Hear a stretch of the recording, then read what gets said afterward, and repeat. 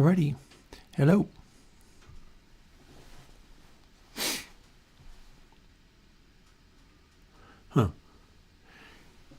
Check it out, my new position for the filming light is like obscuring part of the wood stove. It's right there. But no matter. Hi. I am Chris from Airwindows, and we're going to do another live stream today, as we've been doing on Tuesdays and Thursdays for, what, half a year now? As usual, this is just for people to be able to drop in if they would like and catch up with what I'm doing. I'm probably, if I have like show and tell stuff, and I do, I'm probably going to wait until, I guess it's mid-morning. There's usually a sort of rush into the mid-morning, and then people lose steam and then sometimes come back at the end of the day because they've learned that if I'm really frustrated, then the end of the day is usually when I have triumphantly got through whatever it is that I was struggling with. And we'll see about that. But yeah, one of the things that I am saying is that yes, I do indeed have show and tell today.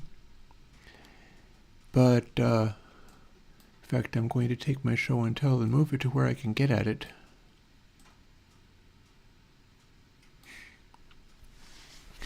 And I'm also doing some audio streaming, and then I'm probably going to finish off the day with more of that JUCE stuff, more of the GUI programming, because there were some things, there's a bunch of things to try there, but among them, one of the things that I should try is to figure out whether I can make it read the Reaper track color and assign the GUI's color to the Reaper track color automatically. I don't know what that's going to do under normal circumstances. I don't know what that can do in other DAWs. But I do know that somebody was coming up with ways of being able to read the Reaper track color out of the DAW and assign it to their plugin. And that seems like such a neat thing that I would like to just do that. But first things first, and I'm going to try to be patient if I can't keep up a running patter. Usually what I like to do is keep up a running patter, and that's for two reasons. One of them is that I need to have practice talking, because otherwise I will be isolating and working on code or modular synthesizers or whatever, which I can do. I've mentioned before how Ben Jordan has talked about this same thing. If I don't do live streams and keep talking, I will end up having spent months where I barely saw anybody and never talked. And then if I turn around and try to do a song with words to be sung, I can't do it because my voice, the muscles have atrophied. So basically, that is a side purpose to doing the live streaming, doing an 8-hour shift of live streaming twice a week, is that if I can keep the running pattern going and am using my voice for such an extended stretch, then if I have to sing, it should actually work a little bit better. And that would be nice, because there's stuff I'd really like to do going forward. You know, among them, I want to do some remixing. I would like to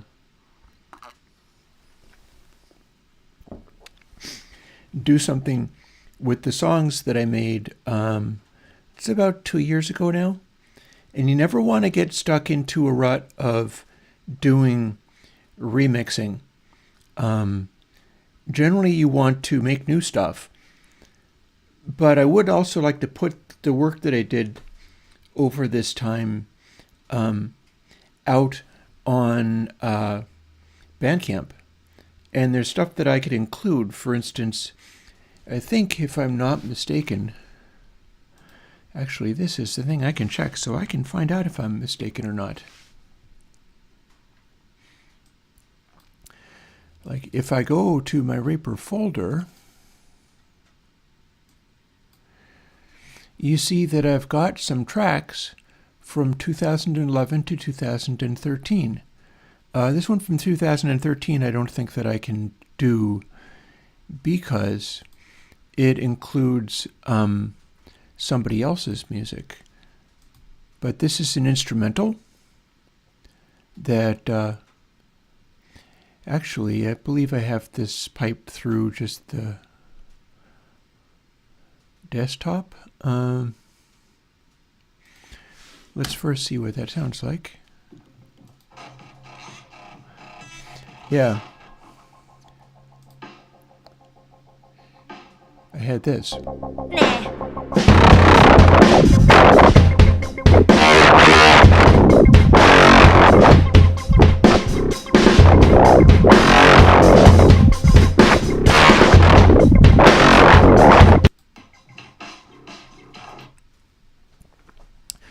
So I did that quite a ways ago, 2013 in fact.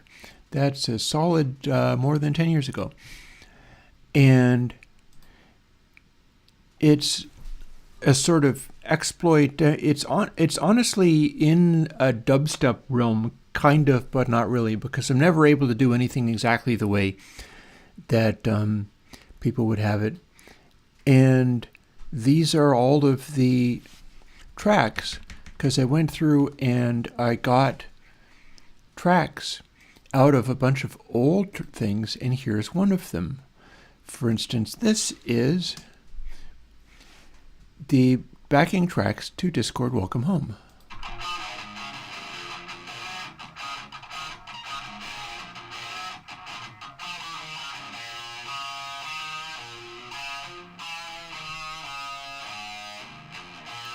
You can kind of hear that a little bit.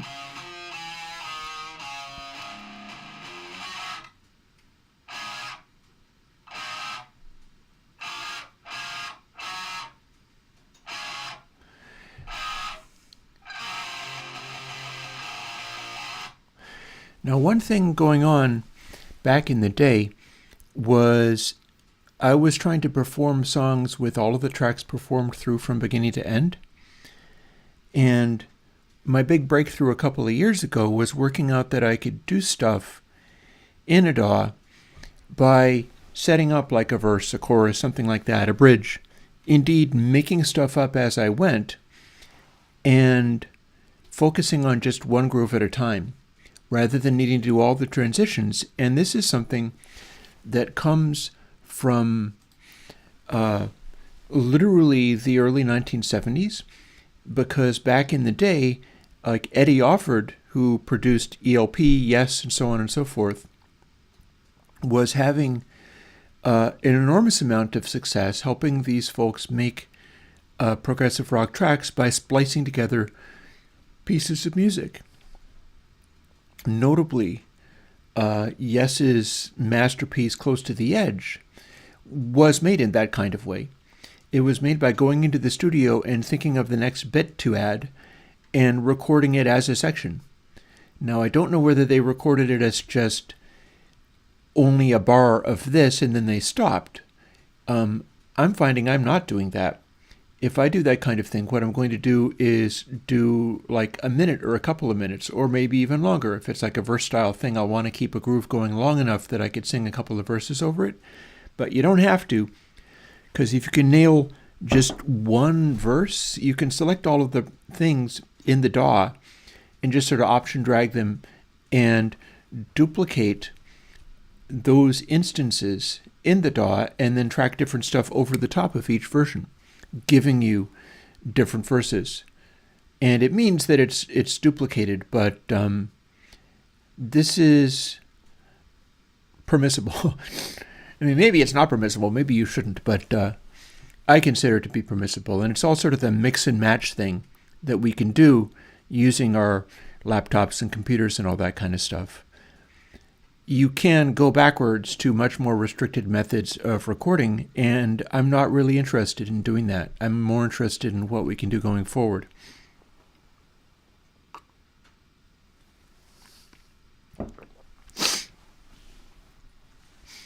as such, I've got a bunch of things I'm working on, and it's been real interesting riding this latest wave of new stuff happening.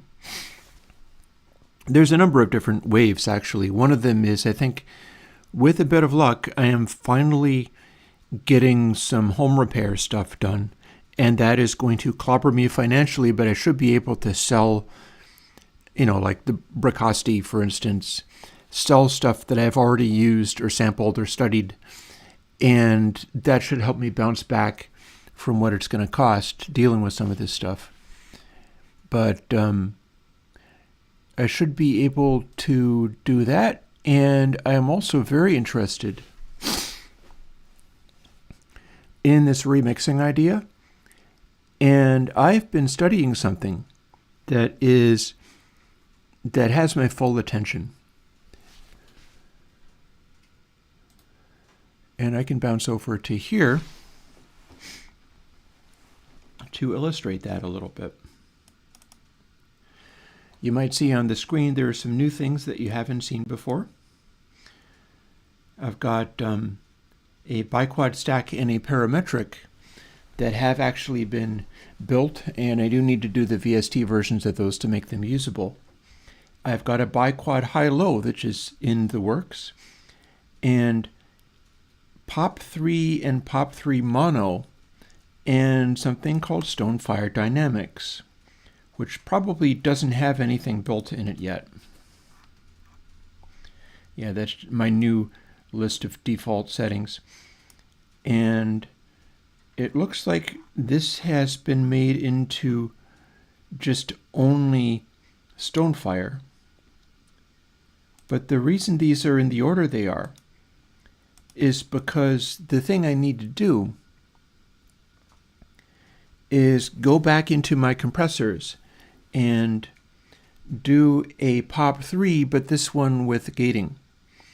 I've had some ideas on ways that I can do gating that might indeed beat the way that digital black works.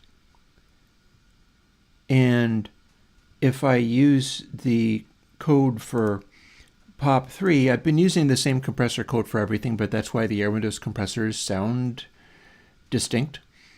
And I've gone in and simplified it quite a bit. The idea is that I got inspired by the requests to get into your SSL channel strip stuff, right?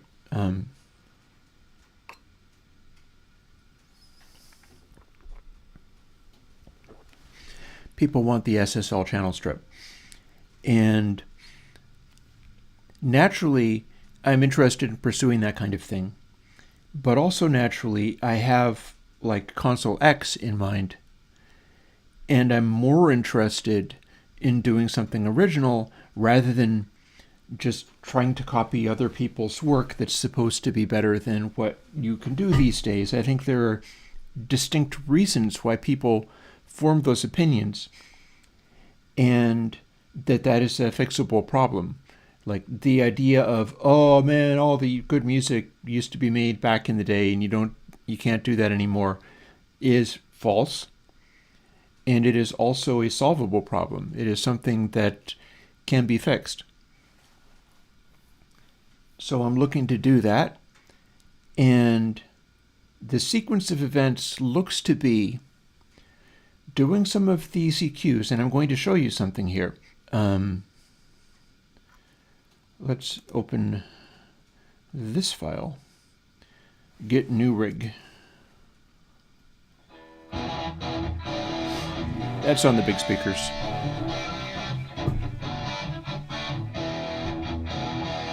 I feel like I don't have my tuning as good as it could be there, but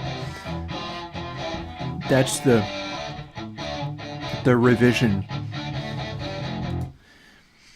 That is the revision of the ISO cab that I built, where now it's got a condenser mic on there. And we've got some new things that didn't exist before. It didn't exist last week. This one in particular This one kicked my butt because it had me, like, I went to sleep, I headed to sleep a little bit early, like 8:30 or something this one night, and then was bolt awake at 11, not a.m., p.m., with ideas for the plugin. And what I had to do was recognize the state that I was in.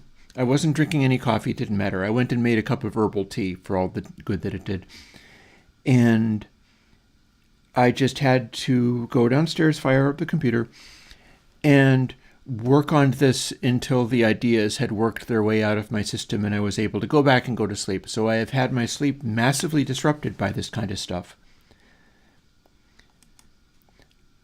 That said, you can do this.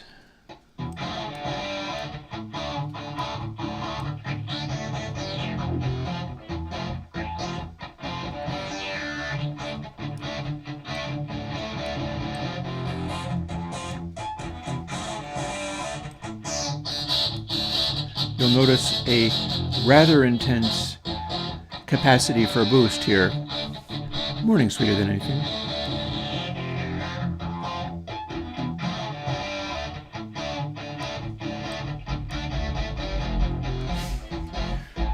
So we can pull a mystery sub out of this guitar stack.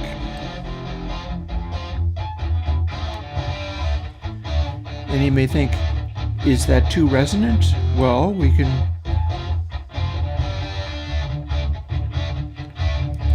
turn it that direction.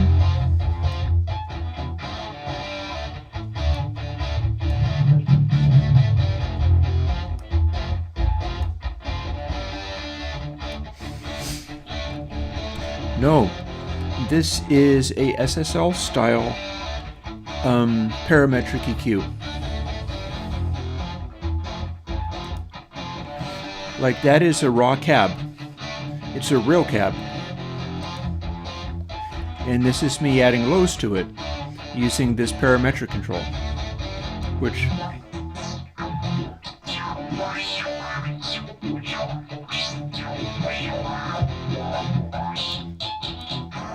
and we can also cut with it too.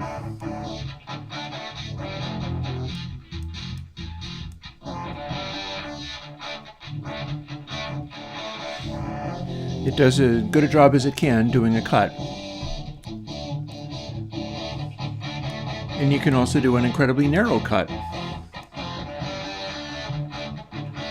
You can still kind of hear it doing its thing. Or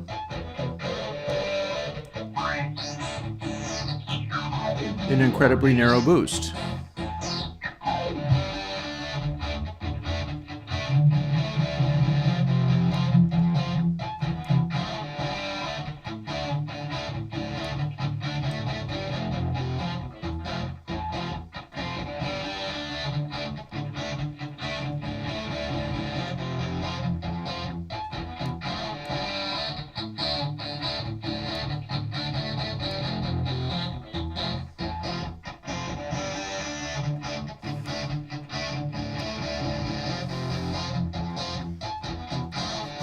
So it's broad Q to narrow Q. That's the way an SSL does it.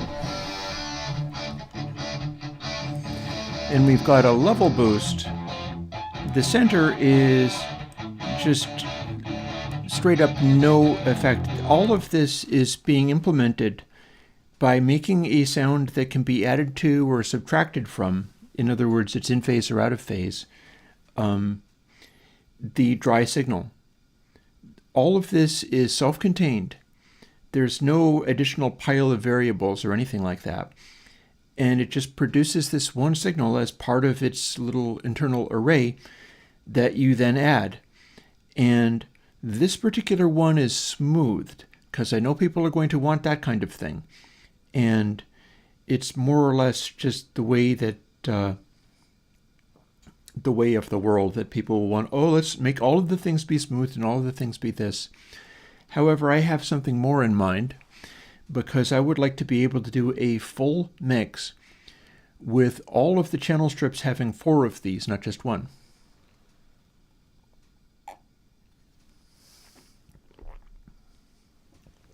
on a traditional SSL, you can do stuff like this.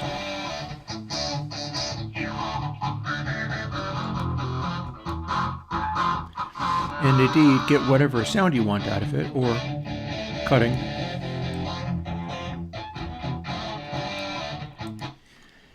This is using the new nonlinearity stuff for the biquads, but this is a stack, and it's using the nonlinearity in a really involved way. Like max boost is also max nonlinearity, so it begins to saturate. You start seeing a neat series of harmonics, which I can actually demonstrate with another effect.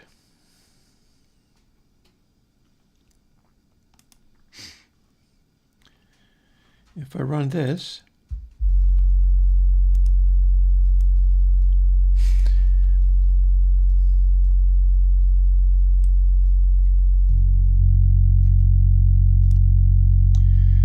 we are actually slowing this enormously, but that's fine.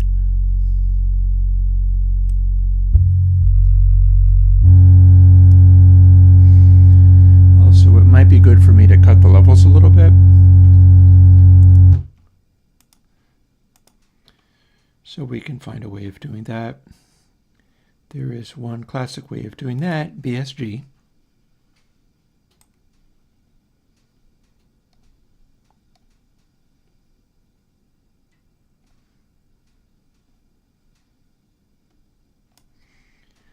We can do that after everything.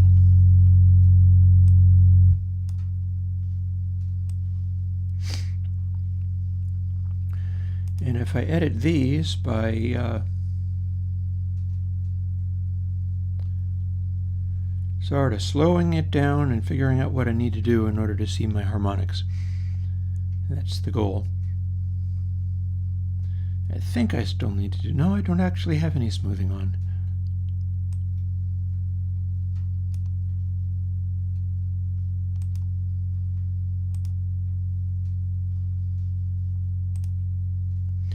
Okay, there we go.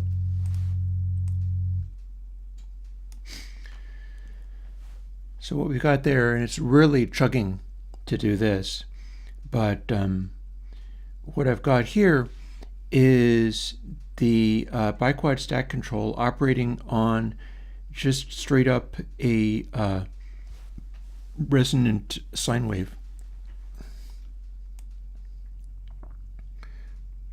And I should be able to cancel it out if I find the wave. It'll be a little, there we go.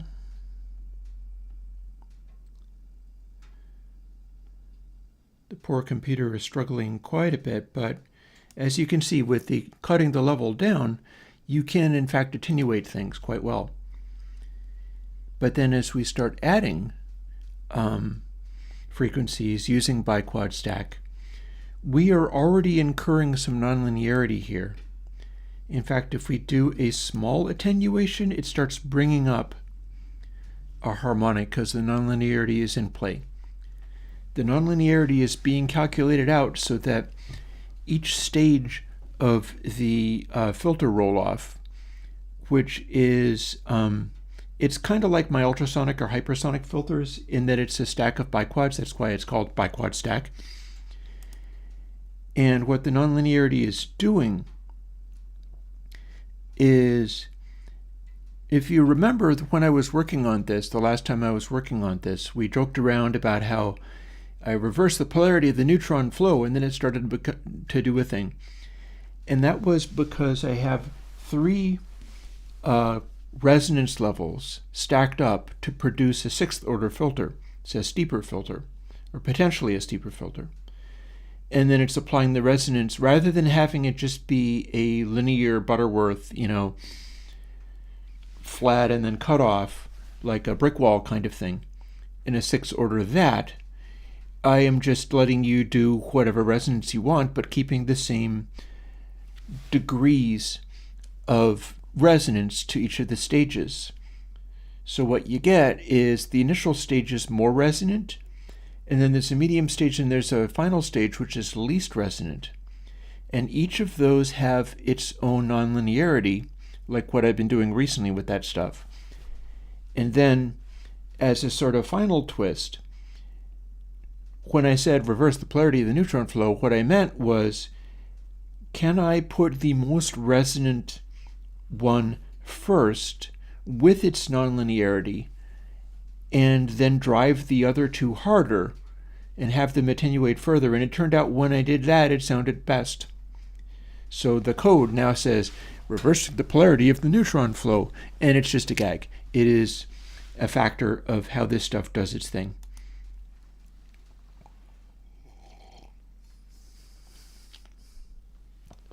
So you get a analog style resonance, but at 0, the nonlinearity is cut to nothing. And you start bringing it up, and you start seeing that nonlinearity factor taking effect. As you get to the middle, this is where we are no longer applying the filter. This is where the amount that's being added to dry is nothing. It cancels out. So here you have perfectly clean. And then as you start boosting more, we're going to start seeing what this nonlinearity is doing. Note that I don't have a saturation stage in this plugin. This is not a saturation stage. This is doing something else. And yet, as we add,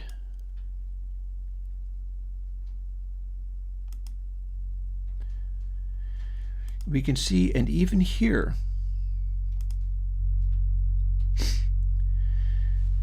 this lovely steeply falling off series of harmonics. And it's your odd numbered harmonics, but it's falling off even faster than you normally would with a soft saturation, possibly excepting using a sine wave. And if you crank it up all the way, that's what you get out of a sine.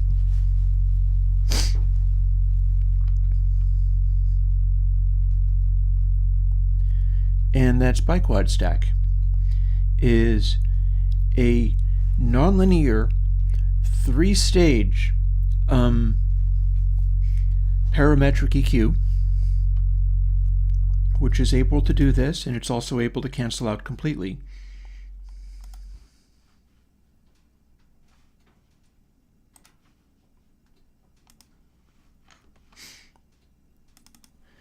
Meaning that you can take a sound and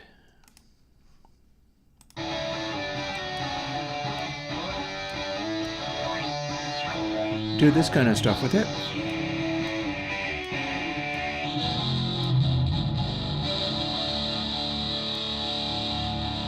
If you want a broader resonance, you can get that to some extent.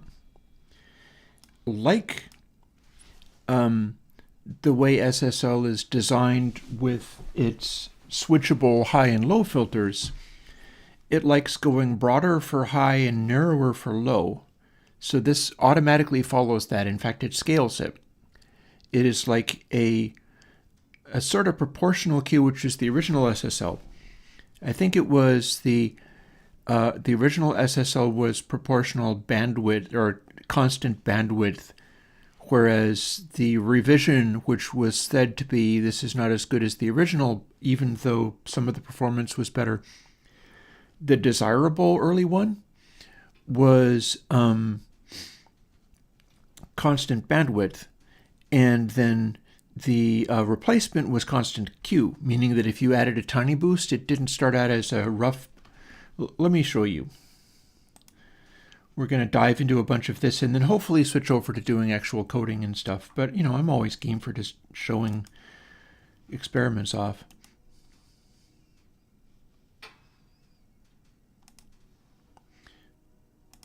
I'm going to need to make that much quieter.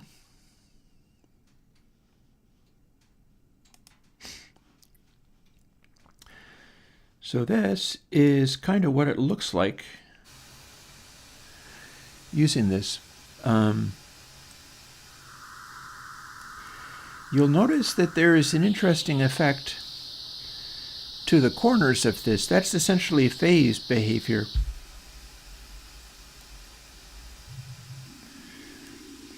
It's part of the sound of it. But you'll also notice that the width of this boost, and we can make it narrower, and we can make it wider.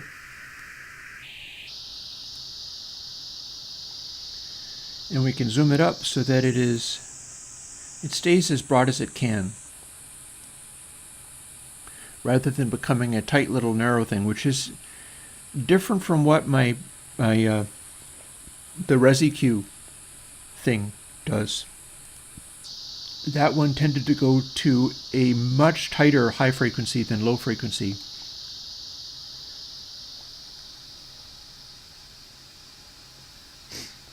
And as you pull it back, you get the same basic bandwidth over what you're doing.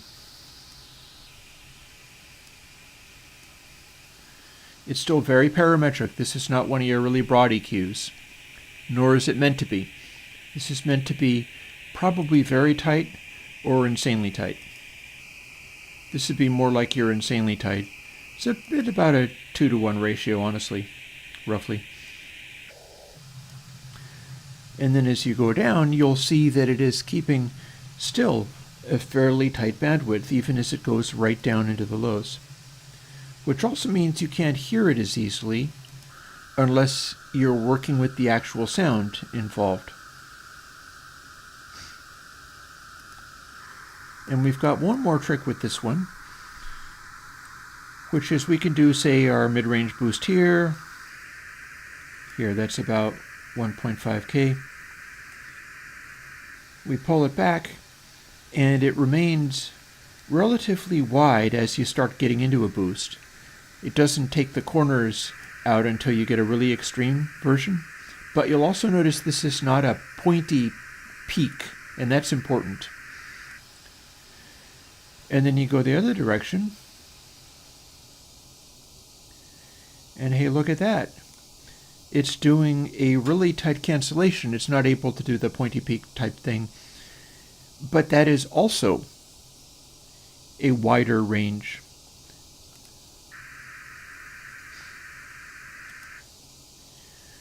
Because normally the cut is actually going to try to become narrower than the boost. So this is all about trying to keep a consistent edge to the sound as you move it around and adjust it or fool with the reso of it. And the narrowness of the bands is very important because it's a parametric. And you might say, well, what's the deal with this, given that it's so narrowly defined? And that's because we can also do this.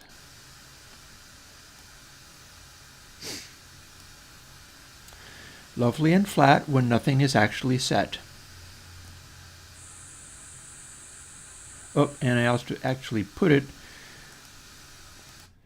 in front of span rather than behind it. There we go. So we've got a high mid bump there.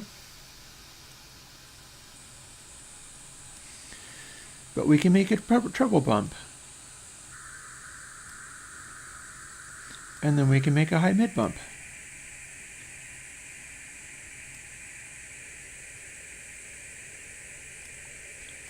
And we could make a low mid bump. Or a low mid cut.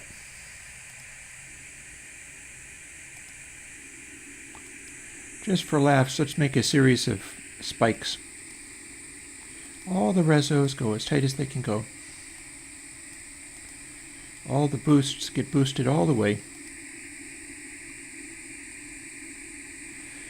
And then we'll dial up let's dial up the low mid frequency, and then let's bring that bass frequency. There you have it. Parametric, Airwindows parametric. And of course, this is not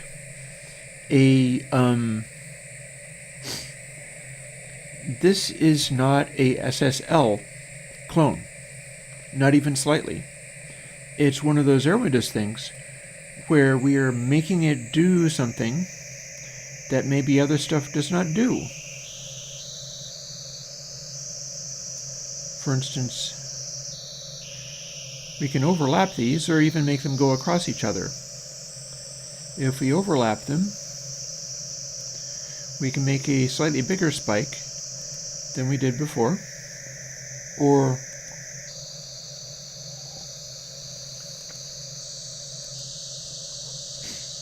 sort of broaden this spike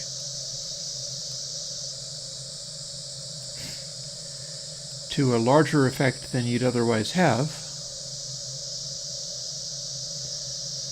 by zooming them into about the same position.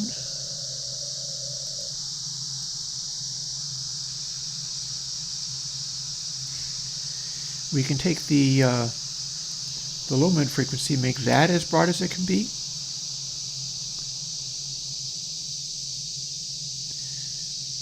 And use it to cut this area to make this shape. And then similarly, the bass can do whatever you want with it.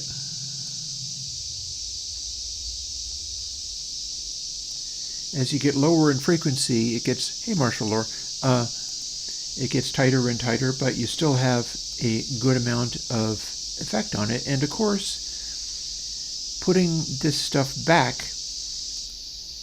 is just a matter of taking the frequency controls and returning them to centered. So this is something I'm going to need to mix with. What I've found is that, and let's see, I can close this without saving that.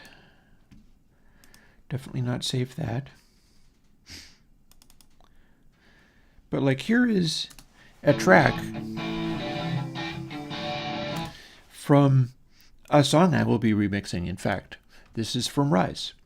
So I'll be wanting to do a remix of that, and some of the studying that I've been doing, in particular, studying on the stuff such as I've been seeing coming off of SSL desks, whether that be Jake Giles recently. I recently recorded some Journey. Just the other day I went through and did like all the Beatles that I had on hand up that I liked up to Sgt. Pepper's for the purpose of studying. And that's a journey. You will be amazed to see how some of that shows up on my meter. In particular, your earlier stuff, like Beatles 65, for instance. I did a recording of a track off of that, and it has similar qualities to early Kinks records in that the way they did it was they were trying to get competitively loud, even back in the day, music that was as, punchy and aggressive as the American tracks of the day. And so what they've done is they've overdriven their tube consoles a lot. It's not quite as much as the Kinks, but the early Beatles stuff is definitely noticeably saturated.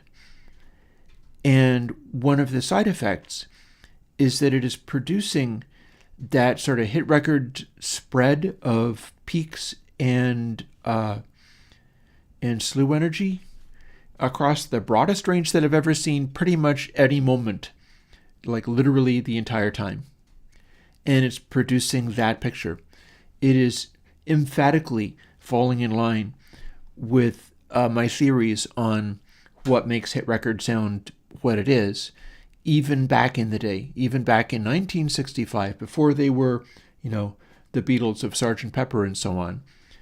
And they're just doing cover songs and stuff. But the sounds they were producing fell into that category really emphatically. My theory is that you can do even better. Like, the more peak energy you have doing that relative to RMS, the better you will do. but using up the full range constantly is important. Anyways, I can take the dirt guitar that I was talking about, which sounds like this,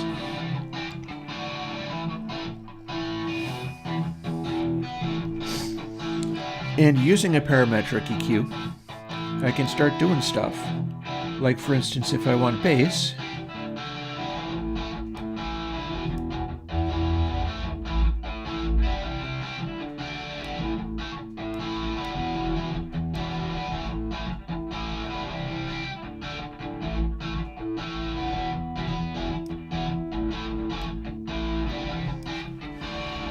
I can do a lot of deep bass adding, or not.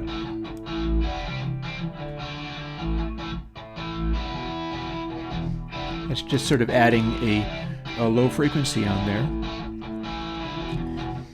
I can use the treble to take away some of this stuff.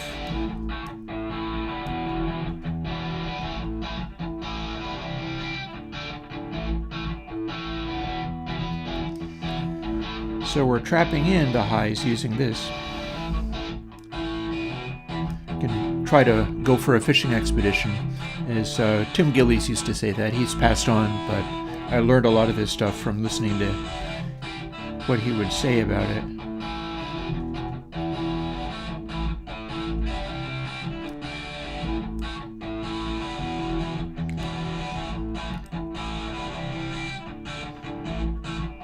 So I'm trying to isolate an unpleasant ratty sound and then remove it.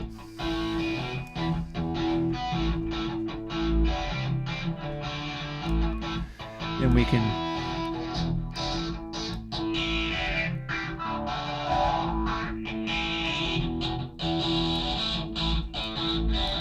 go for a tight boost in the mids for the chug of it, the pick attack, except for I'm not using a pick, but I'll still get the same effect.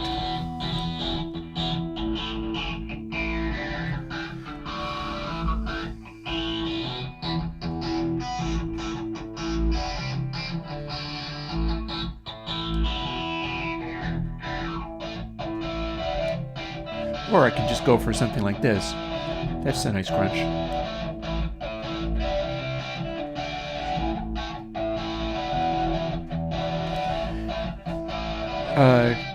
Tim Gillies had a theory on areas of power versus areas of preponderant energy. And this is kind of what we're talking about.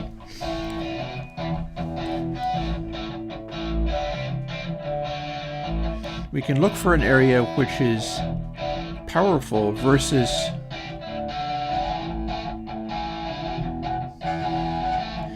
if we do this, this is an area of preponderant energy. There's a resonance here, but it's not useful to us. So it's making a noise. It's tightly focused in on the noise, but this is no use. This is not actually helping. So we move off of that resonance.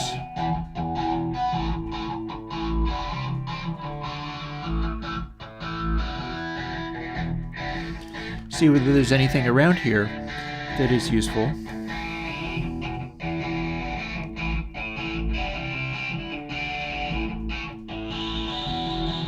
It's a little bright, it's a little high.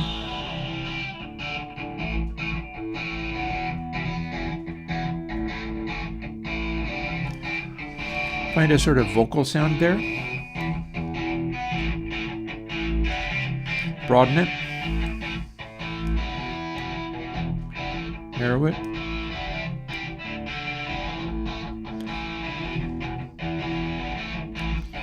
And ideally, you're able to dial this stuff in real quickly. I'm doing it with a mouse, but I have plans about this.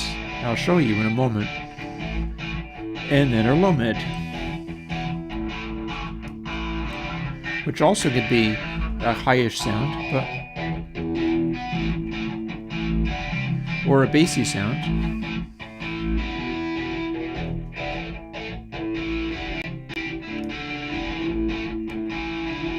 In fact, we can make that be a much tighter resonance.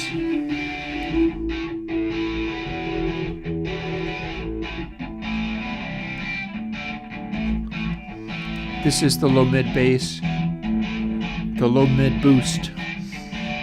in an unhelpful place.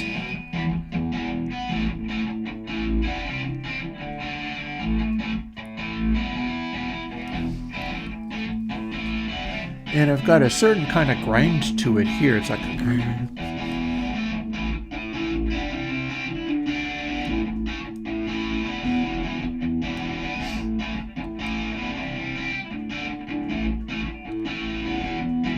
If I broaden it,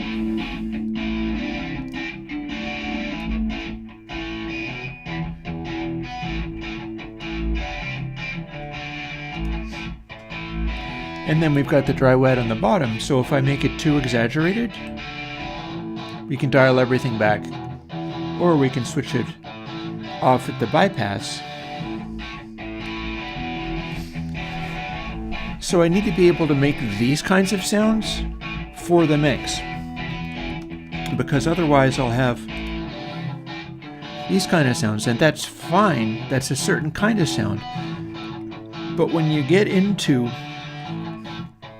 that sculpted sort of SSL style sound, that carries more of the style of the guitar for a comparable volume. This takes up more volume space in unhelpful places. Let's just take these and boost them all the way. The bass is already boosted all the way.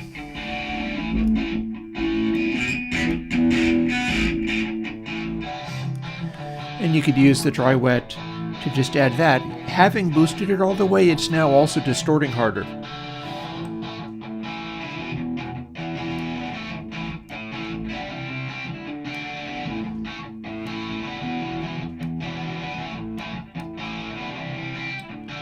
So that's another approach, is to set it up too intense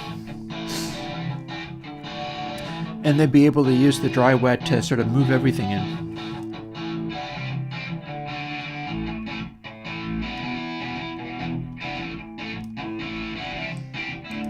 Go from this. So the pick attack is jumping out a lot more, and it's hitting in the places I need it to hit. And if we push it too far, we start getting these, which is why I'm probably not going to go for trying to make a workflow based around the dry wet. Instead, I might want to just push it as far as I can. So pull the reso back, pull the reso back.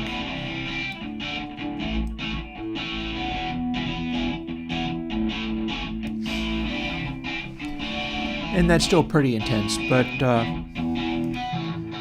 compared to the raw input sound, this is really what people were doing back in the 80s, for instance, when they first discovered an SSL console with tight parametric boosts and started running with that. And that's what made those sounds, is the ability to take every single sound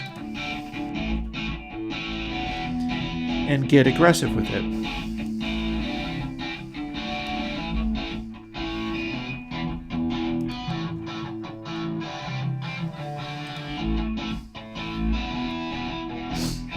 And you're feeling more of the shapes of the sounds that way. Here's another track.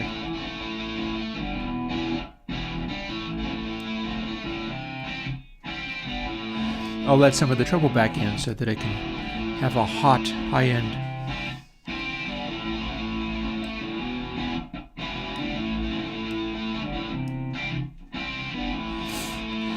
And you go in search of the tonal factors that the track seems to need. Like, this guitar needs to feel like the high frequencies are hitting a certain way, and it needs to do this and that and the other thing.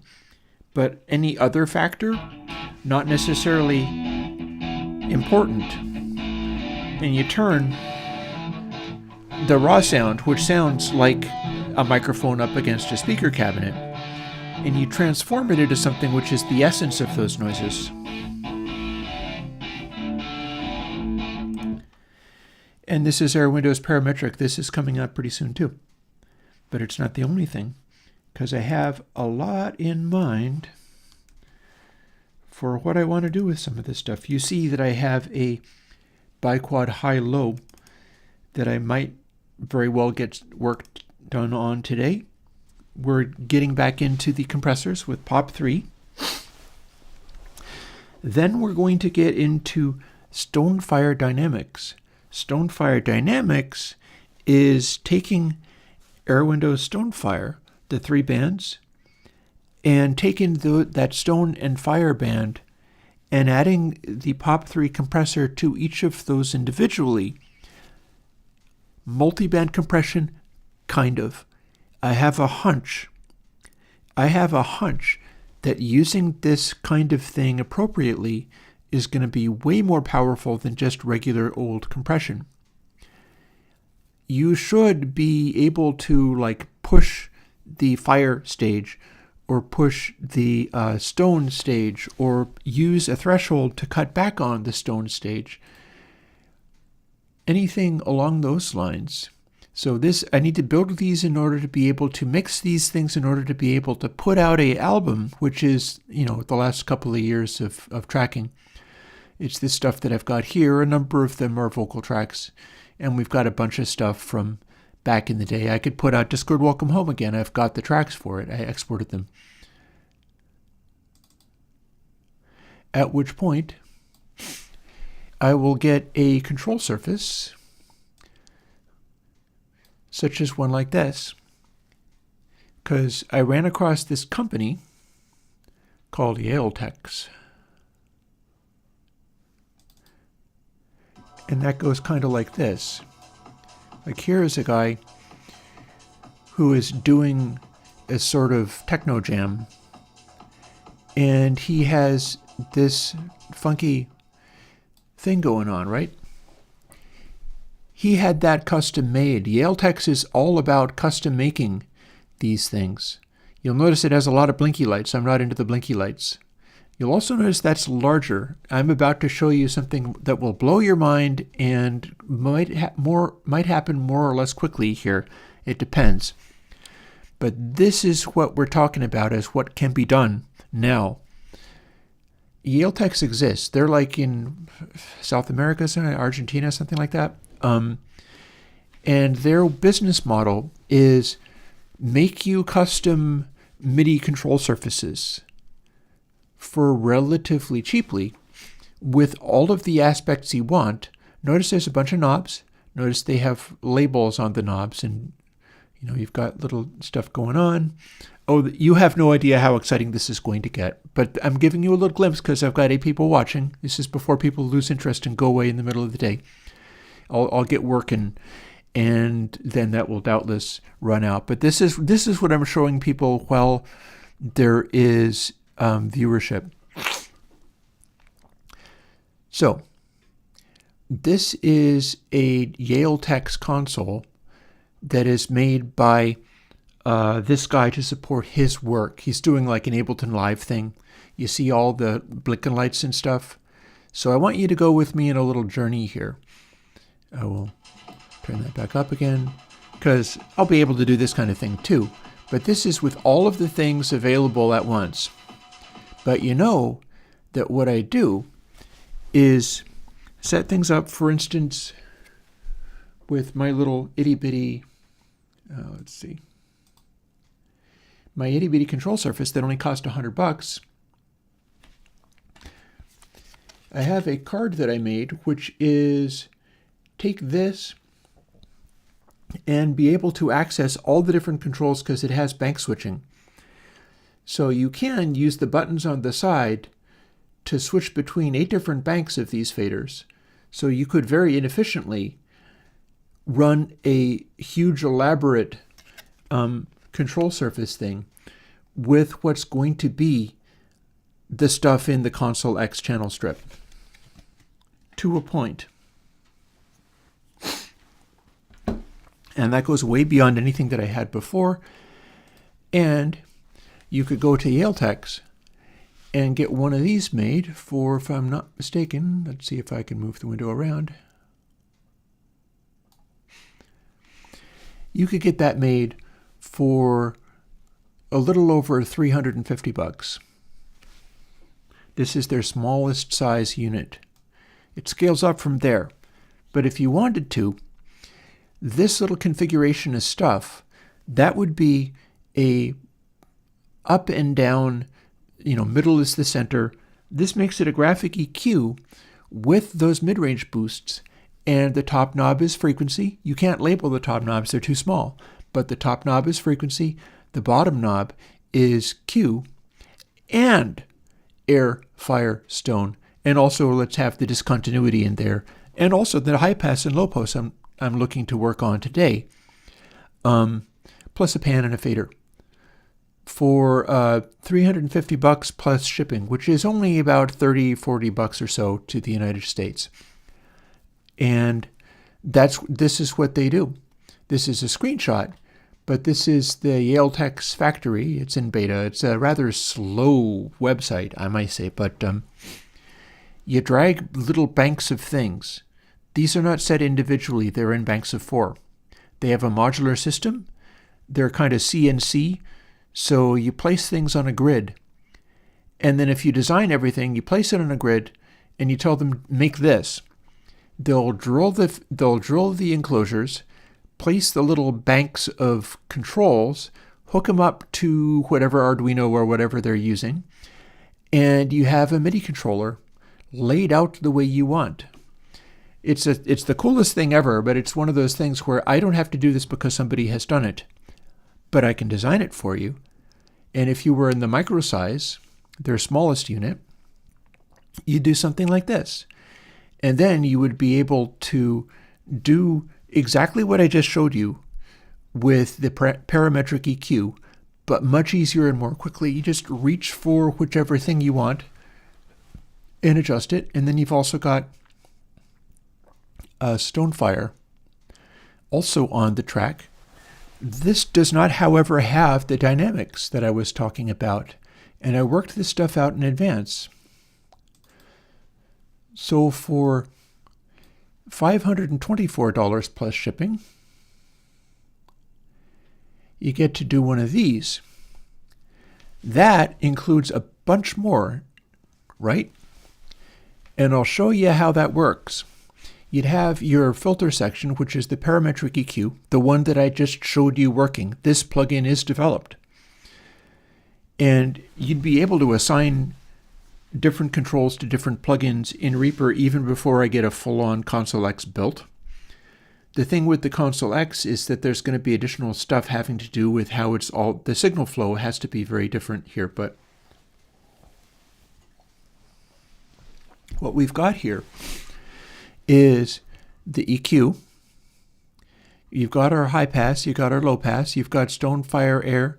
There needs to be a range control on Stonefire because that's part of how it works, especially since once you've got stone and fire and air and the range control, this is where you run stone and fire into individual dynamics processors.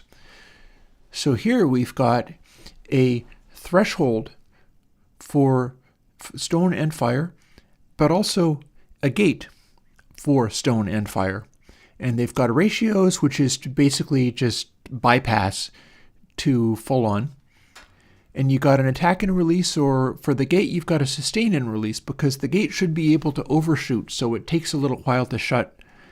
You can't have it just instantly shutting at any given moment. You need to be able to stretch it out a little better because that will change the voicing of what you're doing when you have the release of the gate happening more slowly, which is exaggerating the dynamics, which is what some of this 80s guys did with the SSL consoles. You had that stuff working where they were using the gate on the SSL console to sculpt the shape of the dynamic sounds that they were using. And this brings you right into modern designs for, oh, look at that. What does it think it's doing? Oh, it thinks it is a, that's crazy. Fancy that. I wonder where it got 110, 10, 10, 10. Because there is not actually a 10, 10, 10 there, but macOS seems to have found something in this image. And there we've got a pan and a level. And here is your bank of controls. Plus now you have reverb sends. I'm going to go back to the reverb send because one of the things I noticed when studying the SSL stuff is you go to like Chris Lord-Alge, and he's got all these reverbs going on, but he's sending the outputs of the reverbs back into channels again. You could have this on the return channels for whatever reverbs you had. It's doable to make that work. At which point you'd be able to do all of this stuff like a full channel strip on the output of your reverb, including the dynamics, including the gating, anything that you want to do. Just full on go bonkers, go nuts with it, including discontinuity, which people don't have yet, but I'm going to be putting that up pretty soon. And so with that, you have more things available on a control surface. And again, this one is about $524 plus shipping. And again, as long as you know how to design it, this is me designing it. This is me taking this stuff and going, oh, you get these little sliders, you get these little knobs. This is clearly my parametric EQ section. So here's this, and then you reach above it for the frequency, sweep the frequency using this knob. Below it for the Q, sweep the Q with this knob. They don't need labels because they are associated with these horizontal, this layout of the parametrics, and then just center it for making it flat. And this is where you do your work with the parametrics. And this is where you do your work. You see these are slightly larger, but they're threshold controls and ratio controls. And here's your compressor, and here's your gate. And then there's your pan and level at the bottom there. And you can have a channel strip with a lot more going on. There are many more controls here than I can conceivably get out of the simple tiny little thing. But this is already a little over $100, and you have to build it yourself, versus Yaeltex will build this stuff for you because it's kind of all modular. You basically have to know, where am I going to place my knobs in their banks of 4? You'll see that these are distinguished by having different knob sizes, and that's because they all have to be banks of 4. I've got 3 sends, and then discontinuity is a smaller knob on the end. I've got Stonefire and Air as larger knobs, and then the low pass, high pass range. But these are actually distinct banks of 4. It's just that I've got a lot of my stuff is in 3s, or Fire and Stone in 2s. And here's where things get really interesting.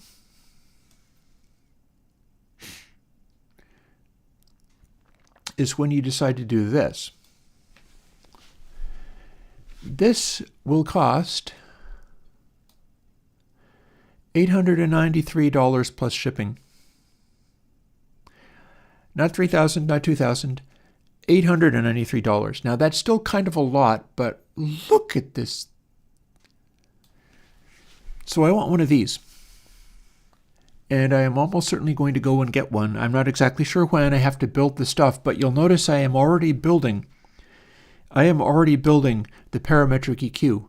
But look at what happened to the parametric EQ. Yaeltex lets you have things like joysticks.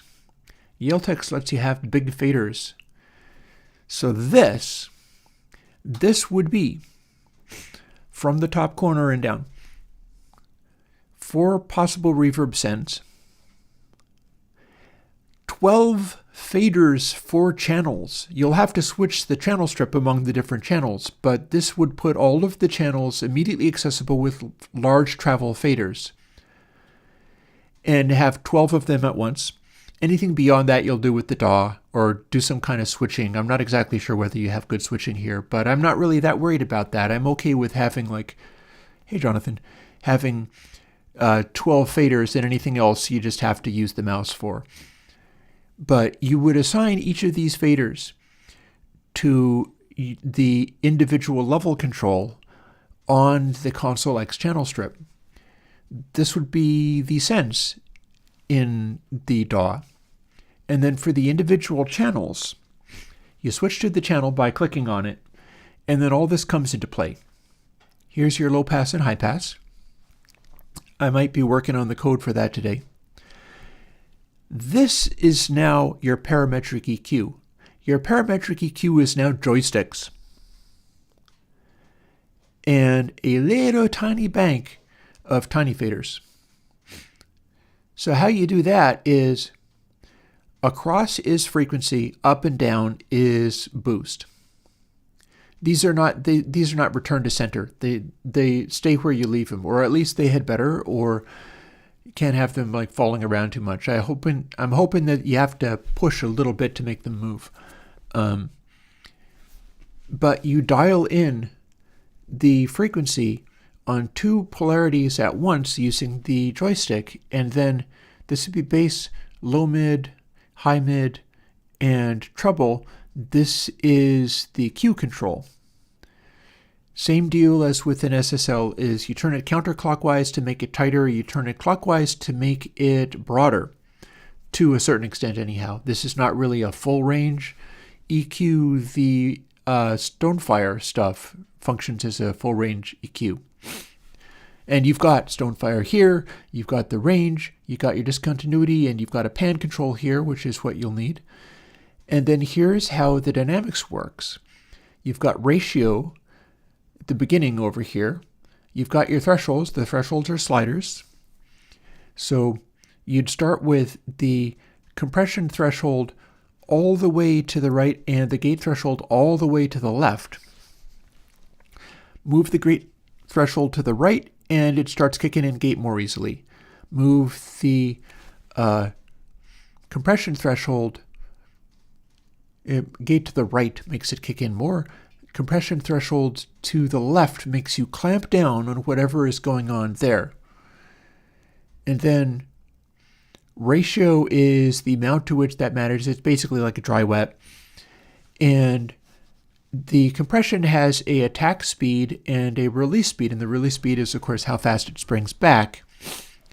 The gate has a ratio, so it'll determine to what extent will it clamp down on that stuff. Release speed is very significant, of course.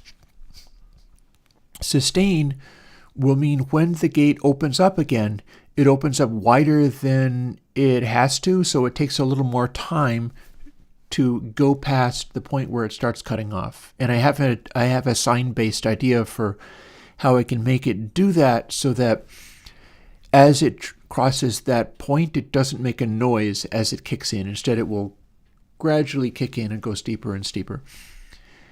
And you dial in the dynamics that way. You'll have your fire or stone or whatever. Presumably, this will let you. It'll be like straight up will be unity gain for these. And then there will be a large amount of extra gain on tap if you crank it up so that you can use the threshold to cut it back down and then make up gain here. But here's the final detail to why this has to be ConsoleX as an individual plugin rather than a collection of plugins, which I'm going to make first. These need to all run in parallel. I'm not cool with just having a compressor that applies to everything. We're already having two parallel compression, which is basically the thresholds are independent between fire and stone. That's going to work just fine. Oh no, I'm probably working on the compression algorithm today too. But the compression algorithm is going to come from what I'm calling Stonefire Dynamics. You can see that here is this is one that I'm working on, and once I've made that, it'll be some of this as you see it, but not in its final form. Because when I'm able to make one of these and the actual ConsoleX plugin, what's going to happen is the input signal goes to basically all of these places. High pass hits everything, low pass hits everything, but they also can be switched out. Like if they are at 0, or low pass would be at full crank. This is just shown with all the knobs at 0, but low pass would be full crank to have it not do anything, be out of circuit. High pass would be at 0 to be out of circuit. These affect everything. I believe what's going to need to happen is that the low pass will be after all of the other circuitry and the high pass will be in front of everything so that it can affect stuff like stone threshold and whatever. My arrangement for the tiny version of that has the high pass and low pass on the same page as bass and treble so that I can dial in the for instance, the lows or the highs against the low pass and high pass in order to get it right. But what's going to happen is you'll hit the high pass, which will affect everything. All of these will remain active on tracks 1 through 12. Anything else, you take your chances with, but ideally you compose stuff, and there's nothing saying you can't do a submix into, like if you have drums, for instance, you could have drums sit on track 2 because you have a submix that is going to that, and we'll assume that you can calculate out the submix in the DAW and then have the end results of, as long as you don't get too granular with like individual drum mics each having their own fader or whatever, I think 12 individual elements that you'd want to exert control over are enough, even in the modern day. Even in the modern day, for instance, if you were to use it like, I'm a modern producer, so I have 6,000 tracks on everything, and so everything has to have its own fader. Well, then consider it to be 12 submixes and run with that.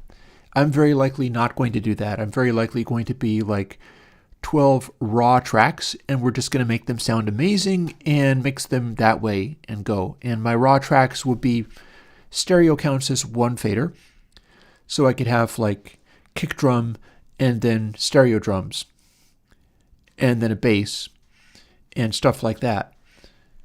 And I shouldn't have to go too much beyond 12 tracks. Back in the day, you only had like 16 tracks or whatever.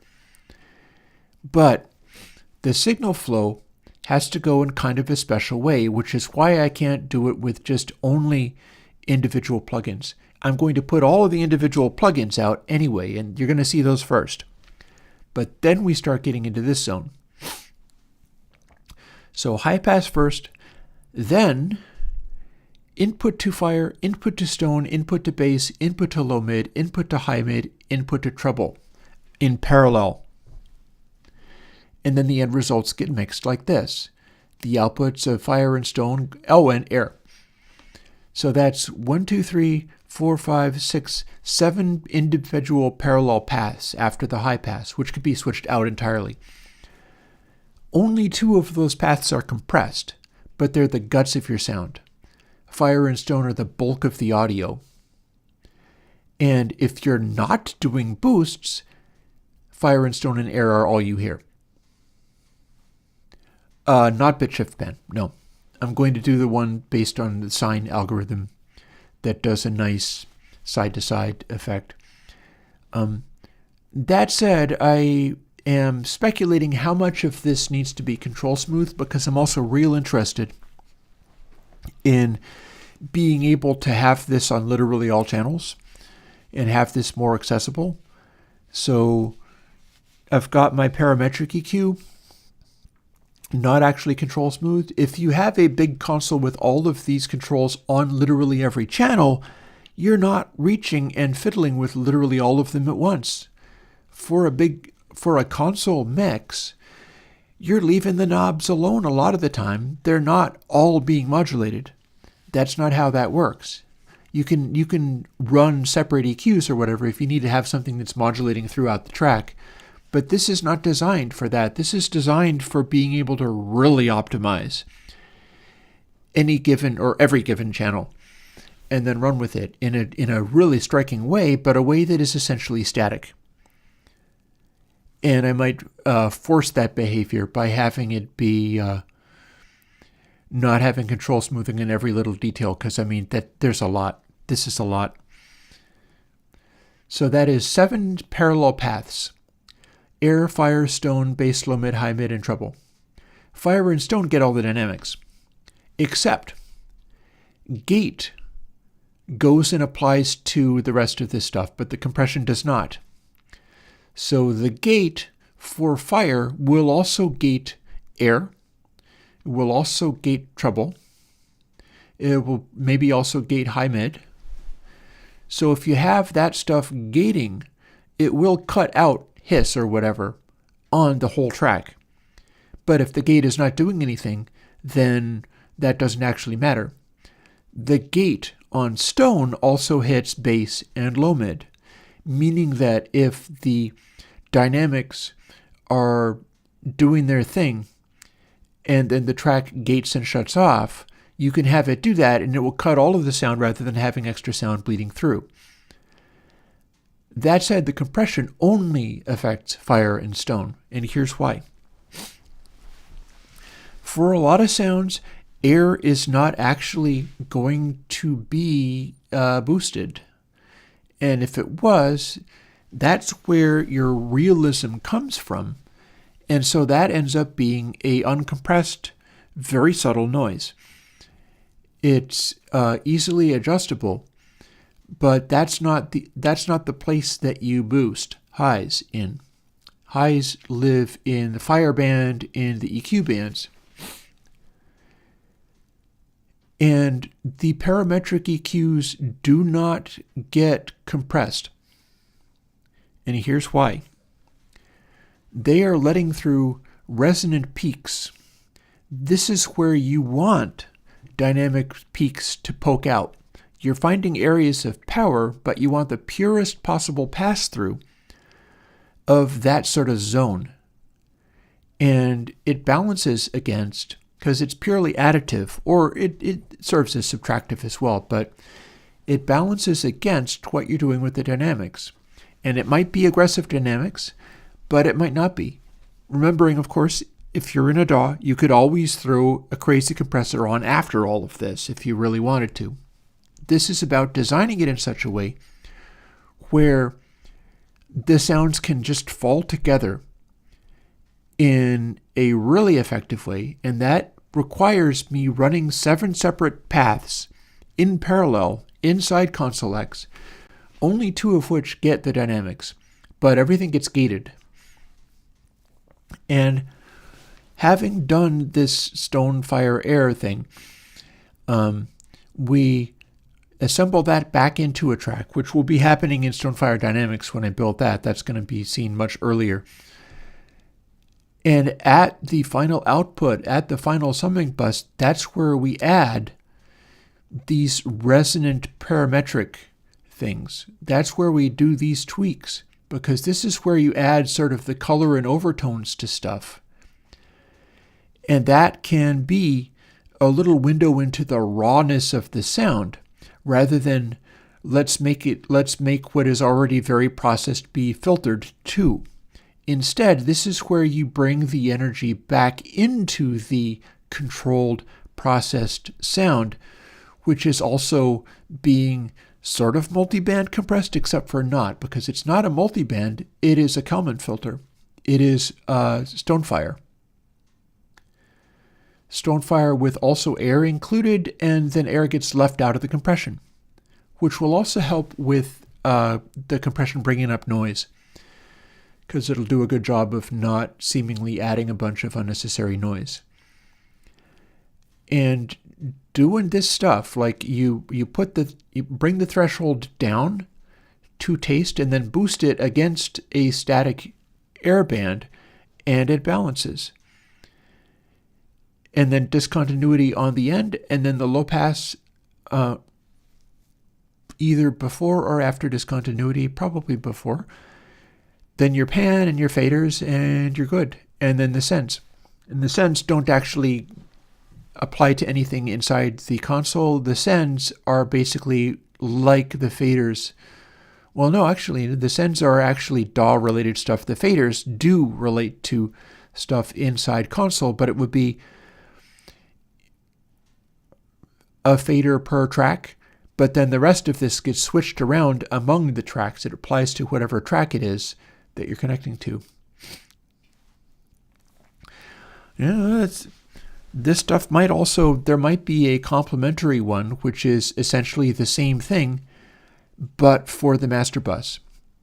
Remember how I was going to do ConsoleX, making you run into a submix and then having the submix be the same processing, and then having the submix have to sum to the final bus. And the idea was that you'd be able to switch to these various things and all the controls would still work. Like you'd switch to the final bus and oh hey, you've still got a parametric if you want.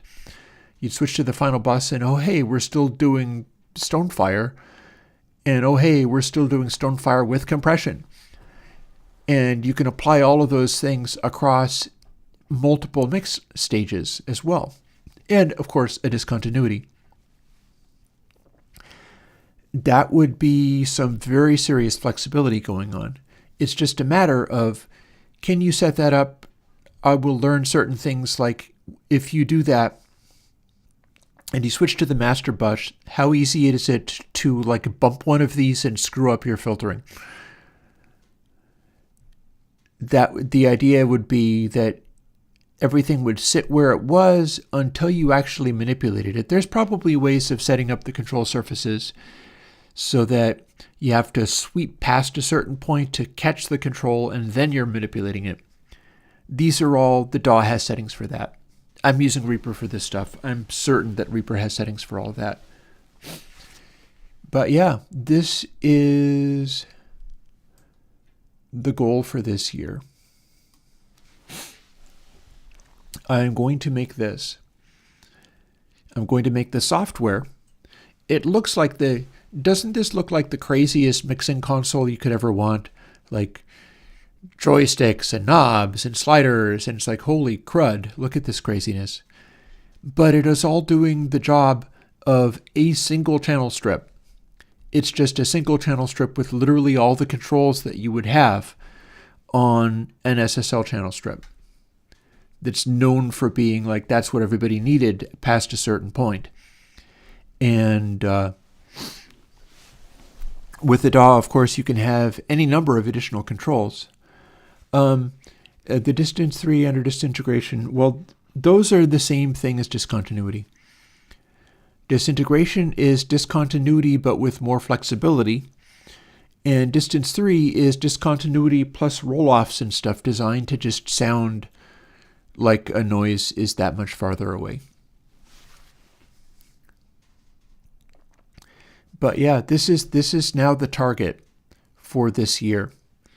I can't tell you how quickly I'm going to be able to make it. I can tell you as soon as I have one of these things physically made, and it's waiting on me doing some of these plugins and being that excited about them that I feel it's worth going for it. Because it's an investment. Like, it is close to 10 times as expensive as getting this little baby that I've always talked about so much, the Music Thing Modular. It's like, yeah, it's adorable. And you could get a bunch of these and then try to wire them all together. Oh, I'm excited too. I'm trying to be excited about it. You can get a bunch of these and basically wire them together and get, I think it's 10K pots to replace the 10K sliders, and then run wires from the slider points, because this is just little circuit boards. Run wires from the slider points to individual faders. Do multiple circuit boards so that you're running a bunch of these in parallel and, get it all set up. Make your own enclosure, drill the holes, buy like 36 different pots or indeed faders or things like that to set it up all like this, buy your own joysticks. You could homebrew this and you would spend more than $900 on it. Plus, it would be an enormous pain in the butt. And so what I'm looking at is the fact that Yaeltex is building a business around mostly blinky lights. It's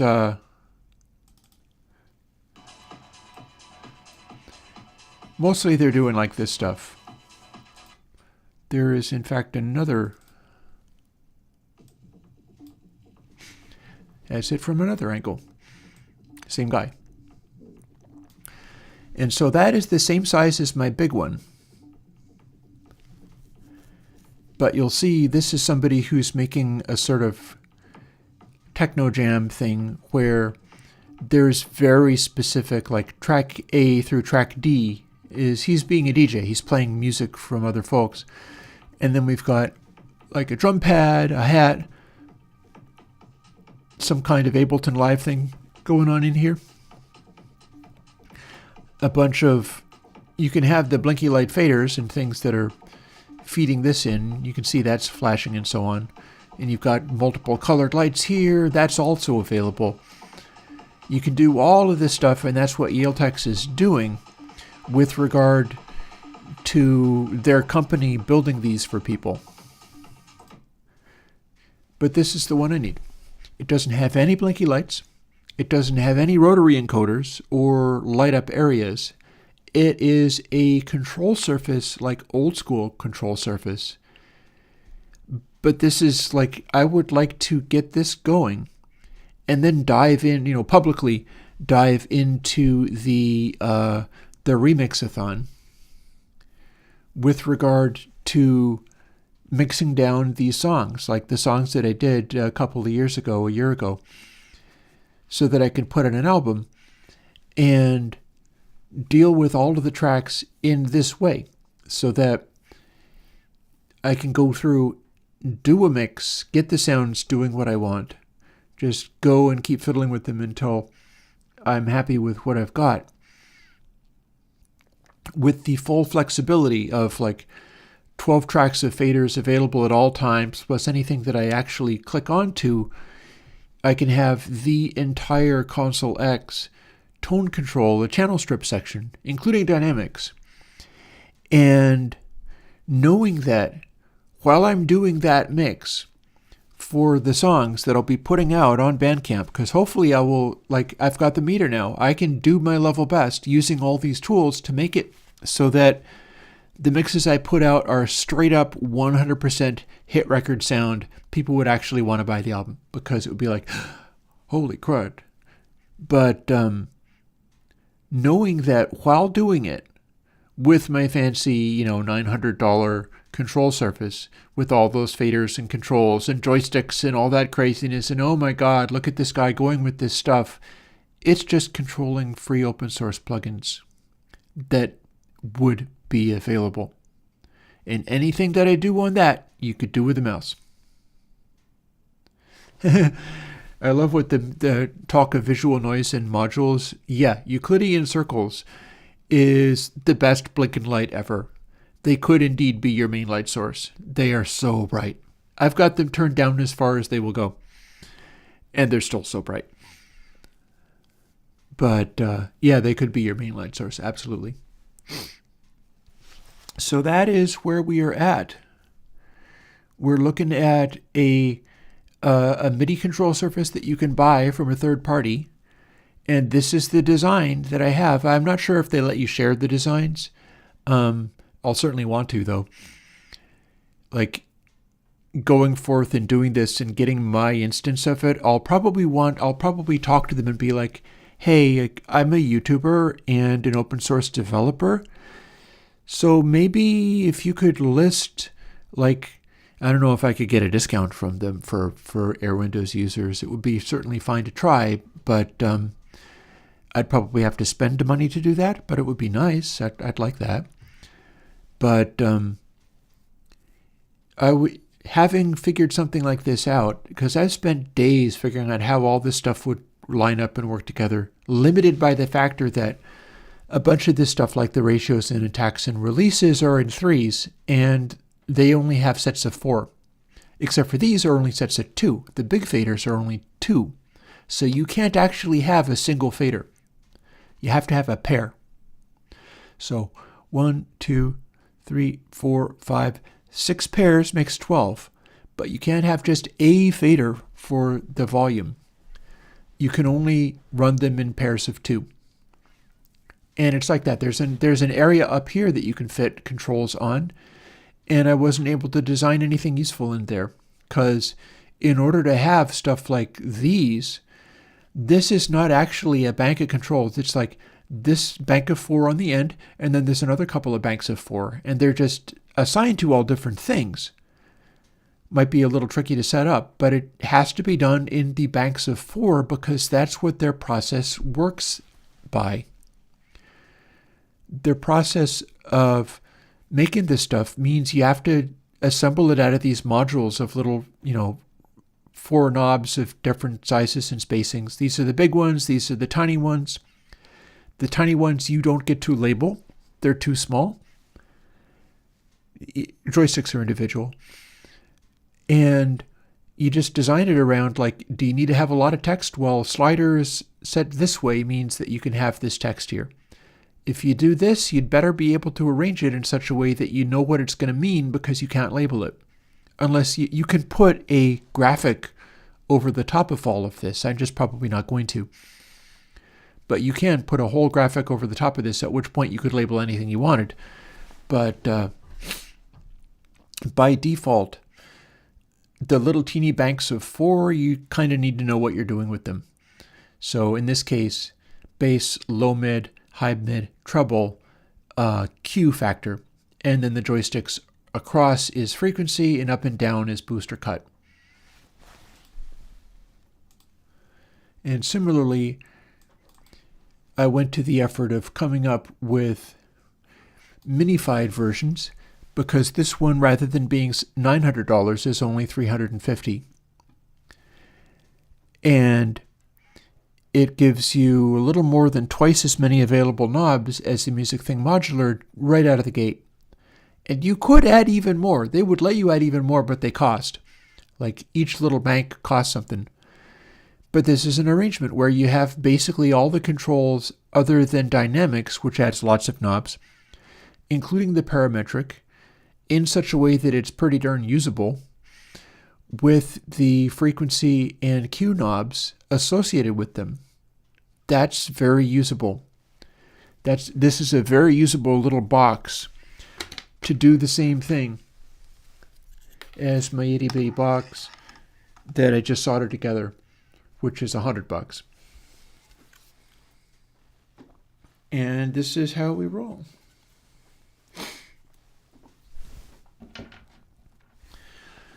So on that note, I'm going to quit out of preview and switch over to here.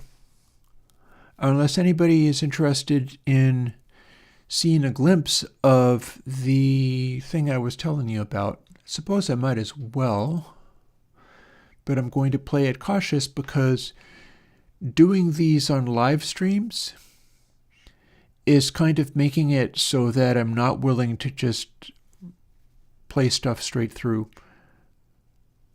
That said, I mentioned a thing that I can show.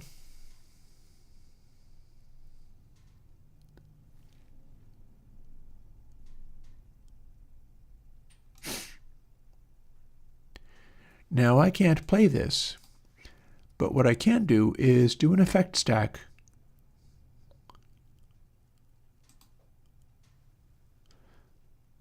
so that I can kind of play it, but not.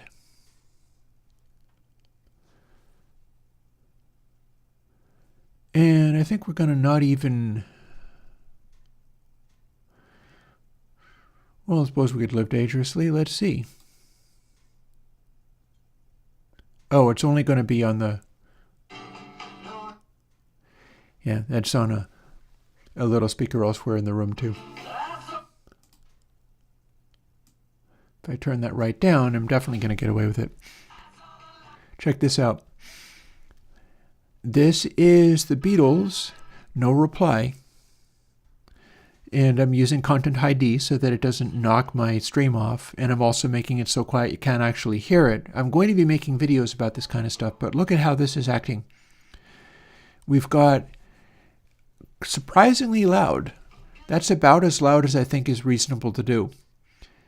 But we've got this thing going on where there is just a huge amount of peak and slew energy everywhere. And when they start singing together, this is one form of hit record sound maximized, is when it's just jamming this top area up with extremely intense peaks filling this range in a very scattered way and matching it with high frequencies, which this Beetle 65 is quite capable of throwing high frequencies, as you can see. In fact, some of them are clipping. It just doesn't sound that much like it because it's still a 60s sounding thing, and part of that is the zero crossing, where we don't have as many lows as we normally do. But if we were, looks like I can actually do that. But if we were going to go over to something else,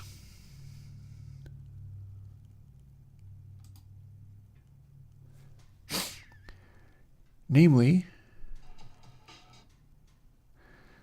Sgt. Pepper's and Sgt. Pepper's Reprise, that's Ringo. Ringo all by himself is all of the hit record sound.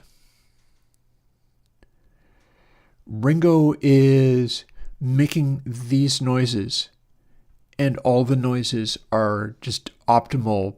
That intro. I can't get the GUI meter working on my Mac in some ways either. If you find a way of doing it, let me know and I'll let everybody be able to do it. But here we've got Sgt. Pepper's Reprise blasting away. And also, we've got the cloud of high frequencies, the peaks, and the cloud of those frequencies.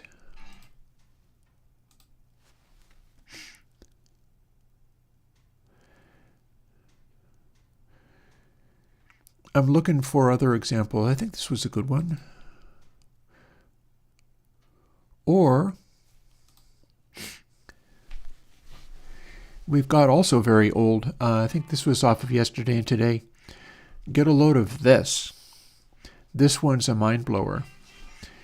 This is the Beatles' Drive My Car on the edge of the screen right now being shown. We're not letting you hear it, but I'm going to be doing when I do proper evergreens of this kind of stuff, it'll be able to pipe it through directly to the speakers, and then I can upload it and see if it gets copyright claimed ahead of time, which I don't want to do for a live stream because I don't get to check it ahead of time. But get a load of that behavior. This is Drive My Car by the Beatles. I'm not sure I've ever seen anything anywhere that looks more like maxed out hit record sound. And you would be forgiven for being like, well, duh. But I mean, nothing says specifically that this has to be able to make this kind of behavior. But look at it, just look at it. This is making a really strong case. I don't even have to keep it playing. It's on the screen now. And you see with the reds and the greens there that this is an old Beatles mix. Like, this is one of those old Beatles mixes where it is super hard panned and really primitive. But the way that the peak energy and the slew energy are interacting, and also look at the zero cross meter. This is crazy. This is just absolutely crazy. It's as close as I can see to what would be a perfect hit song. There is constantly stuff going on in every level. There's constantly stuff going on in slew rate. There's constantly stuff going on in peak energy. Remember, this peak energy, all of this is what gets clipped off in modern mastering. And the remixes will have clipped all of this off as well. It'll be gone. If you go and listen to the Beatles on Spotify, you're not hearing this because it's gone. It has been clipped off. All the brightness has been cranked up so far that it's all spotted against the top. Zero cross probably isn't behaving the same way either. Modern remixing will destroy all of this, but this is present on the old vinyl. And again, Drive My Car off of Yesterday and Today is what you're looking at. And if I do a evergreens of it, it'll have to use Content ID because you can't play Beatles on the internet. but you'll be able to hear little glimpses of what those tones sounded like. They'll sound a little sort of 60s and a little sort of distant, but the amount of sonority and energy everywhere, the amount of full rangeness, like look at the amount of low frequencies that are coming off of this track. It's crazy. The amount of low frequencies that this old record is able to produce. And yet it's also making really high frequency sounds as well, like right up to around 2K. Lines are 20 hertz, 200 hertz, 2K, 20K. And when you hear singing, the singing is making these frequencies in here when the other frequencies drop out. But then when everything is happening, you've got pretty much the full picture.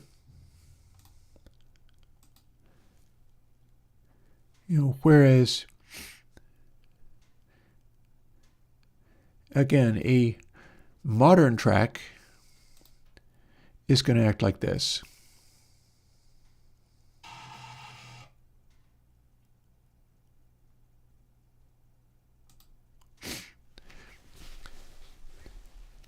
Brightness has always been favored. Brightness is able to register a lot even in these old records. That's often been something people liked. It is a seasonal thing. It comes and goes. You get different seasons for preferred brightness, but I believe that one of the reasons it's more favored now than in the past is because you could do this stuff with it. And what we've got here is just a more modern track where they have just cranked everything to the point of it is loud, but nothing is left. Nothing else is left.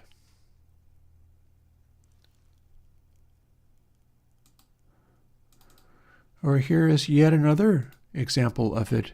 This is a progressive rock act that is actually quite good. It is transatlantic, it's empty.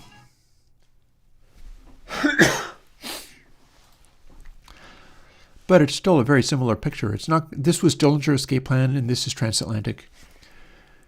But none of them are doing the clouds of energy that the Beatles were doing in Drive My Car. And these are not as culturally influential or selling as many records as the Beatles did back in their day.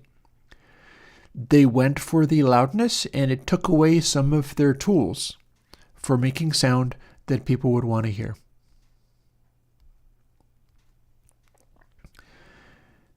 And they try to do a cloud in various ways, but in fact, the Dillinger Escape Plan, although it is as loud as you can possibly get, their zero-cross cloud is not that dissimilar. That means there's a bass in that track, but a lot is lost. A lot is lost from the excessive loudination.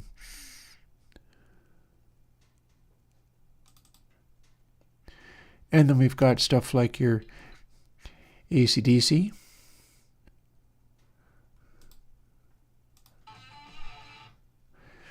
This is older. This is Bon Scott era AC/DC, Let There Be Rock, which is a great track.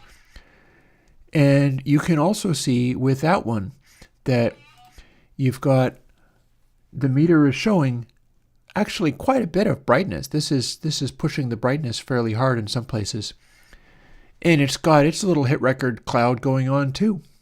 Old AC/DC, maybe a little bit more saturated, but it's showing up about as intensely as the Beatles. It's just that it's a lot brighter. It doesn't have the bass. The Let There Be Rock off of, let's see, which one was it? Off of the album Let There Be Rock. What am I thinking? Is just a rowdier, more garagey sounding thing, which they loved. And so this is why they stepped away from the big stuff. But their big stuff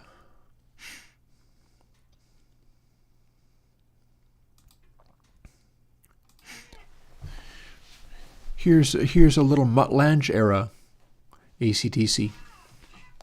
set up against the Beatles track. So this is the Beatles Drive My Car, and this is You Shook Me All Night Long by AC/DC. And although it is a lot rowdier, you can hear in the zero cross that it's pushing the high frequencies harder as a general thing. Same with this is the AC/DC sound signature, basically. But with Mutt-Lange, they have bass. With Mutt-Lange, you can see the low frequencies showing up on the zero cross meter. The way that it's voiced is allowing that to happen.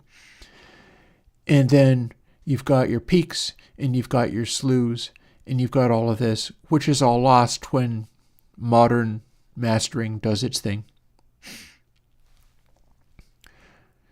So yeah, You Shook Me All Night Long here, Drive My Car here, here's Dillinger Escape Plan, and here is Transatlantic, modern, and then this is Let There Be Rock by AC/DC.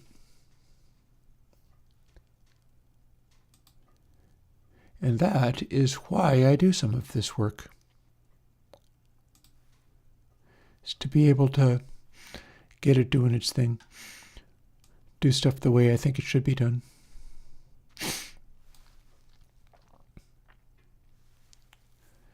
So, moving on from that, I need to do a little bit of fussing around with stuff for a moment. And by that I mean my fire's gone out, although it's a warmish day. I probably should bring it back up again a little bit more. And I wouldn't mind making one more cup of coffee. I might want to do the pour over, meaning it'll take closer to 10 minutes, but it's getting on towards 11. I think that's time for a break. So what I'll do is load up this and put on some music. You can see that with this stuff I've made it a little, this is another album, this is a Bandcamp album, but it's Welcome to Free Luna. And this is essentially all performed and mixed live, so there was no possibility of remixing it. But I will throw on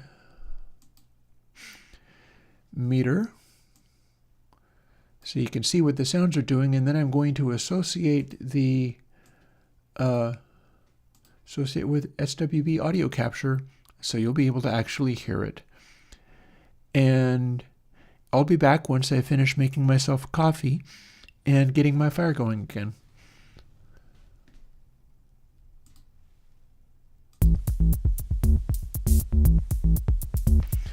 Off you go. Then we're going to code after that. Do all that stuff I showed you.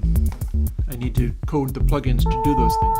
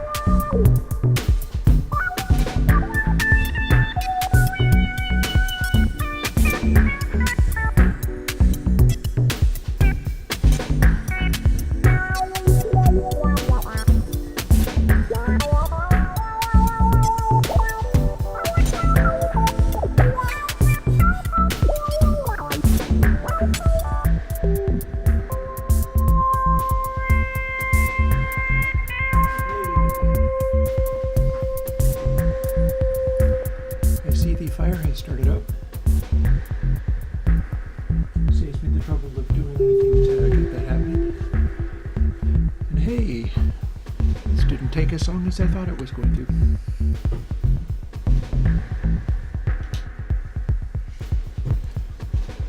Alrighty. So that's exactly the length of that one track, huh? Fair enough.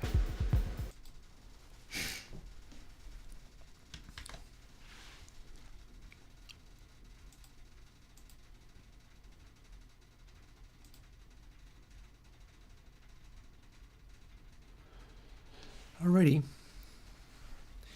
we're back in black, as AC/DC says, and we got a series of things to do as well. Oh, before I get into anything else, let's show you Parametric, because this is what I was doing recently. Again, that ridiculous all-nighter of waking up at 11 o'clock at night, stark awake and needing to do coding. And that gave me the Parametric midband, which as Biquad stack, you're going to get a copy of. And that's the one that is smoothed, and this is the one which is simplified to the point where it is not. And we've got all these controls for each of the stages. The AB is a stage, then CD is a stage, and EF is a stage. And then we've got left and right, which is only, I do need to continue by making the VST version of it. I might not necessarily do that on stream. I wouldn't mind doing like more creative work on stream so that people can see new things as they begin to happen. But the maintenance work matters too. That does actually count. And then here's how we make each of those bands. high, H mid, L mid, and bass. Nothing further needs to be duplicated. This is all just, the enum is just one big pile of stuff. In fact, I could consolidate this together into a single. Let's take a moment and see what that looks like.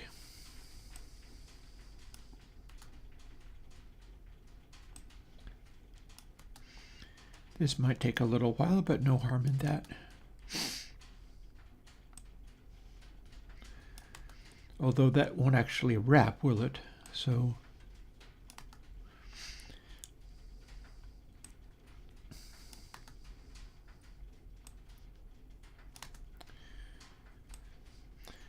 white space in the programming language C does not do much. So I can arrange things however I like. It's just looking for where the next letter, where the next comma is. It's not really going to be caring much about whether there's carriage returns, spaces, etc.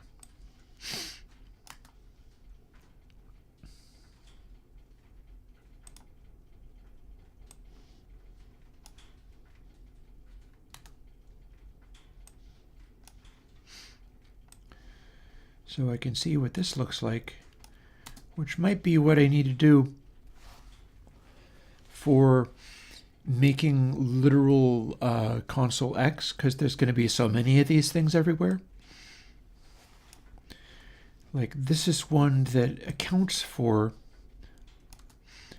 the fact that we've got a stacked up equalizer.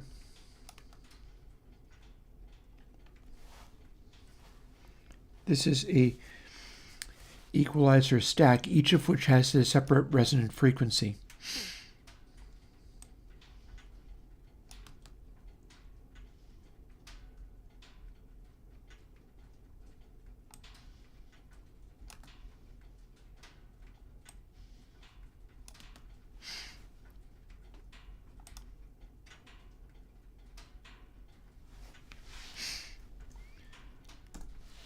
And we can also do this.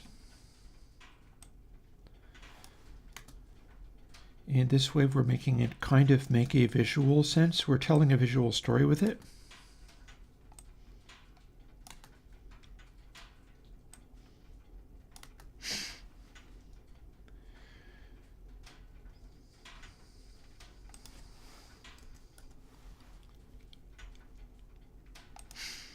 See the visual story we're telling? Is that it's like, okay, these are banks of things. A, B, C, D, and E, F.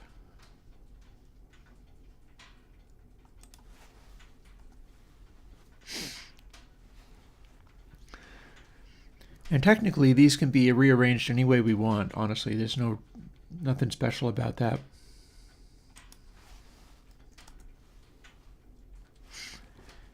It's only arranged this way, kind of arbitrarily. You can do that. And none of that will change anything. I'm just showing you, firstly, that all of these bands are contained within the one define.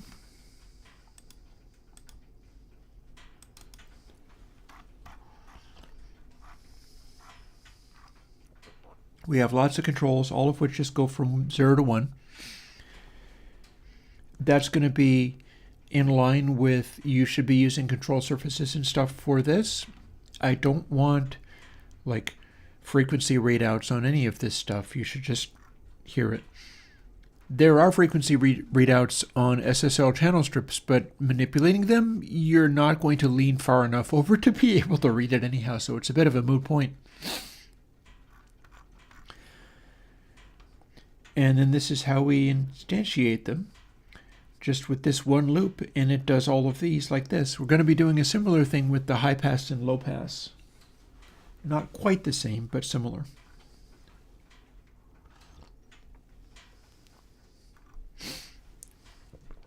And then this setup gets complicated and messy.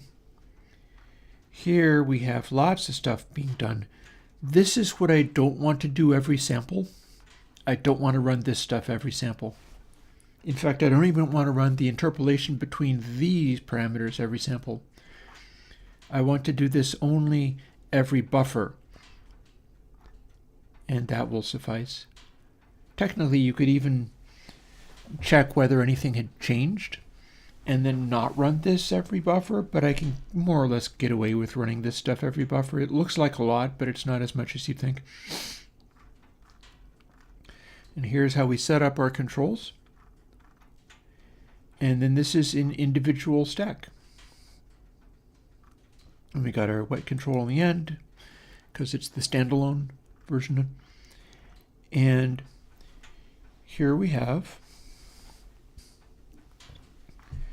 high band, and then the mid band, and the low mid, and then the bass band. And what we do to make it be the end result is add them together and add them to the input. That's all.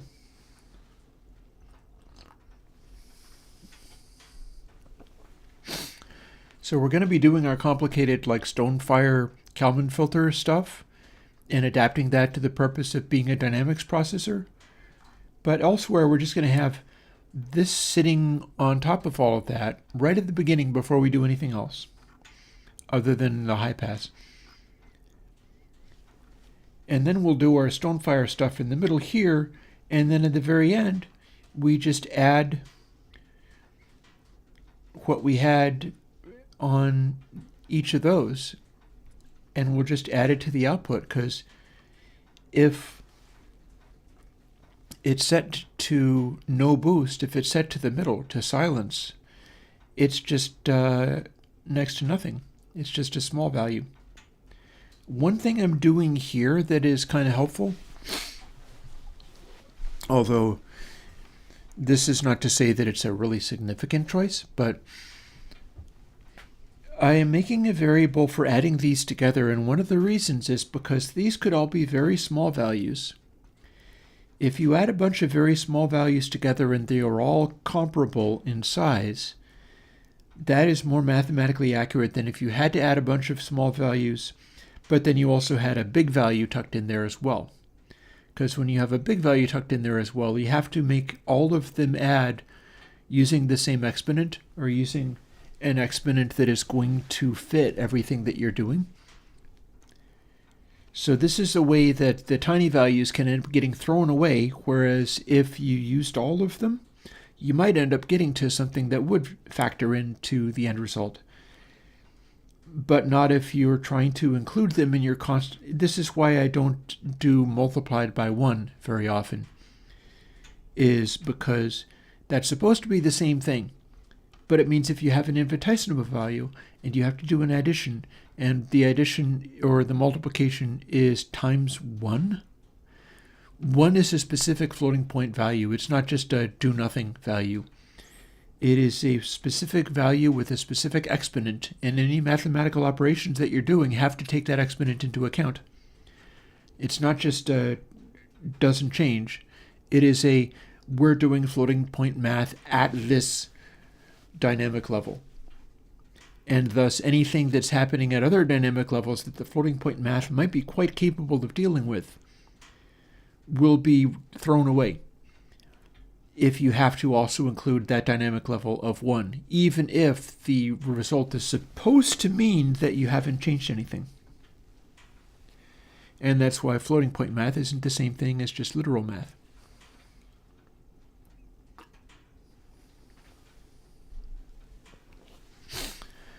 So here's some of the stuff that we're building, and this is the one that I showed you.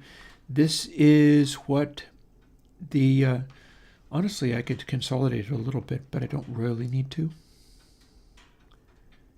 I am now wondering whether I would like to consolidate it a little bit more. After all, we have not yet begun to use it in anything, nor is the source code anywhere. So if I do this, again,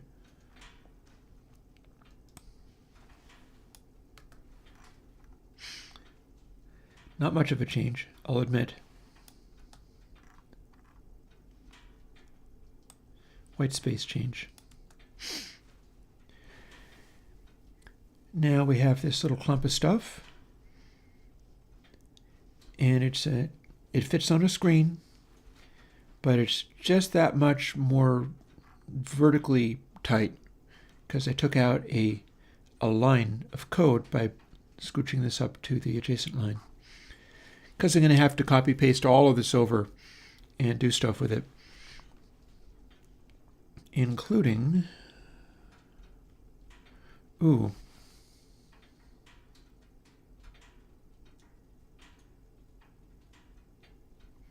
on a second. I think I just found a subtle bug that I should change. And so I'm going to work on doing that right now. See how we're doing this stuff and adding it together so that input sample can be parametric plus wet and bikes out and so on. These are stereo processing modules. They have the capacity for having the right channel in there, but you'll notice something. This is in mono. This is not a left or a right channel. This just says out.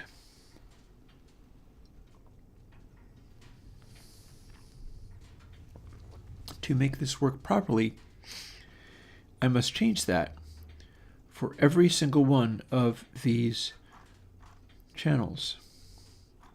But I don't need to change it anywhere up here because this is just where you define the variables by which it's done.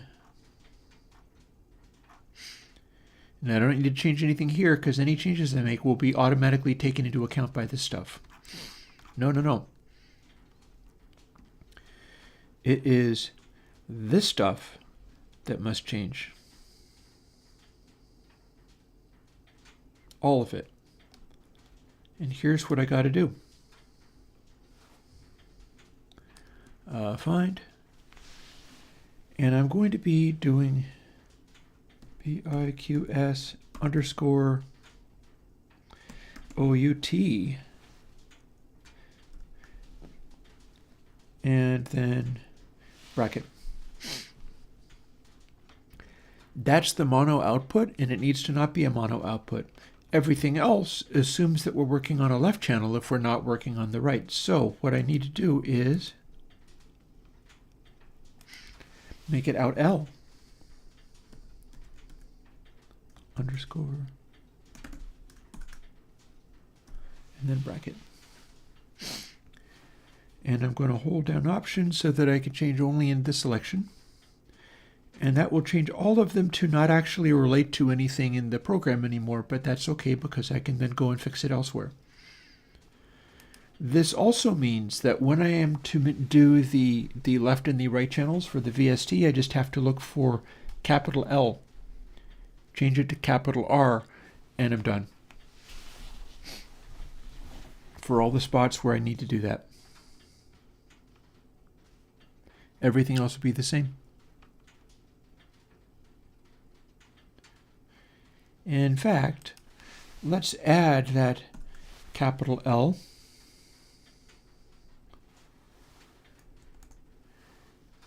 to my comments.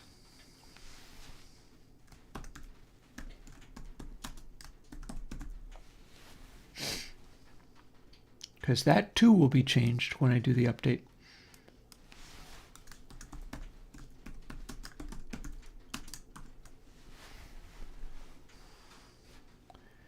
And I can assume that there's not going to be anything hiding that I need to worry about because the words neutron flow do not appear in the code anywhere else.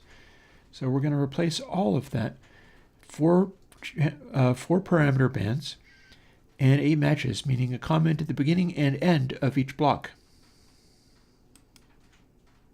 Done.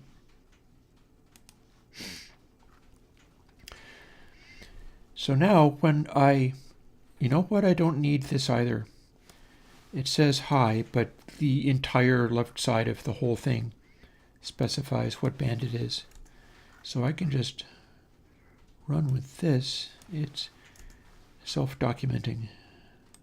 You never want to assume self-documenting, but in this case I feel confident with that. And then all I have to do is duplicate it and make the capital L be capital R, and even the comment will be updated. and woohoo! That said, time to fix the H file,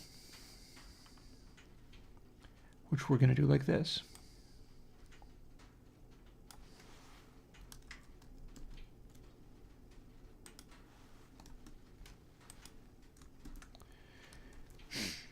And now that I've saved those, it knows that there is a left and a right out. And that ought to suffice. So when I go back to the other one, it's now covered. And all I need to do is double everything up and do a simple find and replace, and it'll be stereo. That'll be exciting. That's a step in the right direction. It does mean that we've got all of this twice over for the VST, but at the same time, although this looks kind of like much, never mind that we've also got anti-aliasing filters and all of that.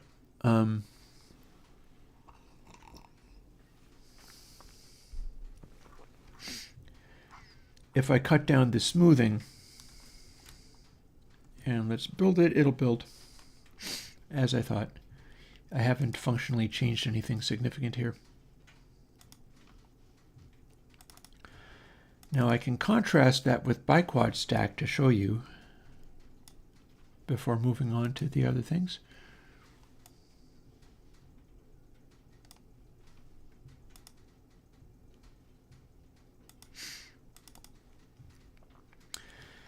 BiquadStack does smoothing. So BiquadStack has only one, but look at all the extra stuff we have in here. So there's a lot. There's kind of a lot. So this is the one where if you really want to sweep your thing around, you're doing like, I don't know, some kind of special effect. You're like, I want to do this, but I want to move it around wildly with automation because that's my thing. Then you'd go for this one, but look at all the extra stuff here. Just to make one filter stage. And then when we go here,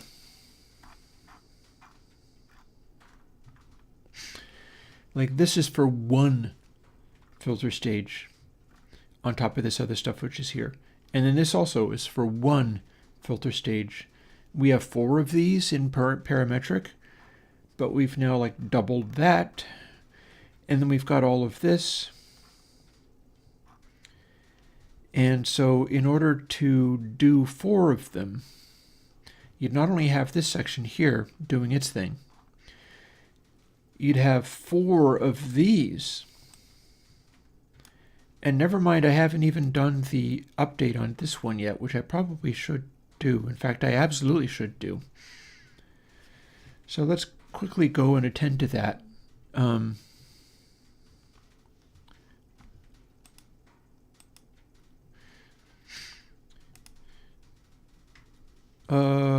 I forgot to do the thing. Don't mind me, I can do this.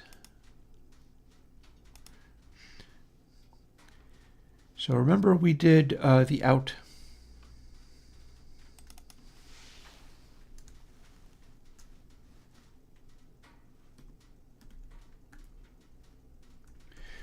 We're currently potentially changing lots and lots of stuff, but we'll cut it right back.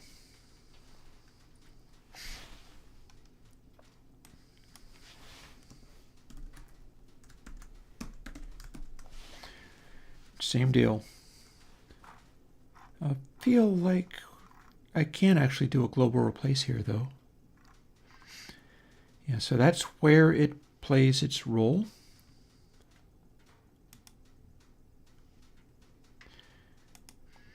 And there we are.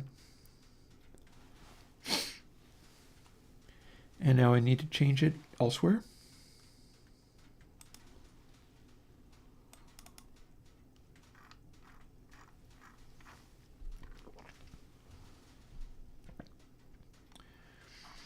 While I'm at it, I'm going to start consolidating some of this stuff too, in case I need to reach for this elsewhere.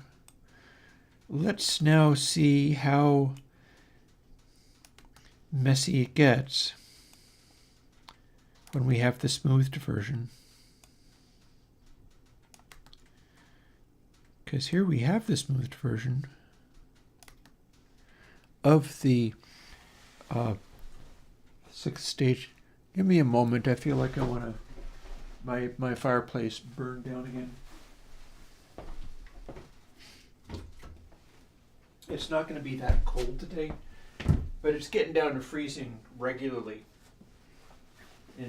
at night. And so one thing I can do is sort of attend to that.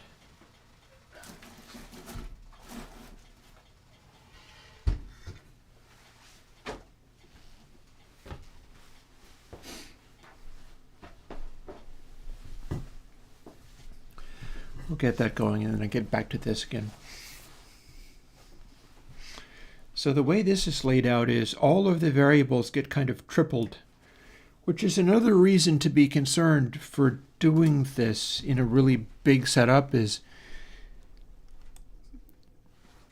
modern computers can do a lot with very little,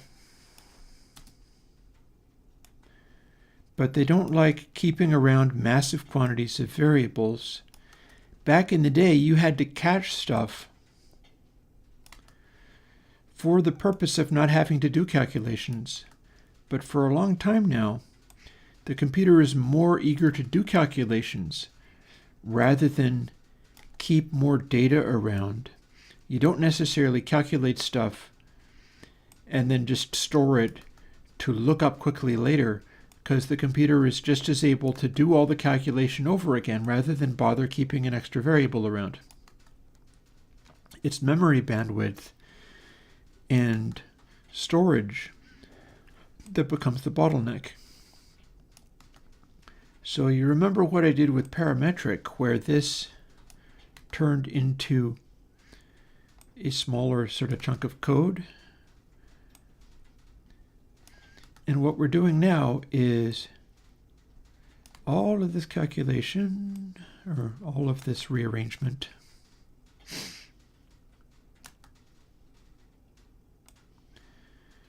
and this is very tedious stuff.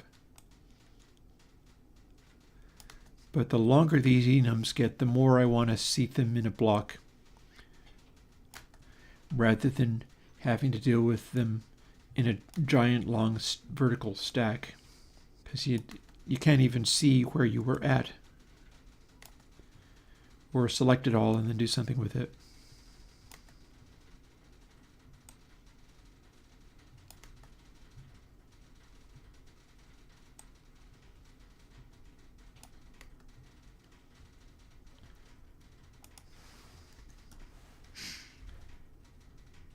I should do this.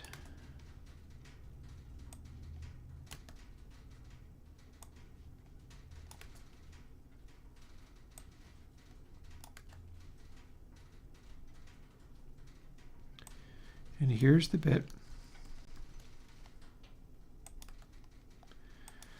that I must update, because this is what I just added.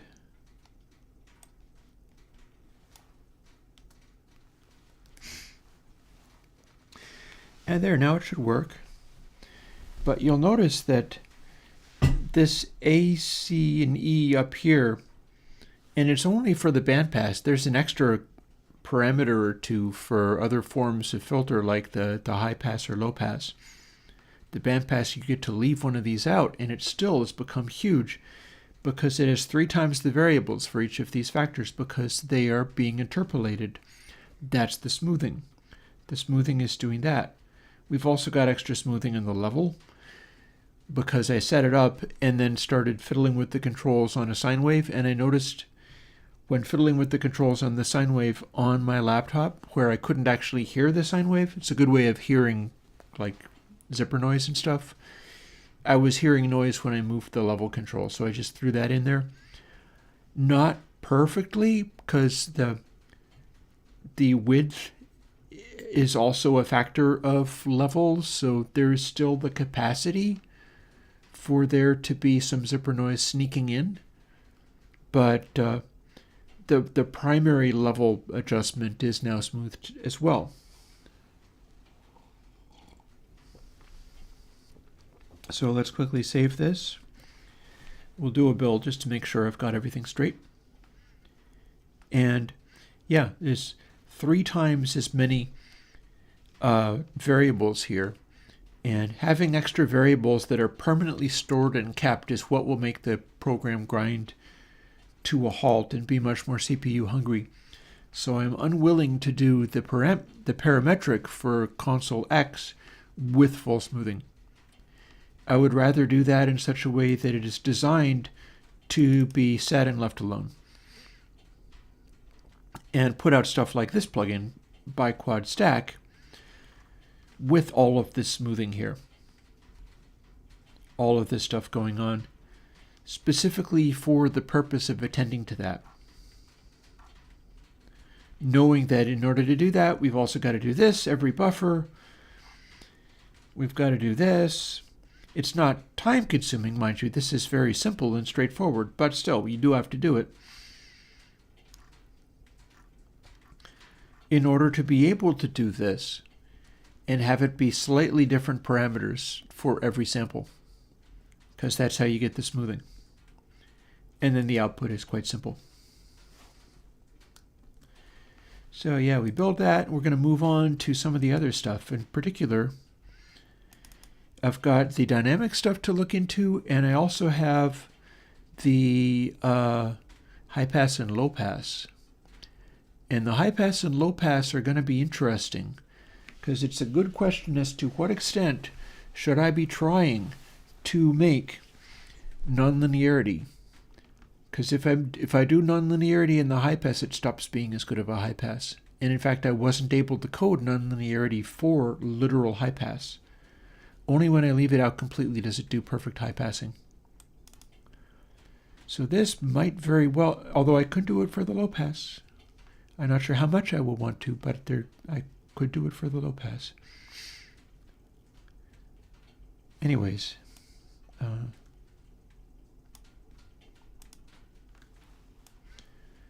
so that is now updated.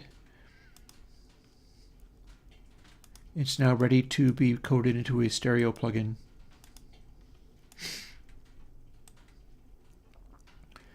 And it's time to jump into this one, which I don't believe I have begun yet, but I have copied over some of the variables. This would be from the original discontinuity. Although I do believe I have the 3, we'll see what I've got.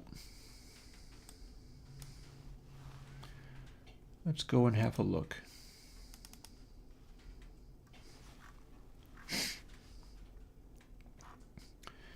So here we have the low pass and band pass settings. And this is the original form of discontinuity, but stacked now. So this is a weird combination of things. See where it says if type equals 1? That's not present in the one that I made that was bandpass. The parametric does not, it does the frequency extremes as if they are set to bell. It will not actually do a shelf. Instead, the assumption with the parametrics is like, yeah, you're always going to be doing bell. If you wanted to do a shelf boost, you should be doing it with Stonefire. If you're going to do a shelf air band lift, you should be doing that with air. The parametrics are for being parametrics. They're not for being shelf boosts and cuts. So that's the guts of that decision. And as such, this is an example of the earlier form.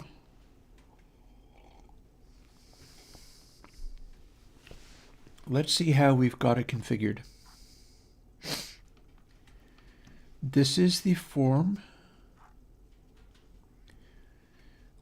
with the reverse neutron flow. I originally tried it with the shallowest resonance first, and the resonances do in fact hit a non-lin factor. This should actually build. This is a previous plugin, or it's a combination of them. This is essentially Biquad Stack, but what does Biquad Stack? What do I have in Biquad Stack? Hang on a second. I am now wondering whether this is really as done as I thought it was. What do I have here? Okay, Freak Level Reso. Okay, this is the form that became parametric. So this has been reduced to a bandpass, but BiquadHiLo is not. So I've built one. Hang on. I am just thinking of details here, like BQH for HiLo. Okay.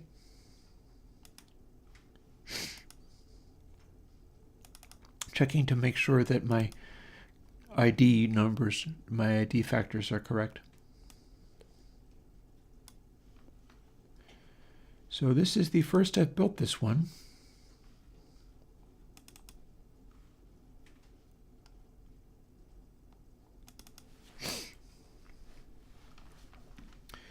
And you will now see some of what it does after I cut the level down, I think, a little bit. Not as much as that, though.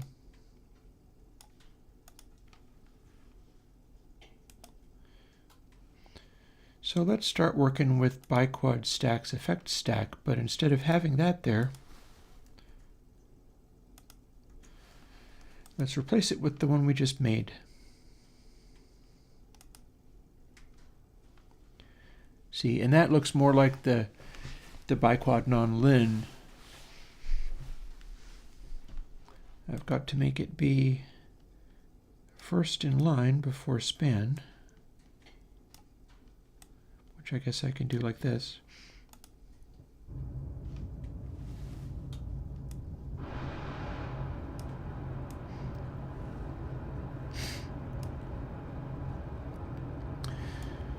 So here's my Q factor. That is not going to be used in the high pass and low pass. And that's because it needs to not be resonant peaky.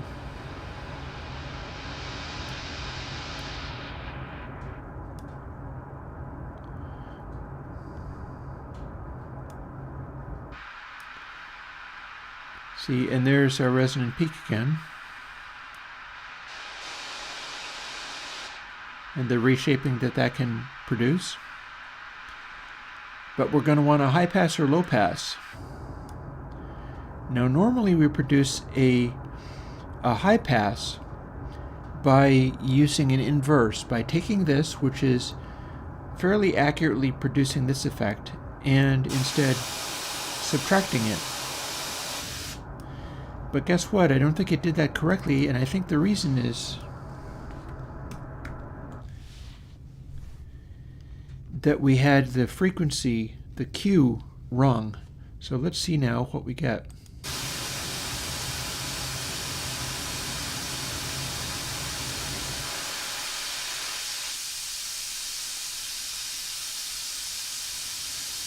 And as you see, when we have nonlinearity, we stop being able to effectively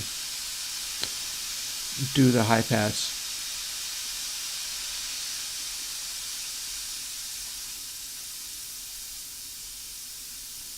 Interestingly, having a higher Q is actually getting me better cancellation here. But again, we're looking to make a high pass using this particular arrangement.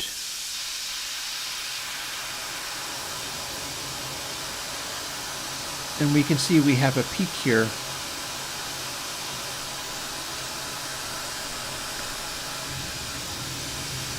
But we don't have a peak here.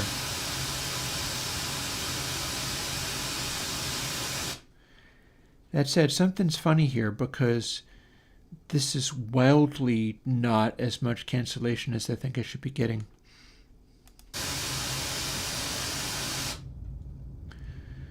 We're able to cancel highs pretty good. In part, it's the amount of roll-off we have here down to... We're we're working on a 16-bit 44.1K, so that's producing a floor in span below which we cannot work. Like, I can't make the silence go to nothing here because it's a 16-bit calculation. So this is as silent as it can get. But we should be able to deal with some of these things.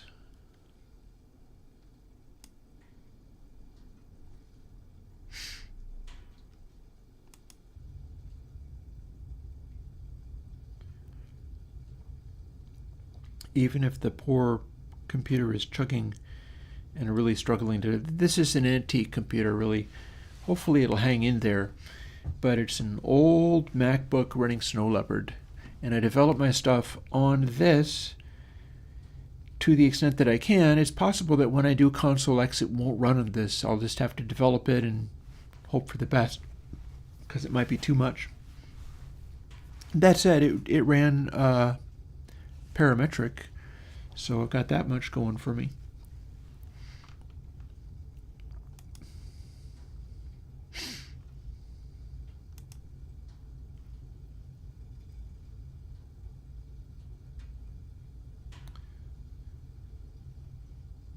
Huh. Clicked on the wrong thing, clearly. Ooh. Can I have a UI scale of 1? Looks like that's going to be a yes.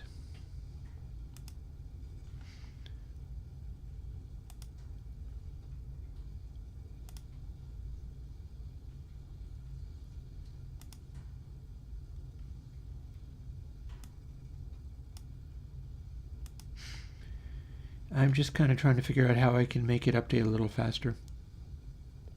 Maybe it can't.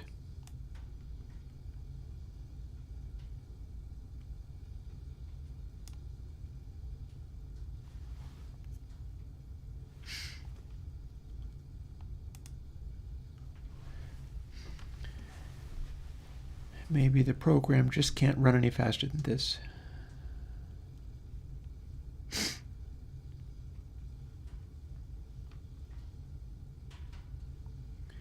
But yeah, this is as much cancellation as I'm getting at the moment.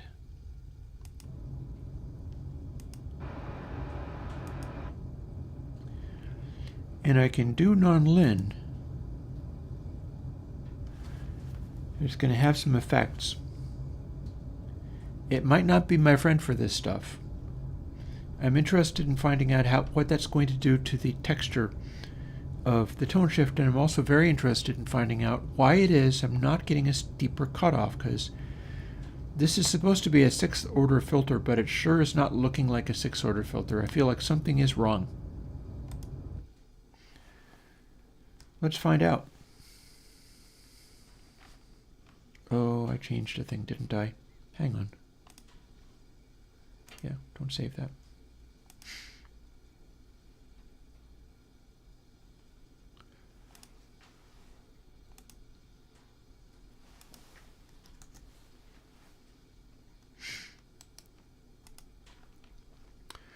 We'll look the whole build folder and start over from scratch.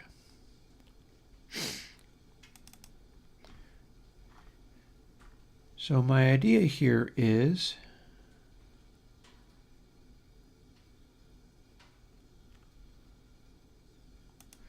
to incorporate some of the changes I've made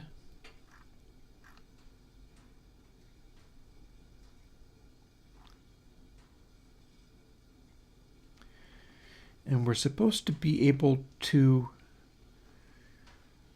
do this I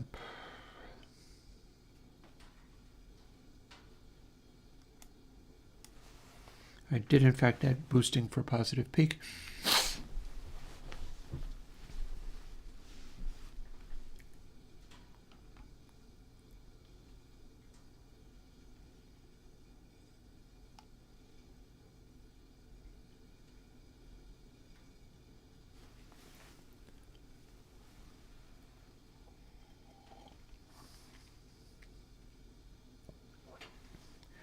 this is not actually going to happen. This is a note that had to do with the parametric.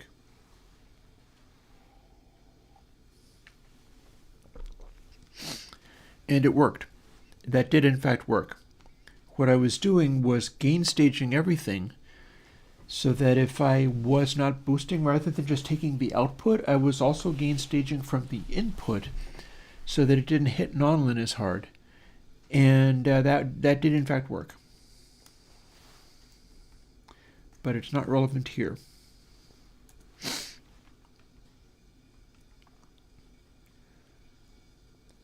And then we've got a bunch of this.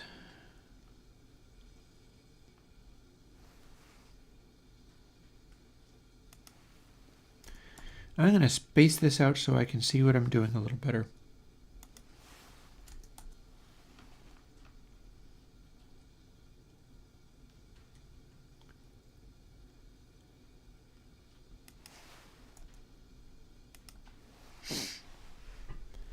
Here's where I'm applying the nonlin, which is capable of ruining the high pass factor. This is also where I could be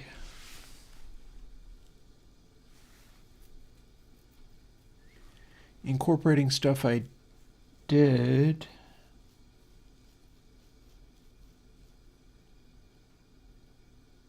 Yeah. Let's do some of that. Give me a moment. We're going to open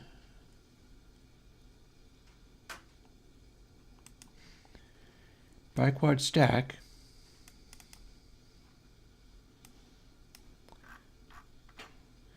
And use some of the changes that I did.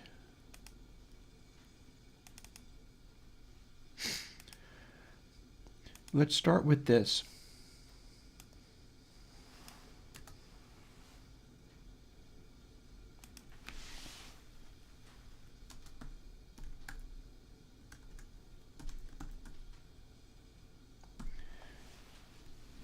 But I feel like I'm not interested in doing the smoothing.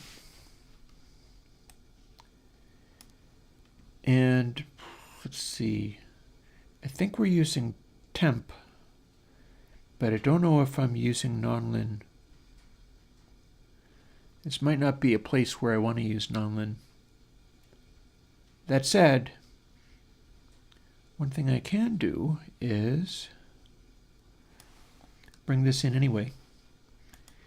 I can make a new variable in here and it won't matter. Like if I don't use it, it will not matter.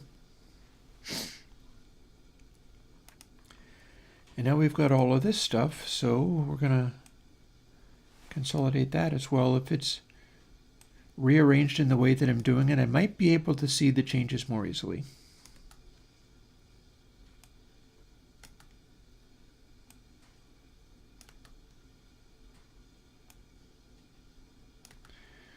There's also the possibility that the reason it's not doing the thing I want is because it doesn't have the right variables. Like I got A0, B1, and B2. But this one has A0, A1, B1, and B2. And that's because this is not a bandpass.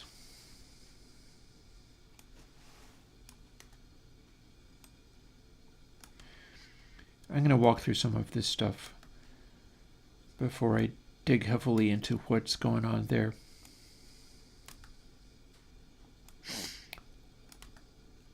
And remember, we still have the capacity of maybe doing some stuff on JUCE later today.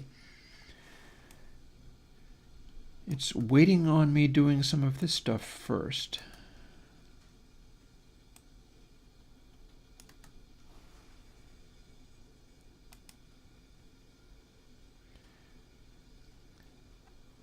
Then if I take these,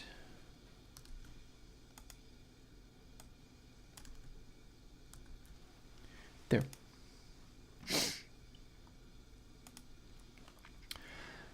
So the next step is to figure out whether I can get this working the way that I want,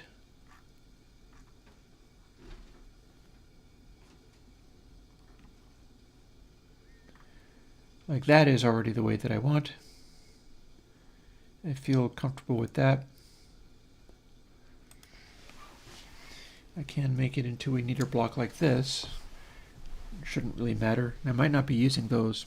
We're going to see whether I'm using those, because we may not even have a use for nonlinear. The high and the low might end up just being 6-order biquad filters. We'll see. As much as I like using the discontinuity factor, it's not always your friend.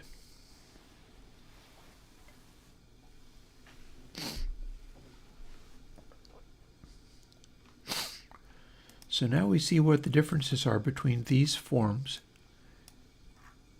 of the program.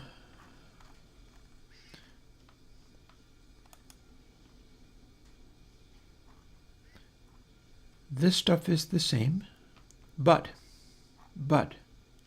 we're only using this form. So we're doing this bit and not the other bit.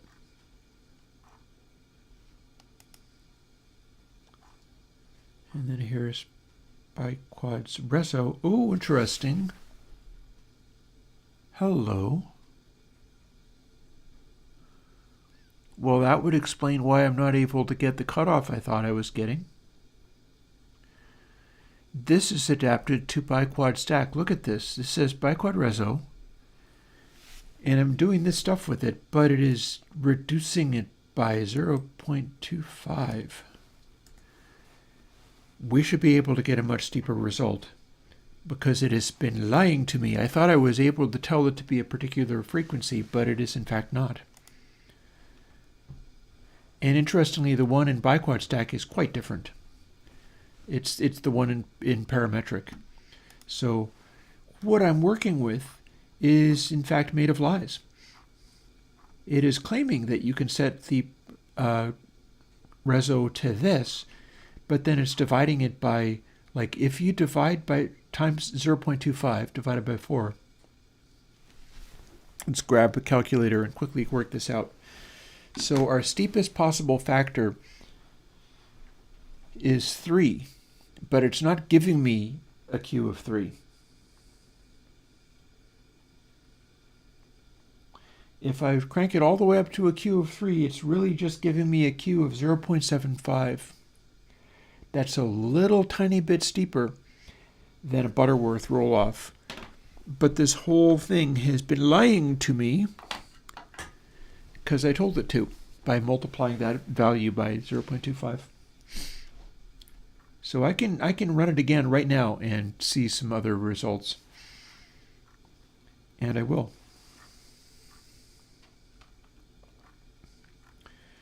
There's our frequency, there's our resonance, which is going to end up becoming just this. This is Butterworth resonance roll-off. So they're going to actually be, but it's worse than that. Because all of these things are being multiplied by this value. So in order to get a Butterworth roll-off, I would have to have 1. So what I was really looking at was 3.0 divided by 0, times. What I was looking at was really far away from a Butterworth roll-off. I wasn't even getting close to one, and I'll show you why. I was starting with 3.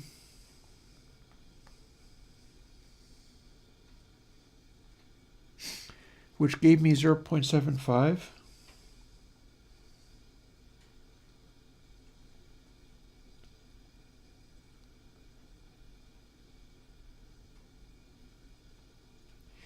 Yeah, the steepest roll-off I was able to get was actually 0.5. I was not even close to a Butterworth roll-off, and I'm going to show you what it would actually be now after updating this.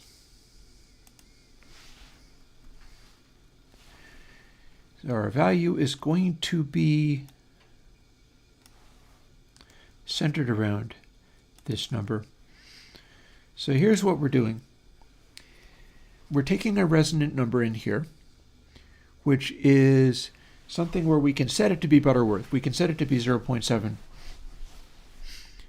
And then we're dividing it by this because then the calculation we're doing here is multiplying it again, making everything become smaller so that we can apply this range of behaviors.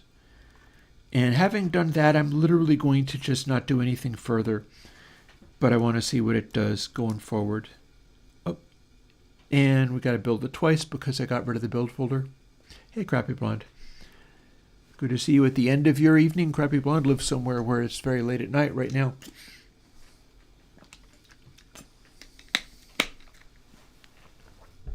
This time it should work. And let's click away from all of that so I can see what I'm doing.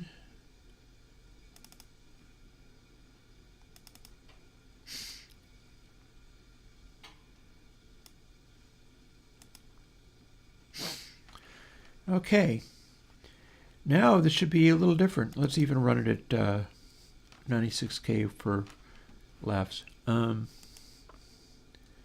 Everything I showed you before was not actually effective, but this should be. So here is white noise. Here is biquad stack. We're going to save it again after we put our plug in, because this is the one we're going to be working with.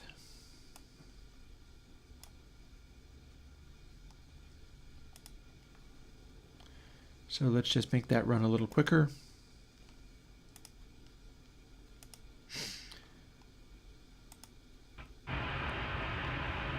There we go. Except that's still a little bit dumb, so we have saved that, so we can shut that off. I don't really know why I've saved this as a 16-bit file, but let's convert that, shall we? Because it's showing the results.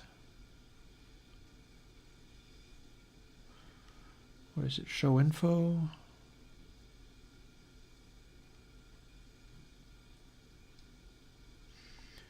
What do I got to do to make this be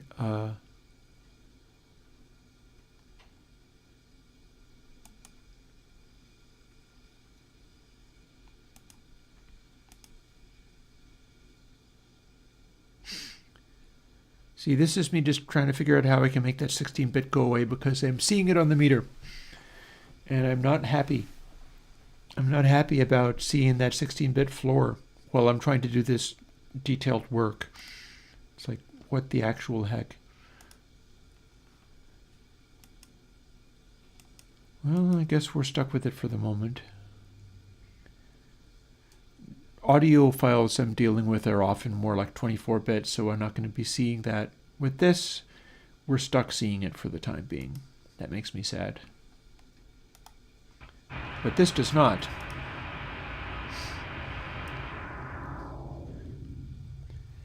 That is a steeper cutoff.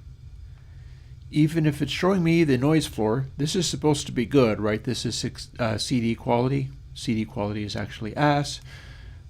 Useless. So this is what I'd rather be seeing as far as the steepness of that cutoff. And it should just keep going away, but this is 16-bit, so you don't get that. In fact, you probably can hear this in regular audio. And we're not seeing quite the same from InVwet, are we?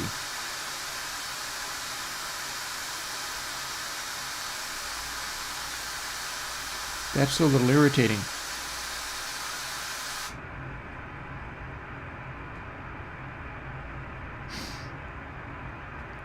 Also, oh hi, all of a sudden we are seeing this. Fair enough, okay.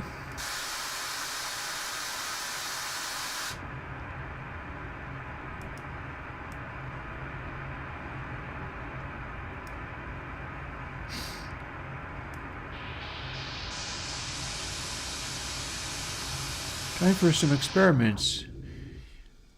We're going to get to see something called frequency cramping, which is a factor of biquad filters and things being run at any given sample rate.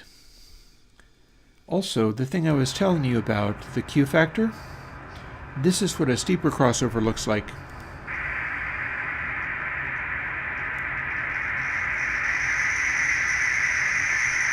It goes resonant.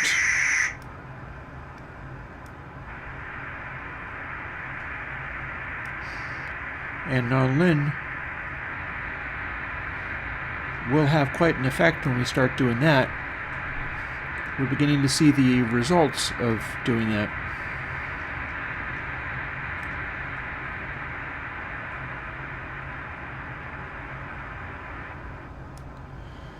But we sure see it a lot less when the Q factor is not as high. I feel like non-lin is a lot more relevant for steeper Q.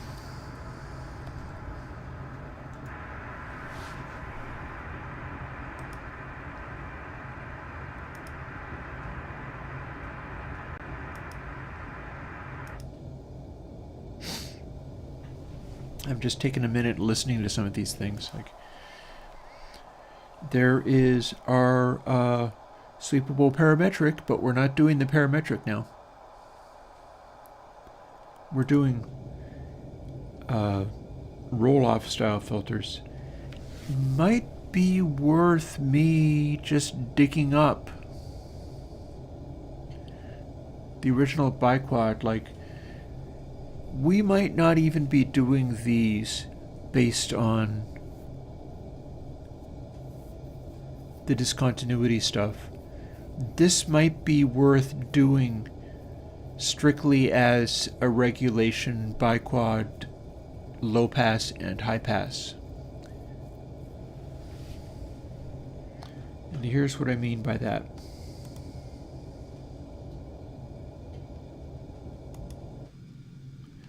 There is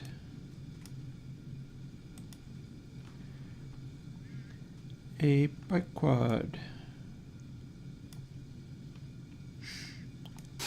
Here's our types. It's biquad triple. So this is kind of like the one I'm working with in BiquadHiLo in that it is 3 filters, but this one is not staggered in such a way that it makes it a higher order. This is not calculated out as finely as that. It's just 3 in a row. But using this, we are able to get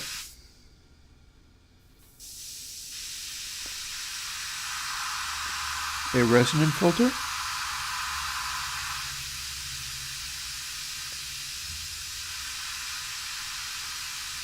and a pretty clean roll-off.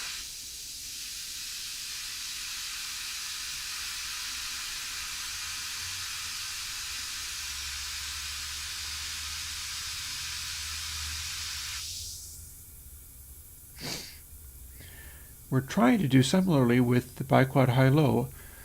Actually, now I'm wondering, like, is it just normal for that to leave so much in the lows again? We zoom it up into the highs. This is the regulation one again. It's giving me a reasonably steep cutoff.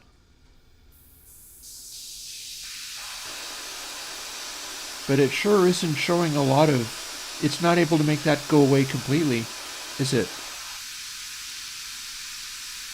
It's just fairly steep getting down to this point, and that point is then there.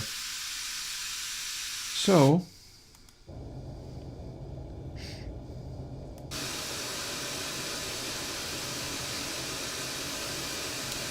this is clearly not the same. It is clearly not the same.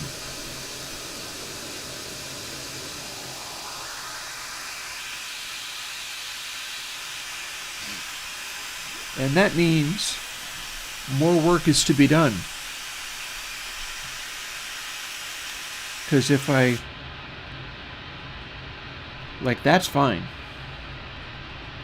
You compare the difference between...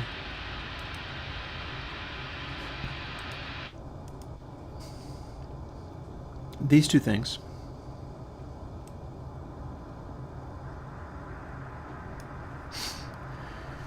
So what we have here is biquad compared to a completely linear version of this 6th order filter.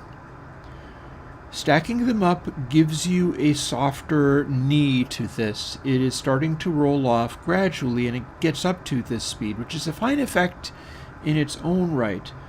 But that's way cleaner. This is the one we want for the low pass.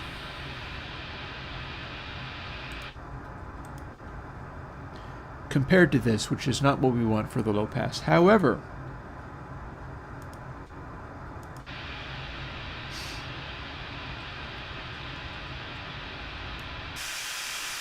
when we're trying to do it as a high pass, oh hey, all of a sudden that's not working, whereas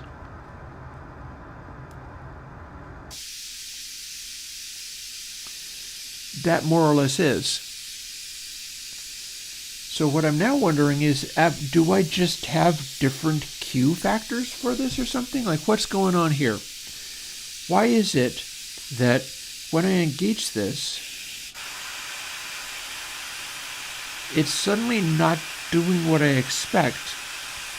Maybe the polarity thing? Like, this is with the high-low, right? So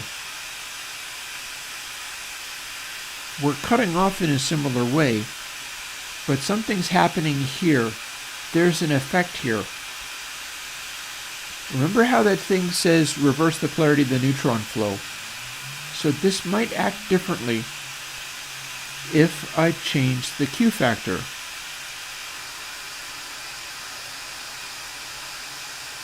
Or perhaps not.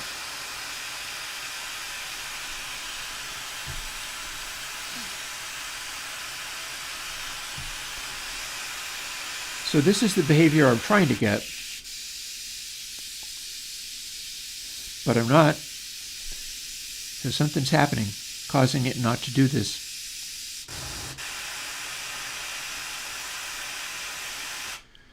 So what we're going to do is save this just as it is.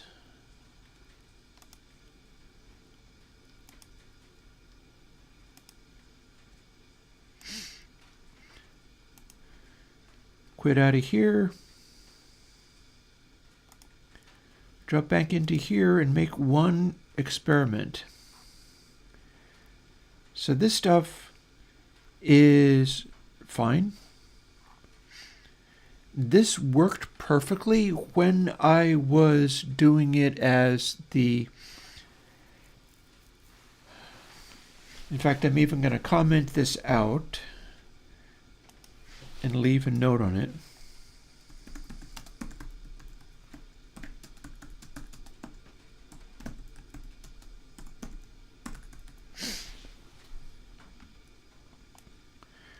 And then we're going to reverse the polarity of the neutron flow again.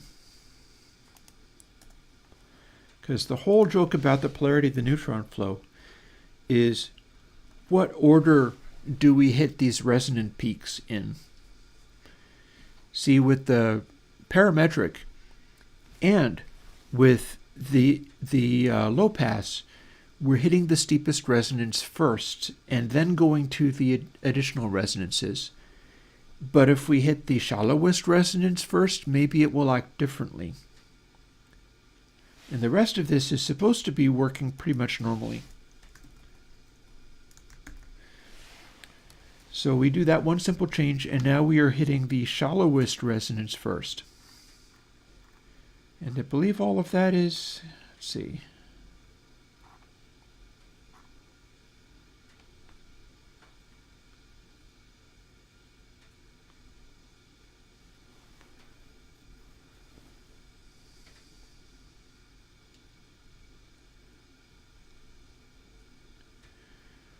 Res A, Res B, Res C.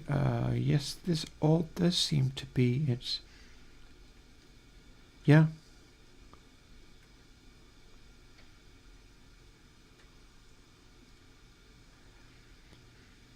We do seem to have all of the figures in the correct place. I mean, it's working for the low pass, so we have now just reversed.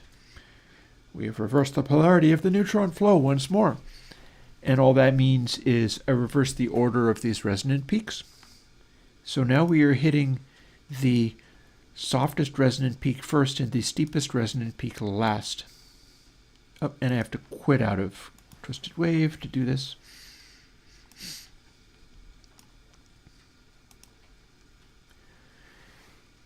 If this does what I think it does, I shouldn't say that. I don't actually think it will do anything. I'm not sure whether that will fix a blessed thing, because it shouldn't actually matter. But then it should neatly duplicate. Like, there's no real reason I would be getting a low pass and then having it act so differently.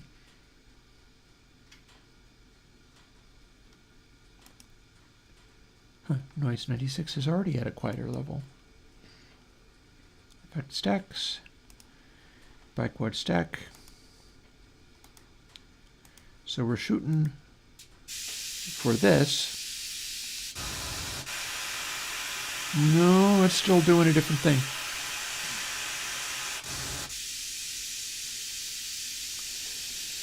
If we stack 3 up using the biquad triple, we can do stuff like this.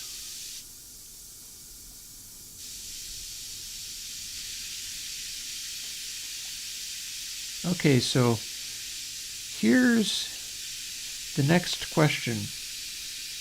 If we make all of the resonance be exactly the same, just like in biquad triple, rather than making them be stacked, do we get the roll-off or do we get something else?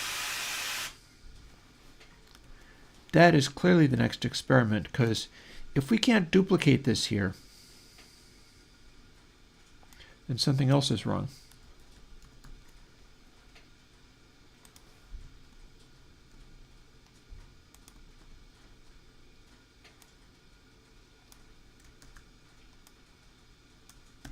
There. Now they should all be the same level. And this will act differently in that it should give me that smooth roll-off rather than the nice, clean, sharp roll-off. But now we got to see whether doing this, because this should be exactly the same. This should not be different in any way. Assuming... yeah, we're not actually using bandpass for anything, so let's ignore that.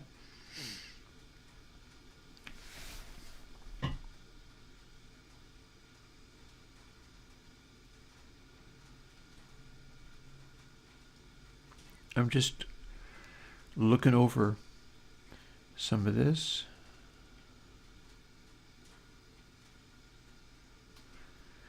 This DI here is a factor of the nonlin.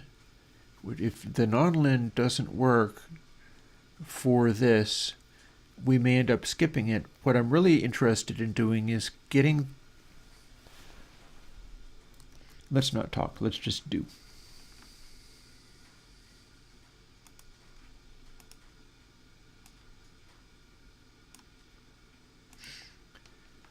Because if this don't work the same as biquad triple, then they've got other problems. Remembering, of course, that the low pass was fine. So let's see what we've got.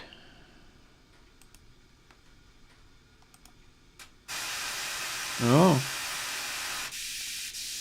See, we're supposed to be able to do this.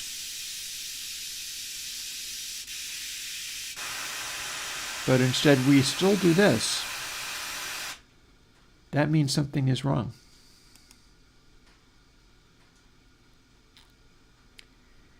Maybe it's time to go and hunt down. Like, if I like the roll-off from biquad triple so much, let's just use that. I am confident that biquad triple is not actually using the 6th order thing. But even if it's not using that, it is functioning. Let me take a moment and throw another log on my fire. It's warm enough, but again, like I said, it's been getting so cold at night that That's going to be happening for a couple of days. The cold at night is going to be happening for a couple of days, no question about it.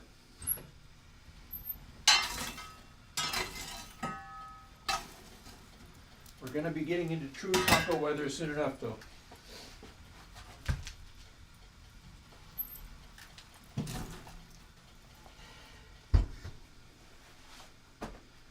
But until then, I'm going through my firewood at a staggering rate.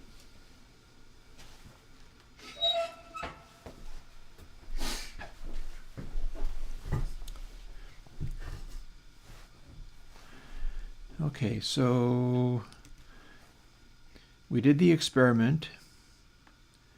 We found out that this did not actually work, but some things about it did. Let's keep this type thing, but then let us override it so that we are literally telling the biquad that it is a high pass, because the way this works, you just kind of reconfigure it and use the same parameters. You can configure these parameters to be any of these things. So we don't necessarily have to have it be like low pass. Instead, I can be like, okay, low pass, and then also the type control gives me high pass, and then I can just keep that code if I make it work. So let's now see what we can do, knowing that we've got high pass code available.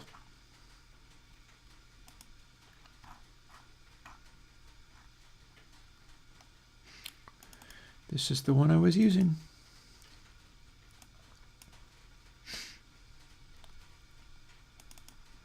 This is how we started. Might not be the one I want, though, because we are not specifying things here. This is an older version where I didn't have it spelled out the same way. Not only that, that is an inv in there, and I'm not sure that's how that works.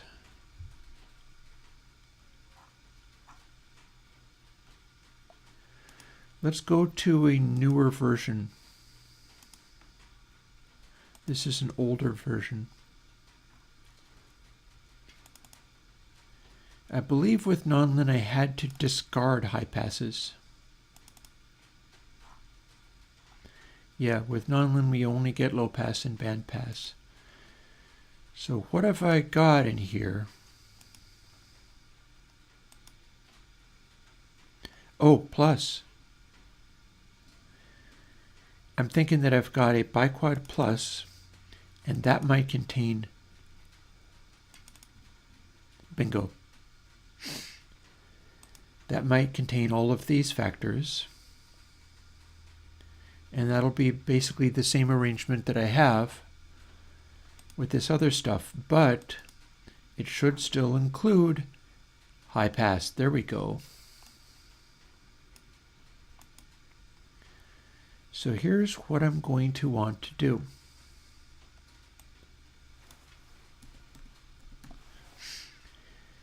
I want to make this look like this.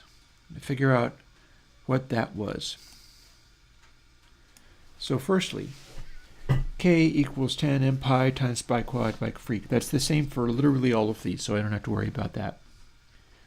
Norm equals, roll it up so that I can only see the one that I'm working on. 1 divided by 1 plus k divided by the resonance plus k plus k. So that's the same too. However, well, hang on a second. Okay, so A0. We're specifying it here as AB0 because this is a smoothed one, but this gives me basically the same information.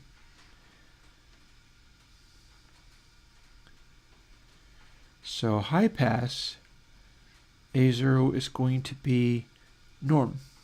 It's directly this.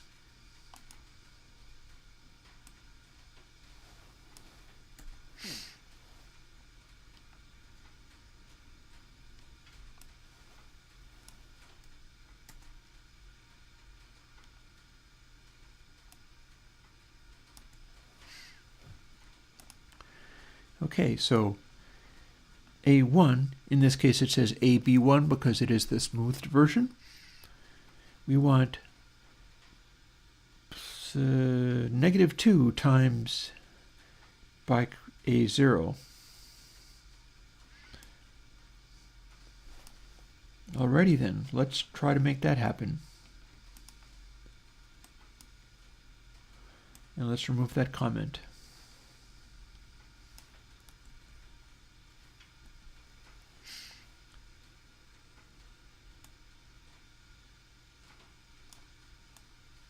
Trying to find the right places for putting the things and trying to not get too distracted by the making of fires and stuff. So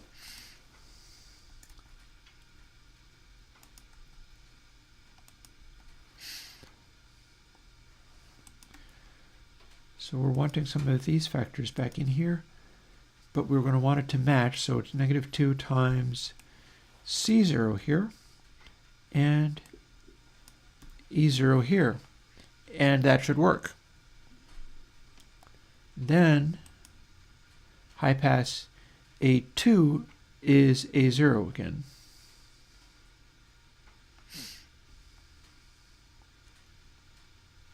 So A2 equals A0 again.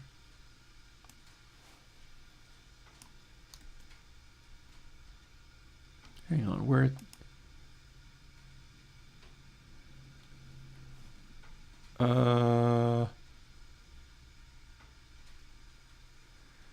Am I going to have to put some more stuff in here? I think I'm going to have to put some more stuff in here. Well, then let's put some more stuff in here. Hang on. We apparently didn't need that until this would explain why we're not able to do a high pass. We're missing an entire calculation that normally is supposed to be there.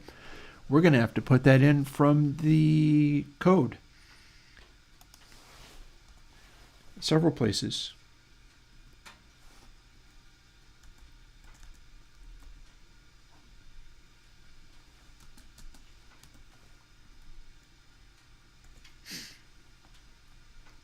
Because it needs that to be there. And once more with feeling.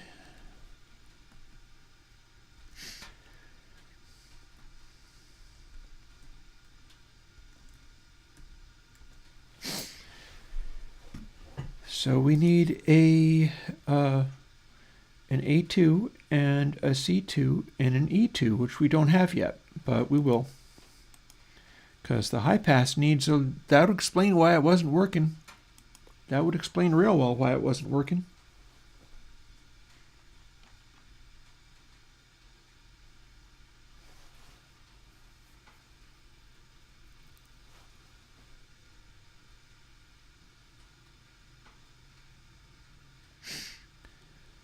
Technically means I should be putting, oh hi, it's this, well, hang on a second.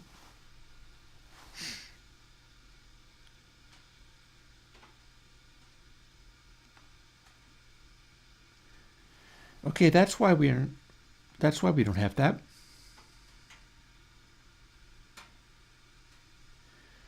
Okay, so I'm figuring out what I did here and why it's different and why it changed. Might be worth me running off and making another cup of coffee, but before I do that, I feel like I'm going to get the answer to this solution.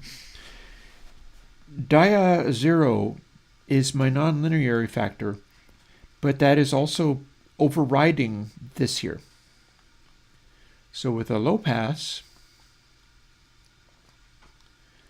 then A2 is just A0 again. With a band pass, okay, so never mind.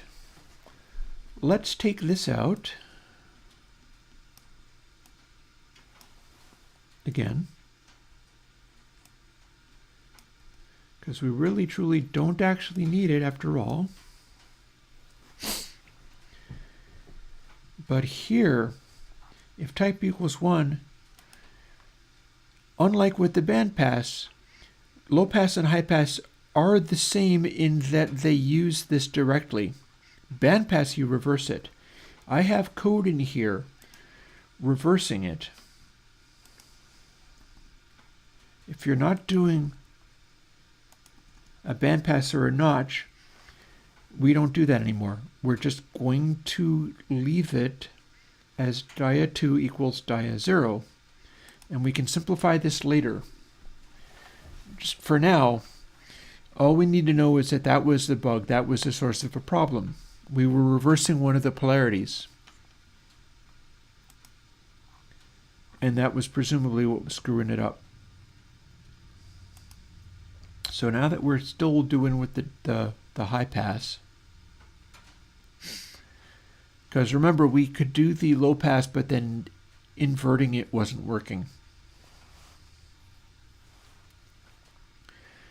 Now what we're going to do is find, since we didn't have to do A2, because that's the same as A0, same as the other one,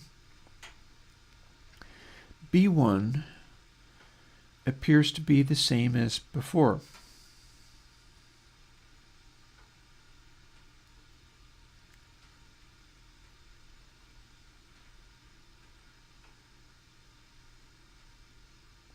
Yeah, B1 is the same as it is here, and B2 is also the same.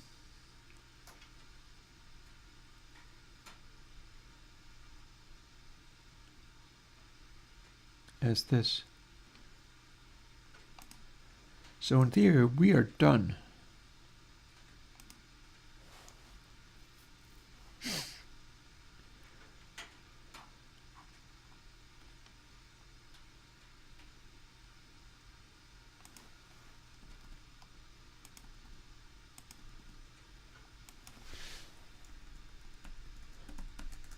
Let's roll this back to our original polarity and all of this kind of stuff. But now we're spelling this out a little bit differently. And I wonder whether that's actually gonna... Oh, no, apparently not. Hang on.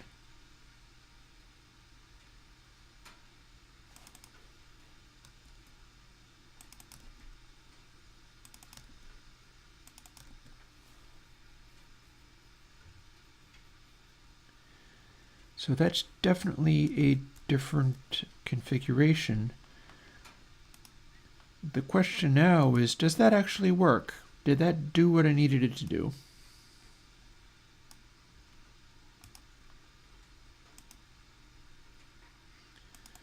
One way to find out. If this works, I can run forth and do the remaining bits fairly straightforwardly. This is a hang-up I ran into trying to make this go.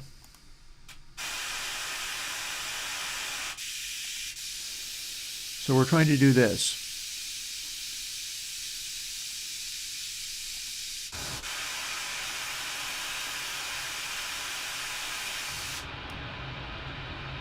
That is neat. Beautiful. I don't know why inv isn't working. So that is going to be our low-pass filter. And that is going to be our new high-pass filter. And it's doing a beautiful job of exactly what I needed to do.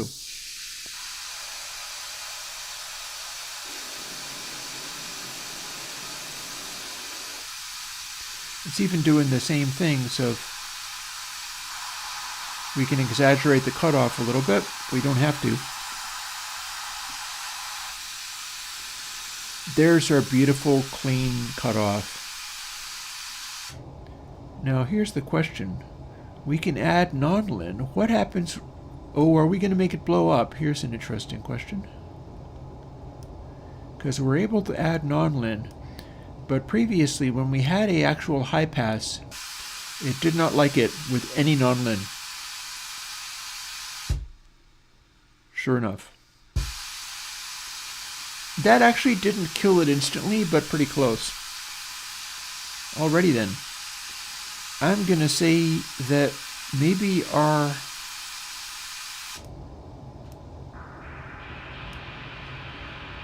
this function needs to simply be our 6th order filter. Ooh, look at you, making big thumbs.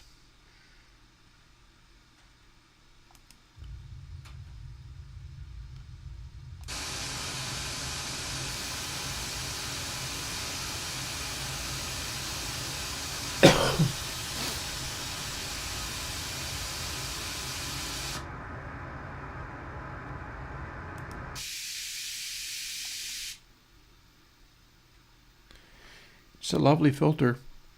I don't know if we need nonlinearity in this sucker at all. I feel like this works pretty well being a clean filter, and the parametrics are the ones that prefer to have nonlinearity in them.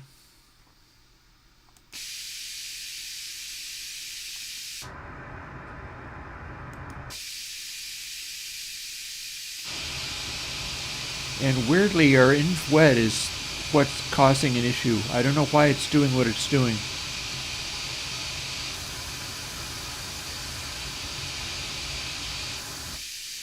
I just know that going full wet is getting me the appropriate behavior. You should be able to subtract these from each other and have it end up being the same, and yet,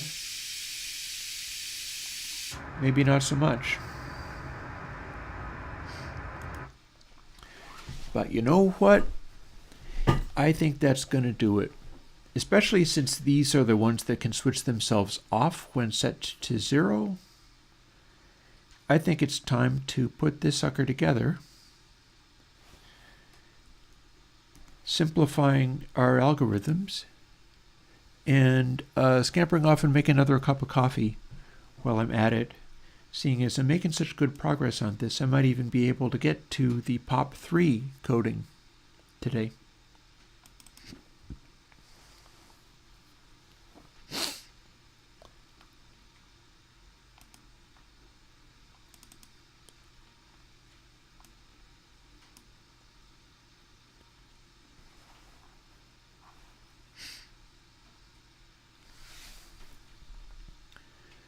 And our order of operations probably shouldn't matter if we're not doing nonlinearity.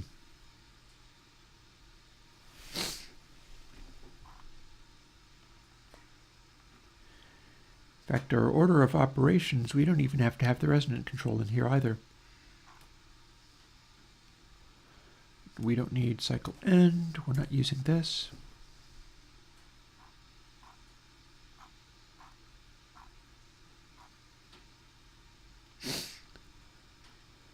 Let us go through and start doing the work on this and seeing how simplified we can get it to be.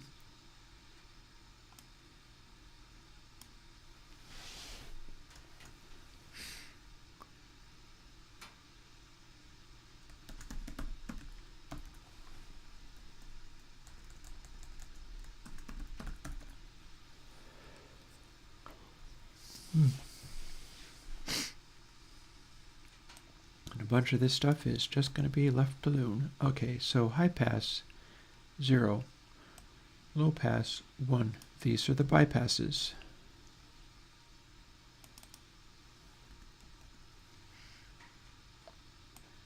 These are the things we're not using anymore. They'll be removed soon enough.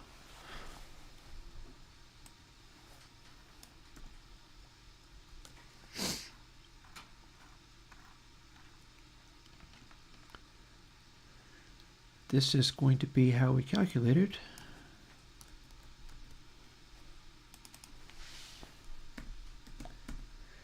I'm going to do the high pass first because it's going to occur first in the signal chain, and so I feel like having that be the one written first makes sense to me.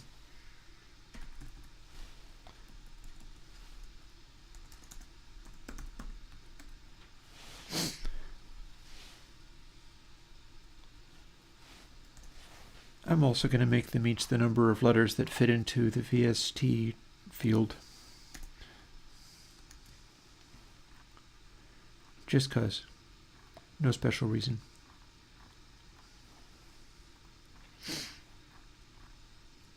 And then some of this stuff is going to go away. Don't need bike reso. I don't think I might or might not need level. I don't need nonlin. I don't need dis. Time to jump in here and see what else can be changed or removed. That's fine for now. That's fine for now. I'm going to want it to be a 2-controller one. Although, could be that just having a dry wet for the standalone version will still make sense. Could be. Could be that the standalone version might just make sense.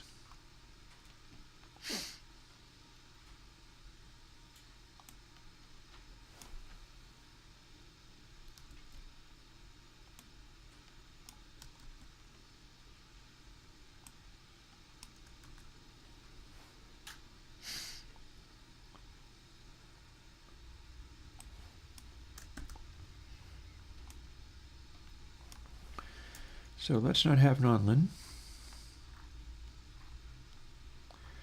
Let's just hard code this in. We're going to have one of each of these.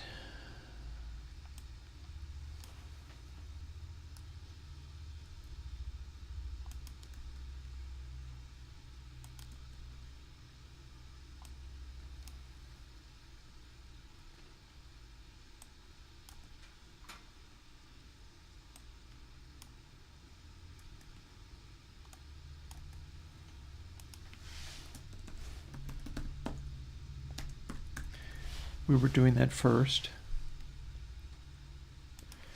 Don't mind me, I'll get there.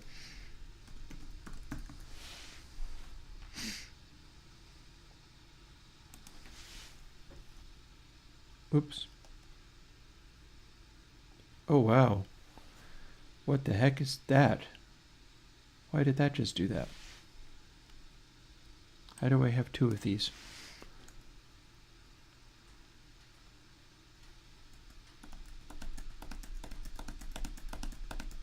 When I was trying to do this.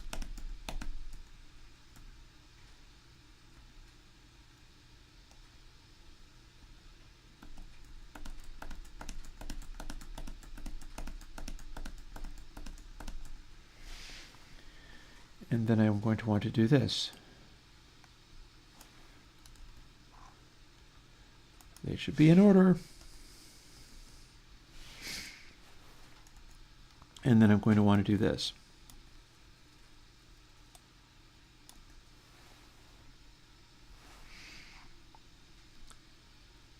And then I'm going to want to do this.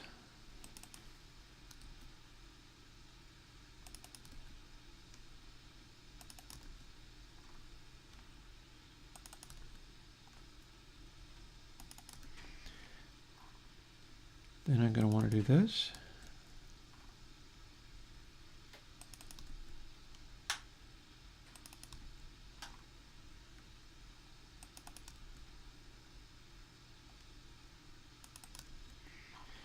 And lastly, I'm going to want to do this.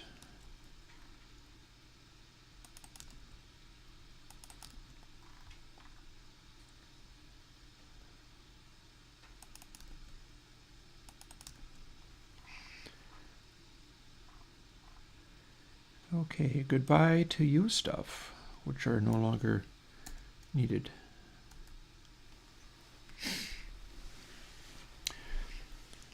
Now we've got a, what am I doing? No reason to do that really. The VSD2 might be labeled that way, but I don't actually have to make that adapt to literally everything.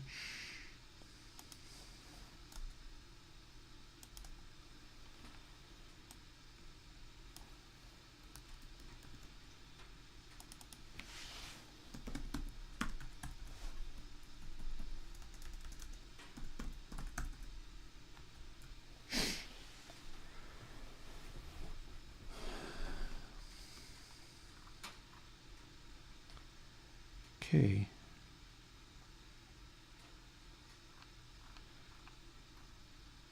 So that'll do.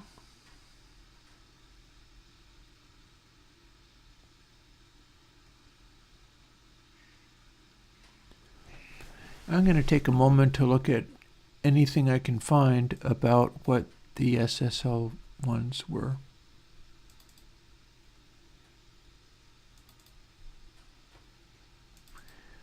Even if it's just a matter of looking at this. Oh, hang on, you. I wonder if that changed anything in... Oh, yeah. Interesting behavior here. You turned them both clockwise to kick them in. I think I would want to keep that for people who are used to working on big consoles.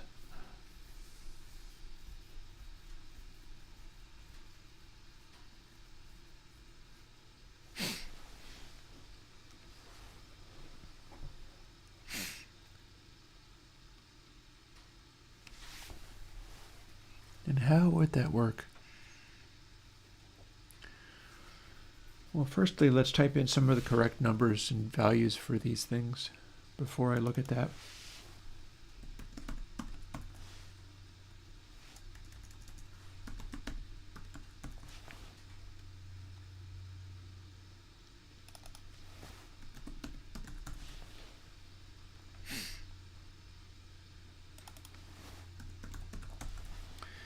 I'll get back to you in a moment. This is one of those things of just kind of trying to grind through it in a way that I'm still keeping track of what I'm doing. So, high pass appears to go up to about 350. Fair enough.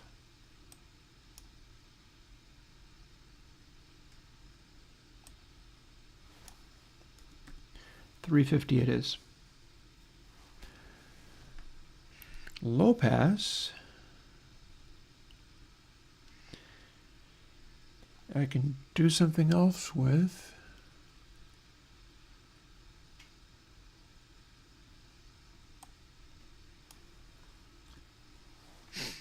You can't see what I'm doing, but I'm changing the ballistics of all this a little bit. So 3K to out, and out is presumably around 20K. We will have it cut out.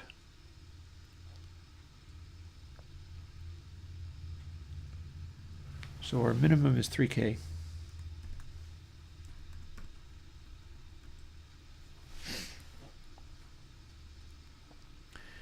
Meaning that our maximum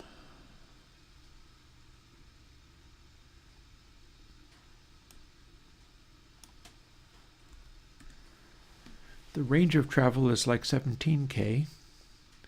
That's totaling. Very likely not, because Console SL is turned into ConsoleX in practice. What's going to end up happening is that if I was to go through and do console, and granted I am looking at an SSL channel strip right now for setting the numbers for ConsoleX. So what I'm going to try to do is make it do many of the same behaviors, like my frequency ranges are going to be very similar. ConsoleX is going to push stuff a little bit beyond. One of the problems that the SSL had in doing different versions of the 4000 was that they did new versions of the 4000 with much restricted sweep ranges. They kind of dumbed things down a little bit. If things go well, I'm able to make a ConsoleX that is like the ultimate SSL style, expanding the range of possibilities even farther.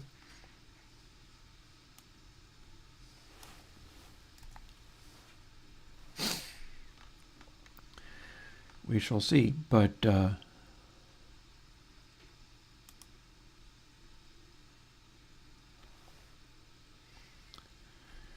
right now I am just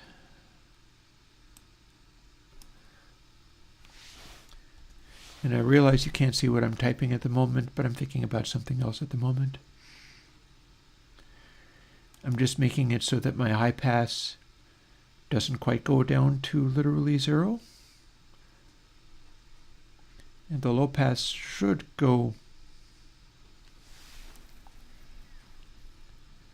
way up high.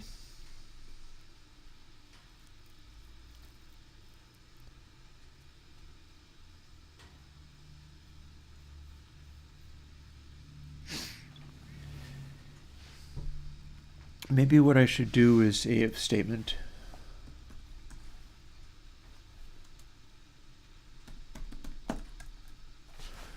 Here, I'll show the coding stream again. I just wanted to see what these filters said. They apparently go down to 3K and up to 350. That seems fine to me. The controls have to have an appropriate range of travel. Yeah, ConsoleX XL with Magic Mic, right?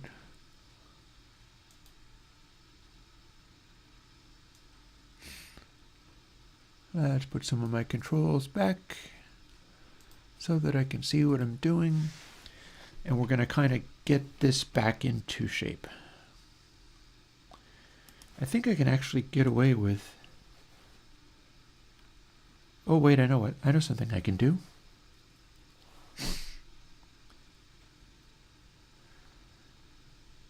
See these parentheses? These allow me to specify numbers appropriately.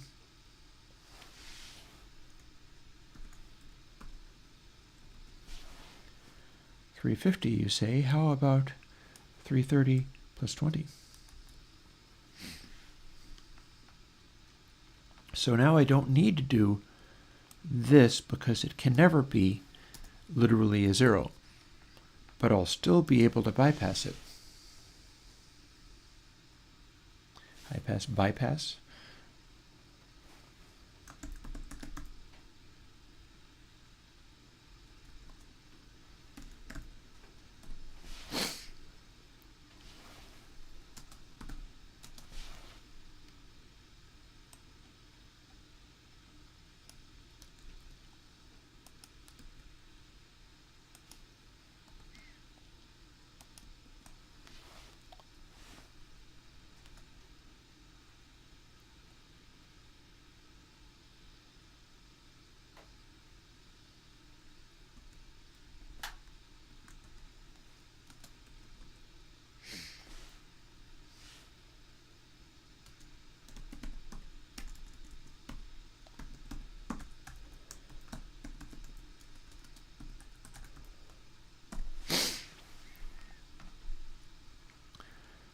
Okay, one thing at a time.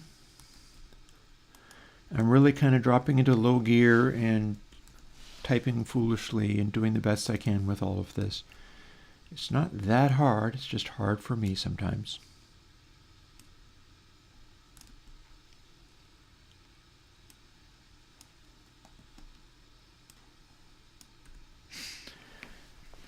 These parameters don't actually get to be larger. I'm only doing that because I cannot actually do equals would work, wouldn't it?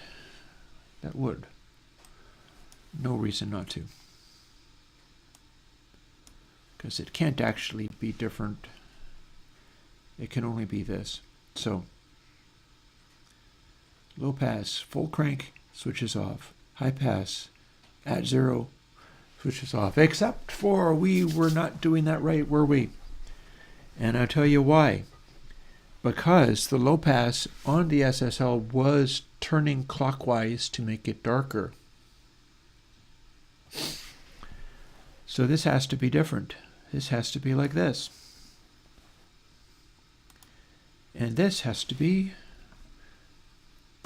1.0 minus per MB. And I think that'll work. But there's a whole bunch of stuff I've got to do first before I know that. I'm telling you.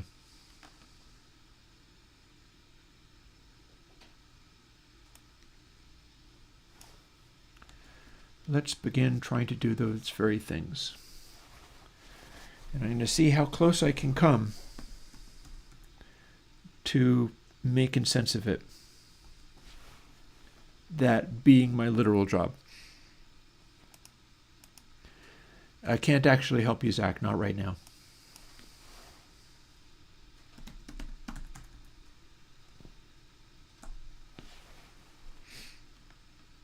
I mean, first of all, I don't use Ableton, so maybe somebody in chat can help.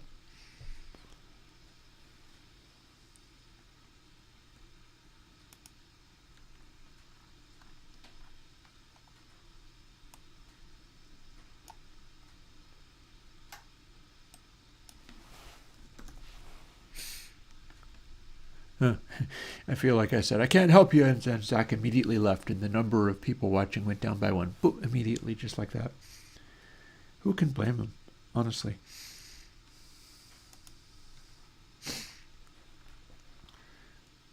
So now,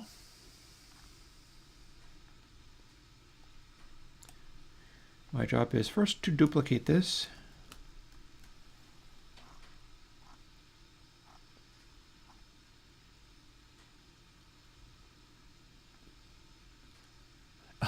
Okay, I'm just joking, don't mind me. I'm in one of those zones now where things are a little freaky. Just saying, getting a little freaky. Shouldn't, well, actually, no, I will need a dry sample because I said I was going to use dry wet.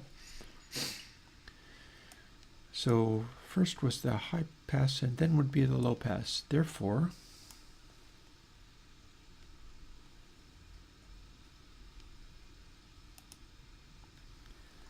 now, we have not yet done all the things I need to do here, but we might be able to make it work anyway.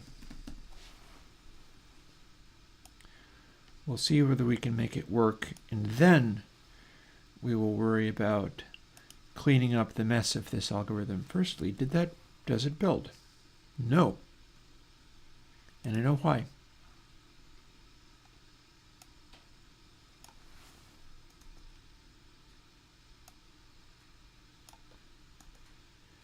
There's a lot of this that needs work. Up.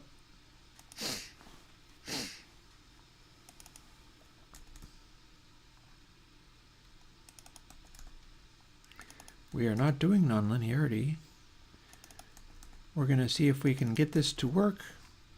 And only if it does work do we start straightening out the complete mess this code is in, because this code is in such a mess, it's horrifying.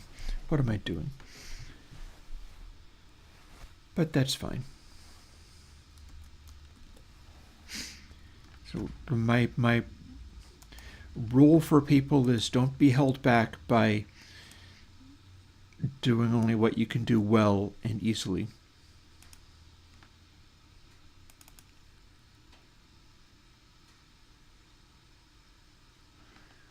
So here we go. We're doing stuff poorly and foolishly, but by God, we're doing it. So, biquad stack. Now we've got high-low, and we have not actually done the thing, but we don't need biquad triple anymore.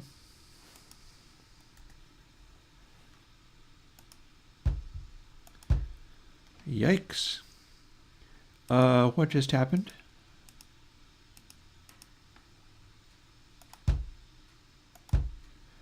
That's not a happy plugin.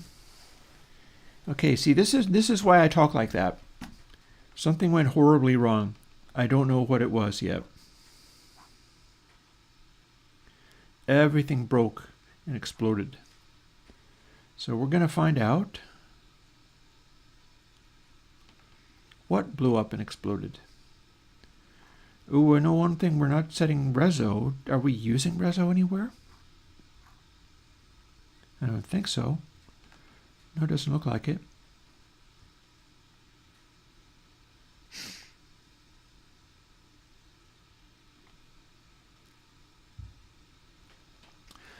So here's something we can simplify. This.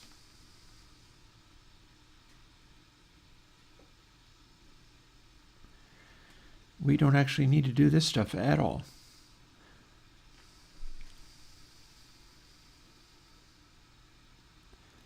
Oh, and I bet I know what happened. This is trying to nonlinear this variable.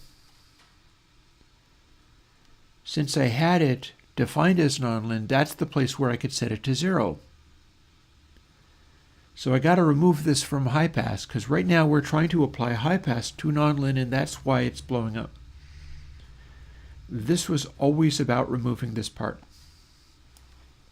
As such, let's close that. Let's scooch this right over so I can see everything. Anywhere it says dia 0, we're going to punch in just this value. It goes away. And so also dia 2, same deal. For the high pass, specifically for the high pass. Actually, no, for both, doesn't it? Yeah, for both. What am I talking about? So there's that. There's that. We do not do any multiplying by input sample. That was the nonlinearity. We're not doing the nonlinearity. And as long as it's only a high pass or a low pass, we use it, but we do this with C rather than A. And that means we also have to do it with C here. And then we do it with E here.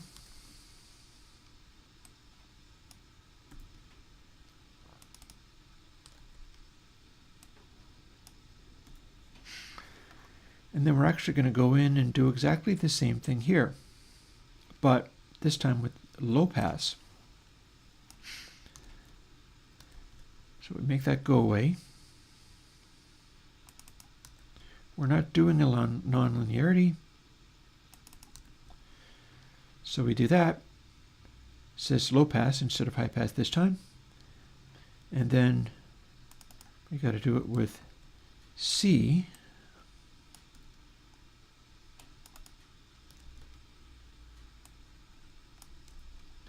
And then E.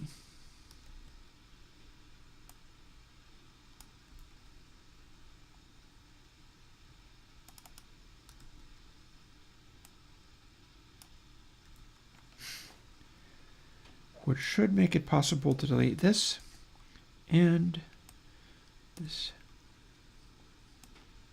and this and that.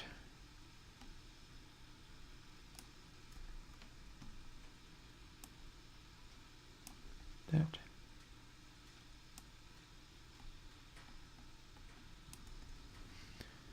Should build. We still got like temp sample stuff we can use in here so that it becomes more self-contained.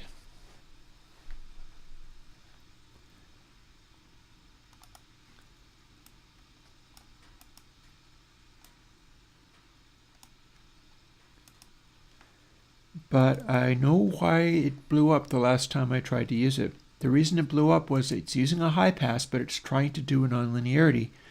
And I've just removed the stuff that attempts to use the nonlinearity. So therefore,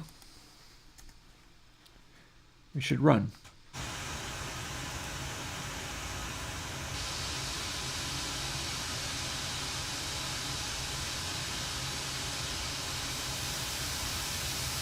Oh, now what's going on with this? That's weird.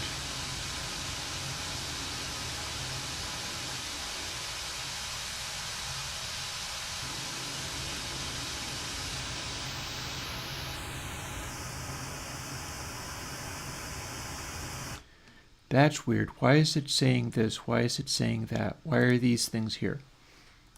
Something's happening and I don't know what it is. More. I need more sanity out of this.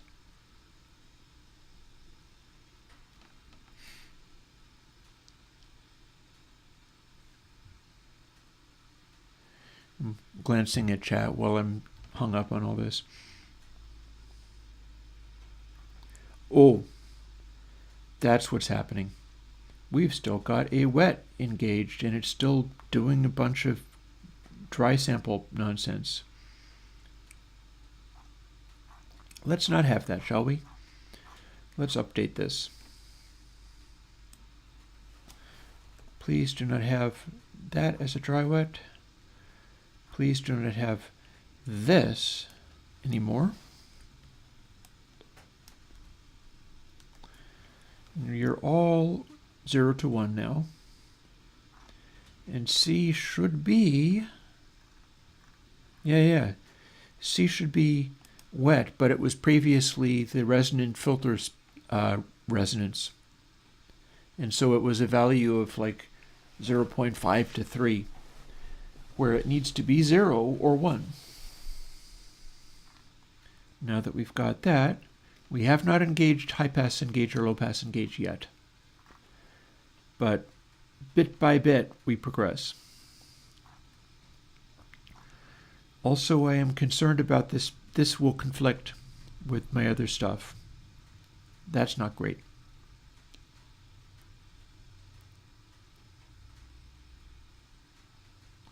I should call it help, high pass and low pass.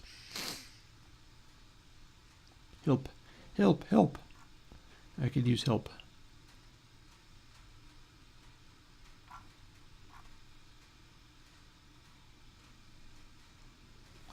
Let's do that. Why not?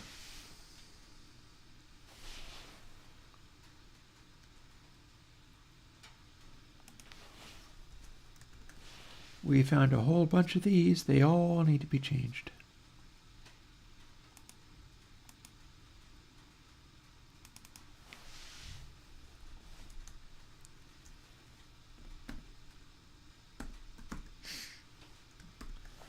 Help, help. And then we need to also go and change them elsewhere. But first, let's save.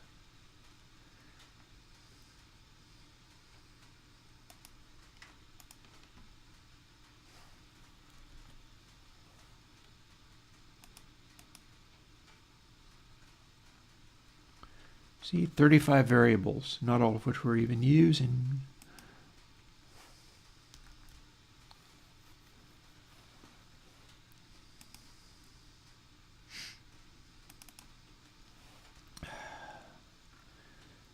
Okay, so that dry wet stuff should have solved things.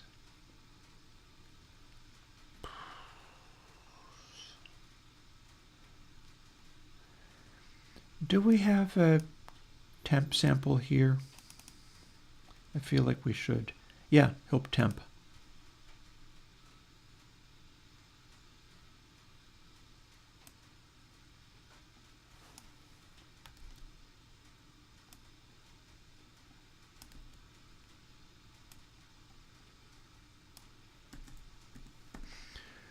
Let's use that for it.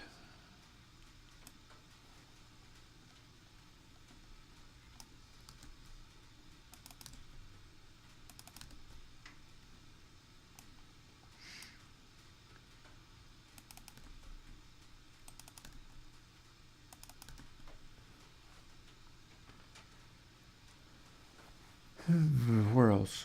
Oh, there it is. Oh, I see that. I see where it is.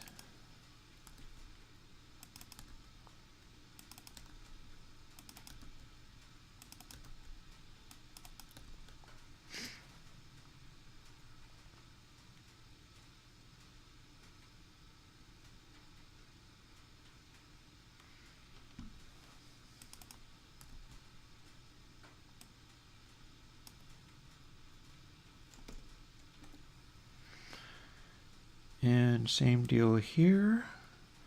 I'll be cleaning this up a little bit in a moment.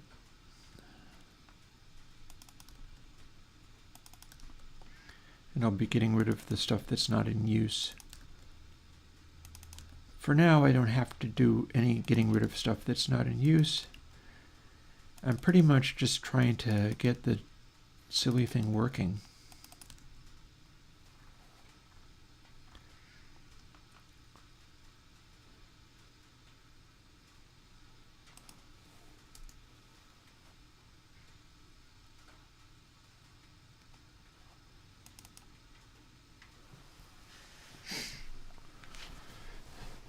Let's make this simpler, shall we?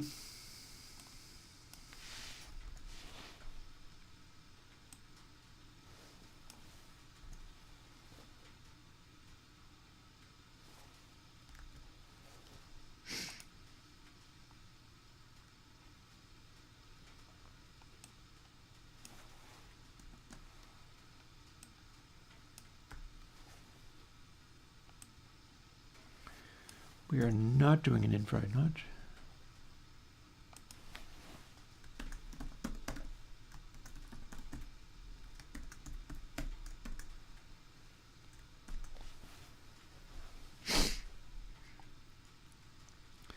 That, once I replace this, is a inline filter that is applying stuff directly to input sample as it goes through, which is kind of what I had in mind, rather than storing it away elsewhere. And it may work.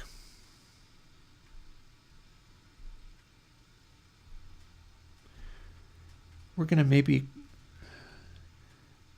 I'll call it end help.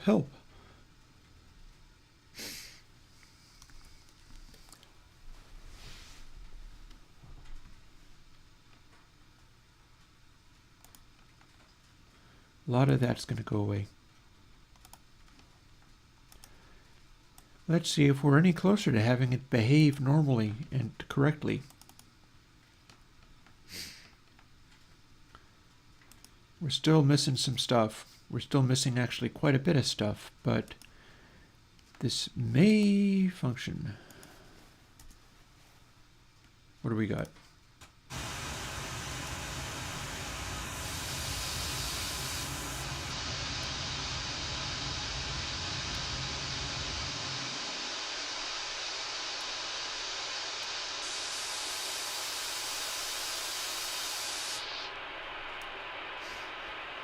Those are filters.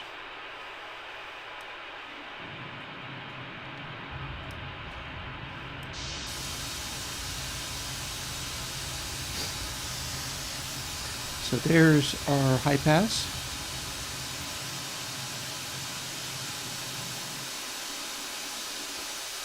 Doing a lovely job. Here's our low pass. Now, dry wet is maybe not doing a lovely job. What do we get? Well, hang on.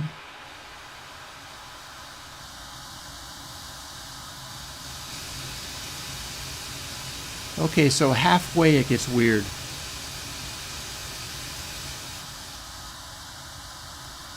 Halfway we have some weird stuff going on.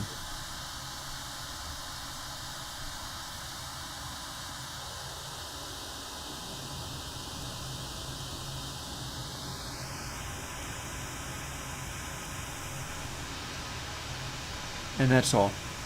It's just phase issues from the fact that you shouldn't really be using dry wet for this. I guess that's the thing, is you shouldn't be using dry wet for this. It starts out okay, but then it becomes kind of crazy. Because this is a phase issue.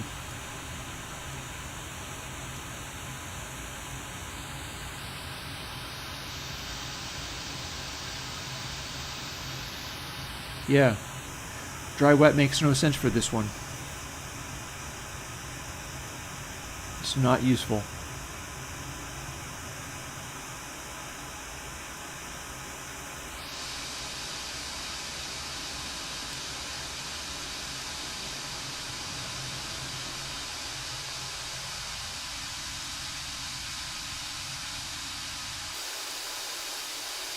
This is what we want.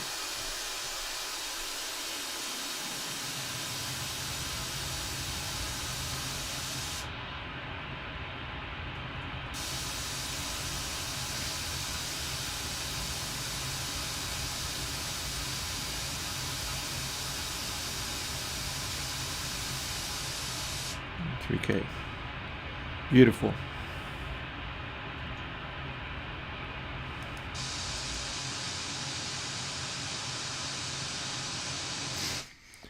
Okay, so that what needs to go away.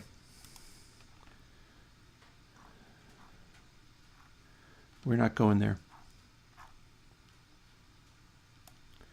It is a 2-knobber. But we do have the bypassing, and the bypassing seems good.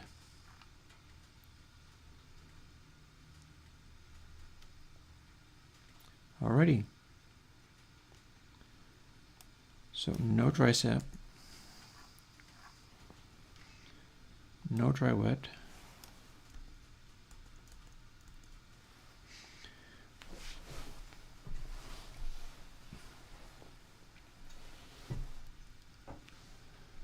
And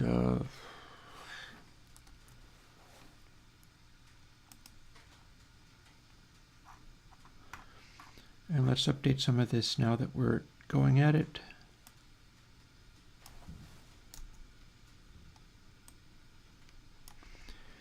This will end up split into 2 different functions.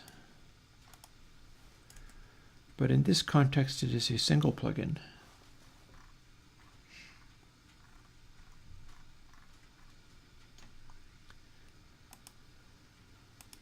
And we're going to see how many of these things are no longer in use. Can I clean this up?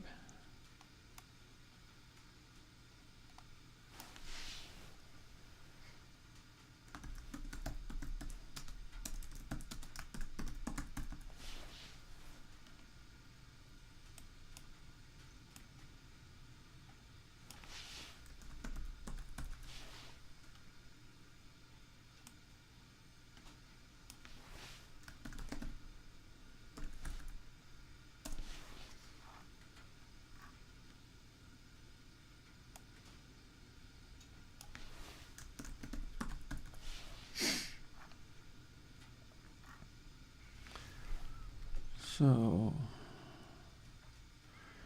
we've got the one temp variable.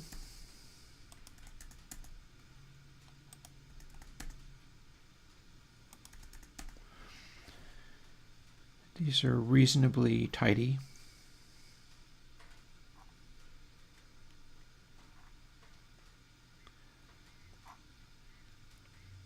I like that for the time being. And we got high pass and low pass engaged, so let's put those in.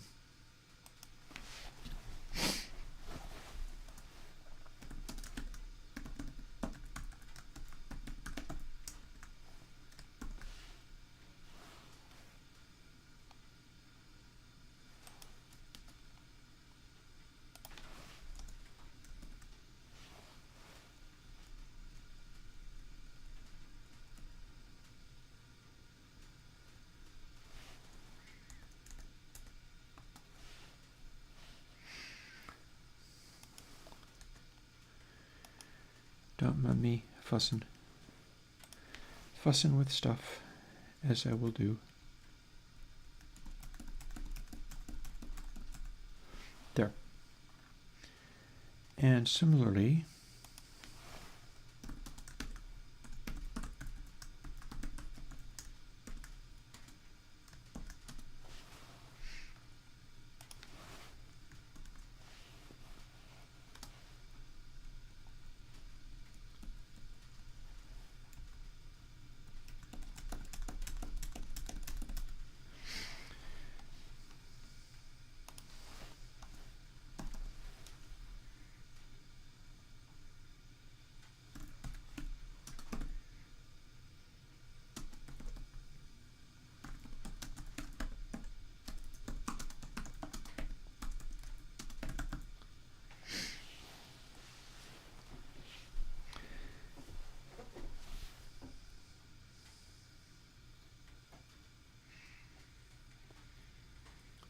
I'm curious whether blanking some of these things is appropriate if the low pass is not engaged. Like, should I be making the AL1, AL2, CL1, CL2, and so on be 0 if the high pass is not engaged?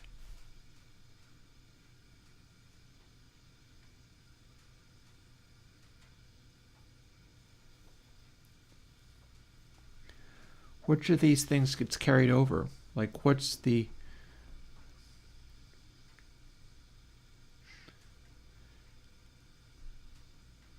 Because there's no point making AL1 be 0 if it's starting out as a factor of some other things already. Also, while I'm fussing with this,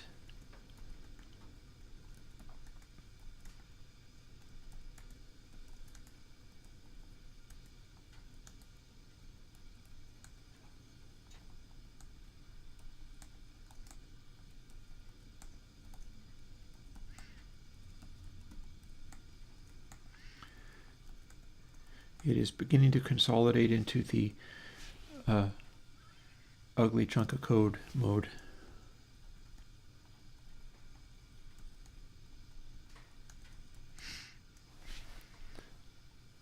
Some of the things I don't necessarily want to be able to see what's in it so much as to see that it had taken a form.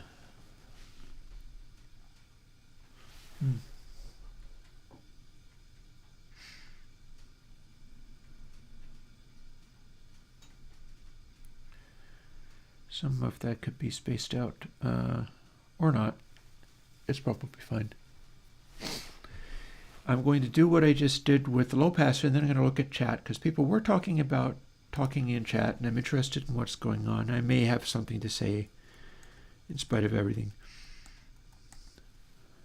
Also, it's 1 in the afternoon, so I may already be past the point of making more cups of coffee, but I'm not sure if that's even super necessary, because I'm getting through what I got to get through. The temptation is there. Know that the temptation is there.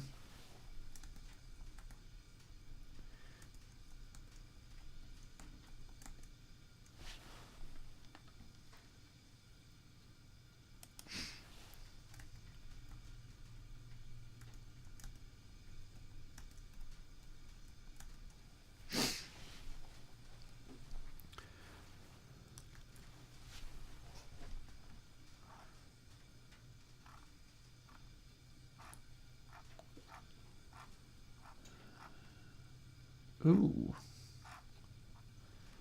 Got to do this.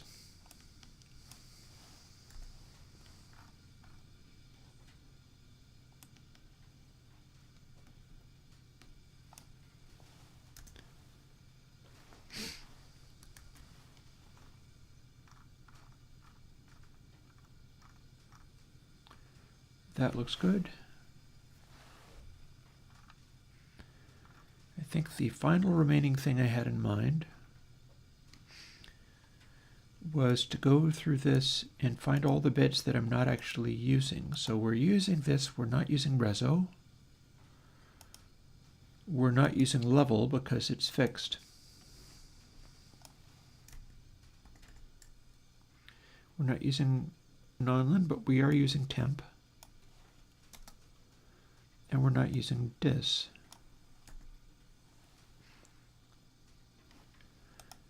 And I think we're not using out either, are we? No.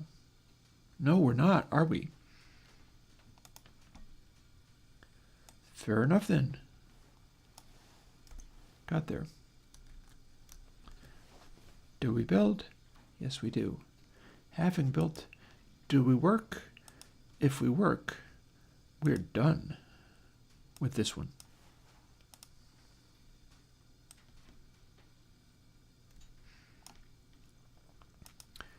I've made a command decision that if this is in fact done, it is worth making another cup of coffee because I'm going to dive immediately into Pop 3.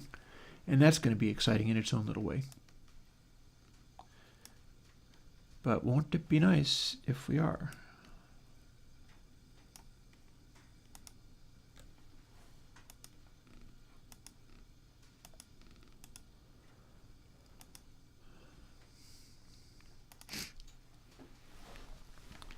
There's a noise control.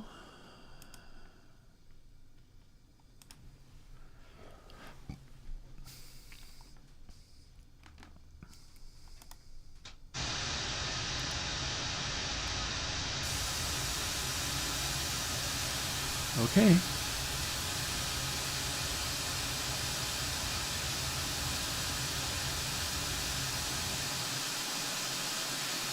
That's a high pass. And it bypassed.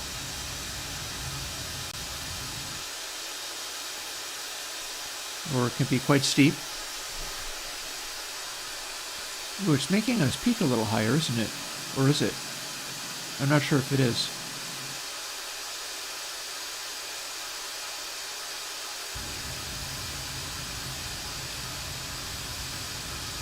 I feel like it is.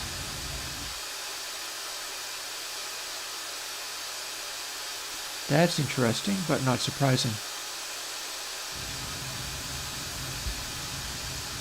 Oh, that is a thump. Going like this, and like that. Yeah, that's the thump.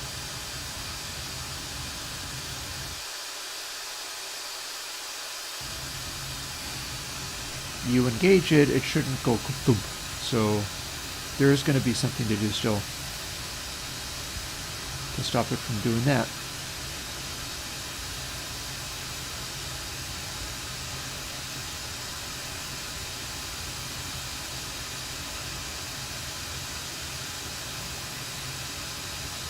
This just feels like it's weirdly slow to kick in too.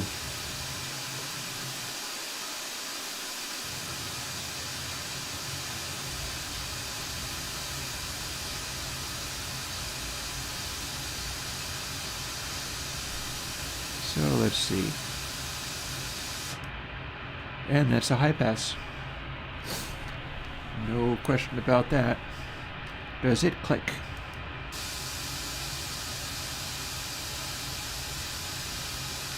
Not as much of a difference there. It's the low pass that seems to contain energy and thump.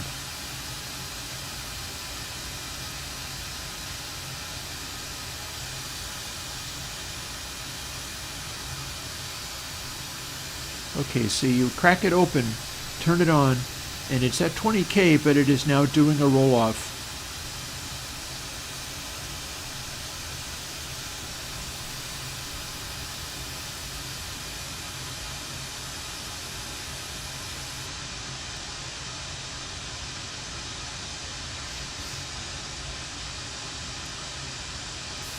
It should be going lower much quicker than this. We are not quite as done as we thought we were with this, are we? We're not quite done. Got a little more. And I believe part of it is... Firstly, I'm interested in being able to disengage that thump.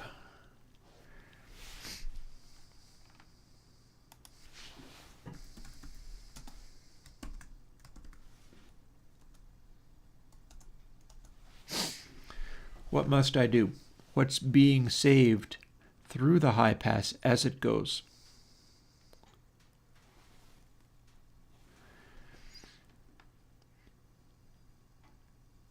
AL1 and AL2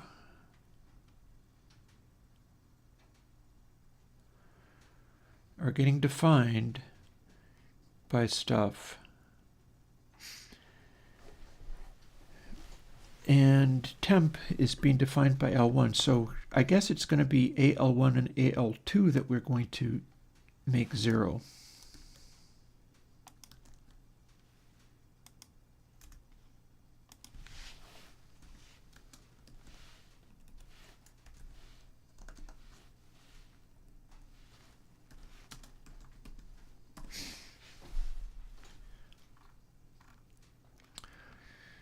We could do the same for the low pass, but I'm not sure it's worth it. I'm not sure the low pass is ever going to create a click or noise by engaging. The high pass is. The high pass is going thud when it kicks in. And that should fix it, if I'm not mistaken. And then...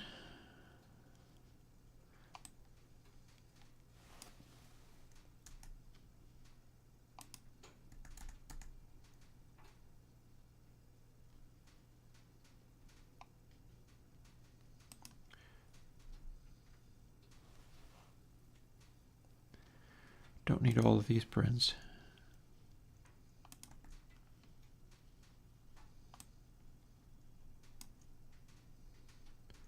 Ooh, hang on. Interesting.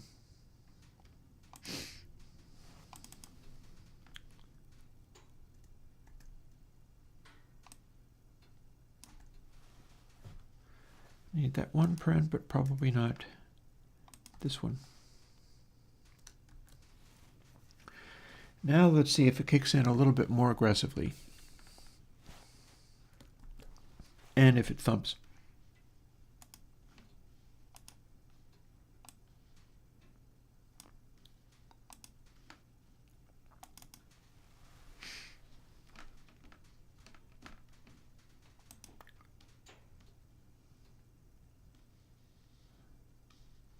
Hang on. Just trying to turn on the right things.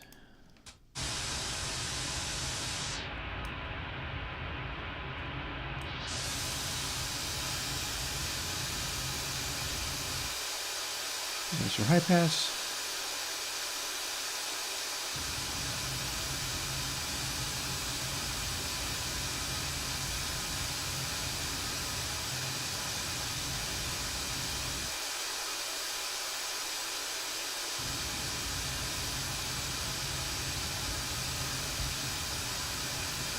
It's fine.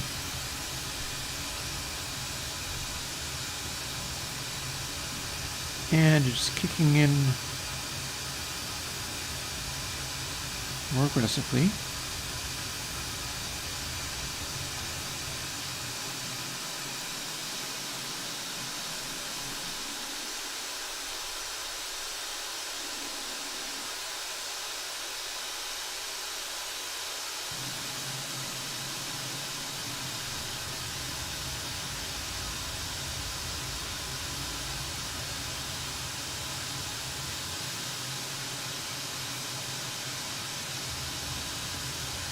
Maybe it doesn't want to be this eager. Where's that SSL meter? Where's that SSL thingy? What the hey is with the SSL thingy? What do these controls say? Okay, so the halfway of the high pass is up higher than 70.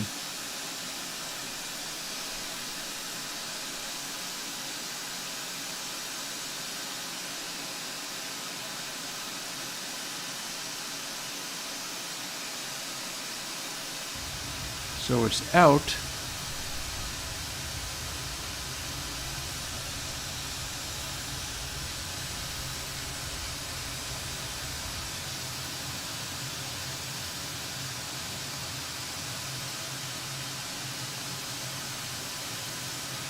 And it's way up around 300 by this point. Fair.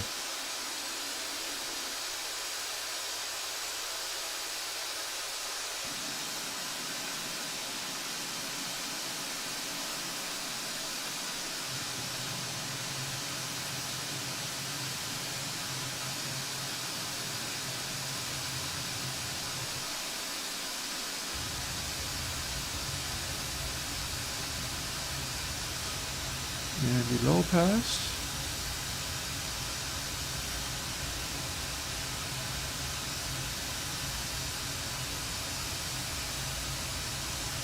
Just to 12K real quick.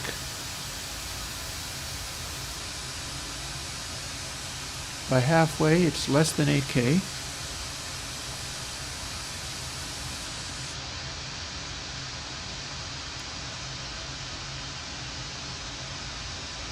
And by full crank, it's 3K. Okay.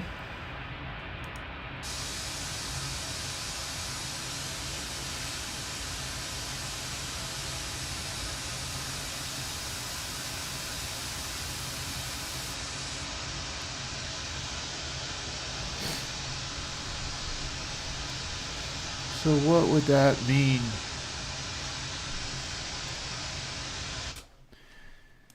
that would mean that maybe what I want to do is keep the power function, but in a slightly different way.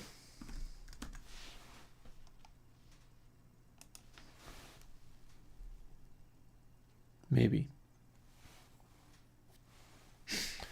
Or wait, no, hang on a second. Whoa, whoa, slow down.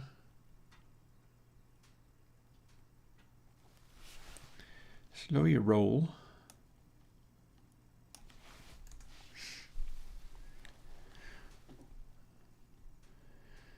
So if we apply the power function to the normal arrangement,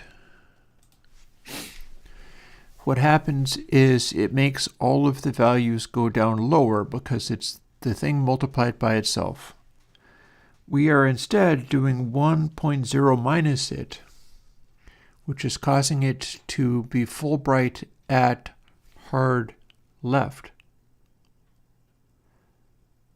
Then, in order to make it act like the filter, it needs to roll off real quick from hard left so that it's already down to 12K by the time it's just barely cracked off of the edge. So we're essentially forcing it all to go to lower values, but the highest value is still hard left.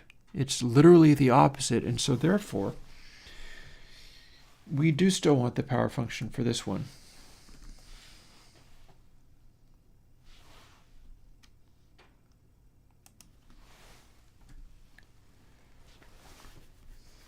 And it's the power of 1 minus param b, comma 2. The high pass, on the other hand, doesn't seem to need the power function nearly as much as all that. So back into the breach. At least these build now. That's always nice.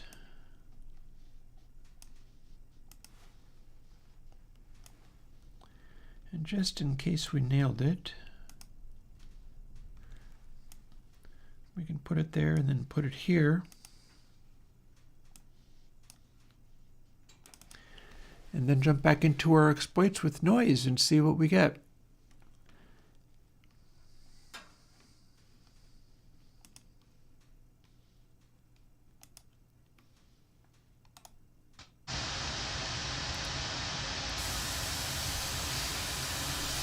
So we should get down to like 12K really quickly by cracking it off the top edge.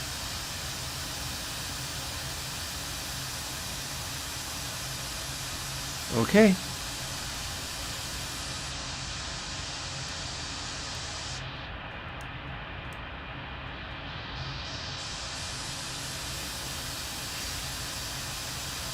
I could make it be more exaggerated than that, but I don't think I need to.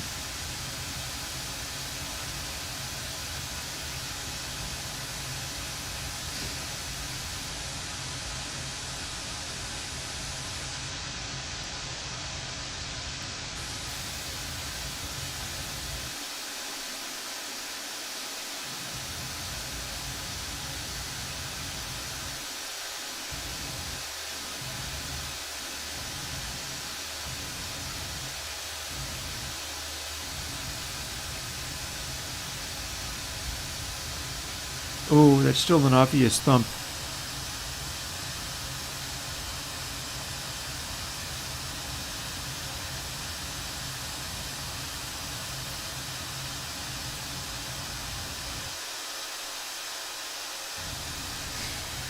Do we still get a thump? Yeah.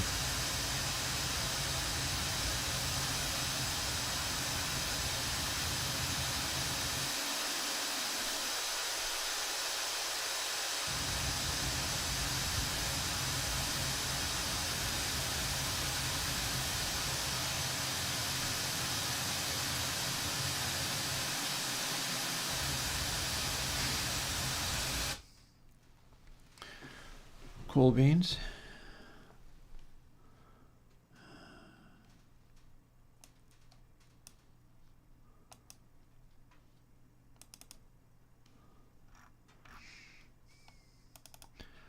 Drag in another track.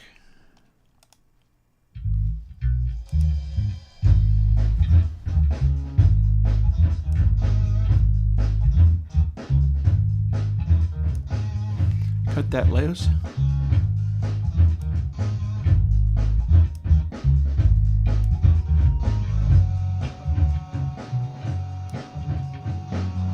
Cut the lows a lot more.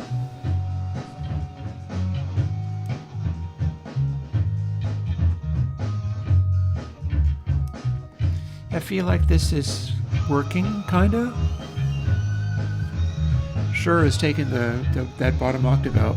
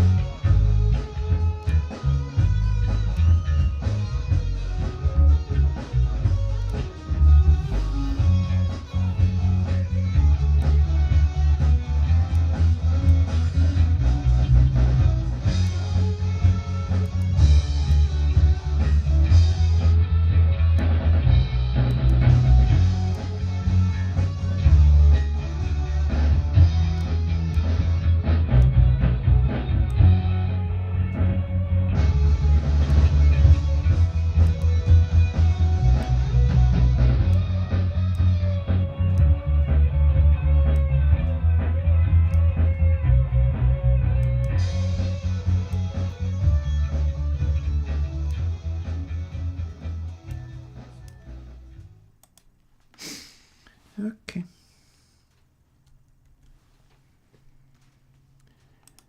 I am arguably ready to call that doing good enough for government work. I'm still not entirely happy with the way that it made a pop when engaging the low pass, but that is a switch.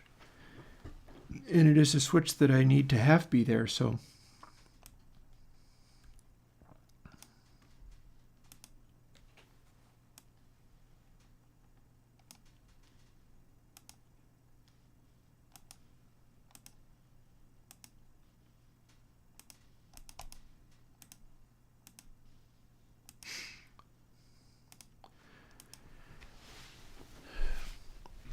So, like I said, we're going to bounce over again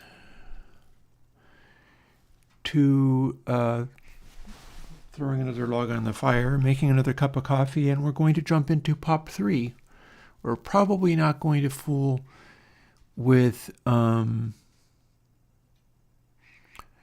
JUCE and GUI and Reaper and all of that kind of stuff. Nor do we need to be looking at the SSL channel strip just to see what the settings on the high pass and low pass are.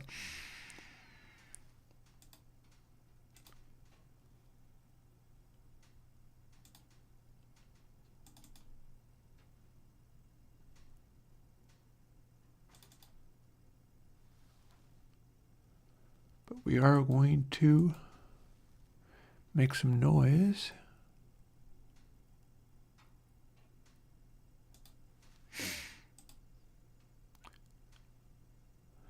And I'll come right back. Shouldn't take terribly long.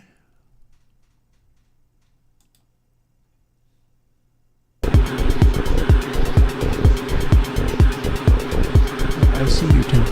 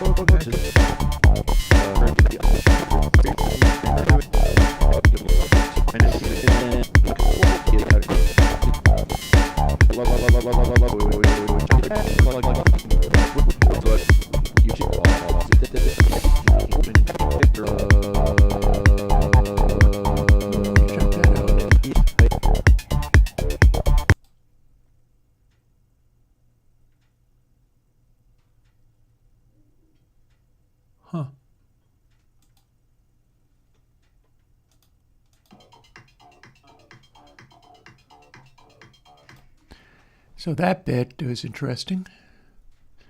I switched it from SWB audio capture to the speakers, and the playback just stopped. But it was doing a nice little cloud of noise. That's kind of what I'm after as far as making cool noises.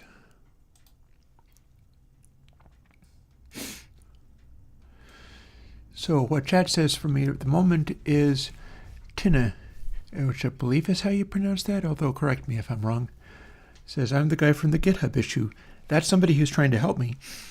If you finish this and want me to guide you a little bit through the GitHub UI, let me know. It's easier to show you for streaming. Fair. Now, I have a couple of observations on that. In addition to, and maybe not finished. One is, one thing I need to do with GitHub and making the meter plugin build is I need to learn enough about GitHub secrets that I can put my application code signing certificate onto GitHub and use it to sign stuff with. I need to do that myself. I don't want to mess around with GitHub secrets while having people talking me through it and watching my passwords or whatever. That's stuff that I have to figure out on my own. So I need to do that. Having done that, my next question is, can you make any of this, like if you fork the project to your own GitHub, can you make any of it build? If so, that is what I'm looking for. Or in the absence of that, are you able to help me do any of the things I'm looking to do? And that is a fair question. So I can't move, in particular, I can't move on producing a signed Mac VST3 or AU on GitHub Actions until I do the secrets part. So that's on me. After that point, or indeed if there's if there is a Linux or Windows related thing where it's like, yeah, in the absence of the Mac one being ready, all you have to do is this and this and this, and then it will build on GitHub for you. See, the way this works, since it is all GPL'd open source, you should be able to simply fork it to your own GitHub or do whatever, yeah, and I did do a fix and it didn't actually change anything, so clearly I did miss some stuff.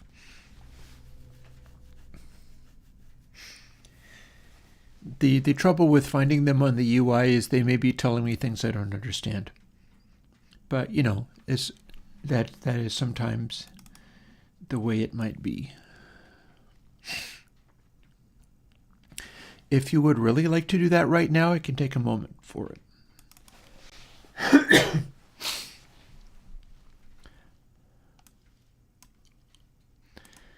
Because it's not like I can just be like, yeah, come back at this particular time. It's like maybe you're only able to come back at a certain time.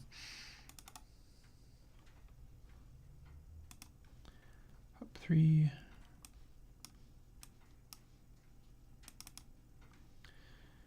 I believe this would be pop F. Yep.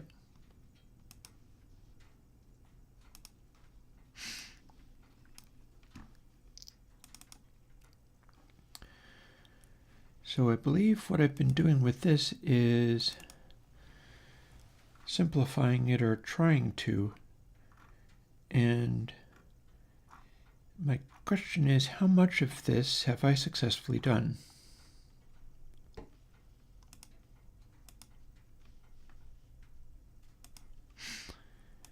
And I will find out that by digging into it a little bit, seeing what I've built and what it does.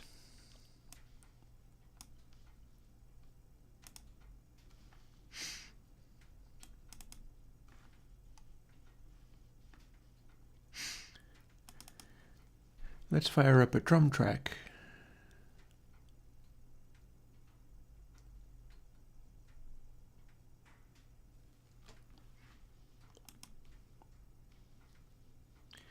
Yeah, I mean, seeing as you're here, I'm inclined to go along with that and be like, why, yes, let's do something along those lines.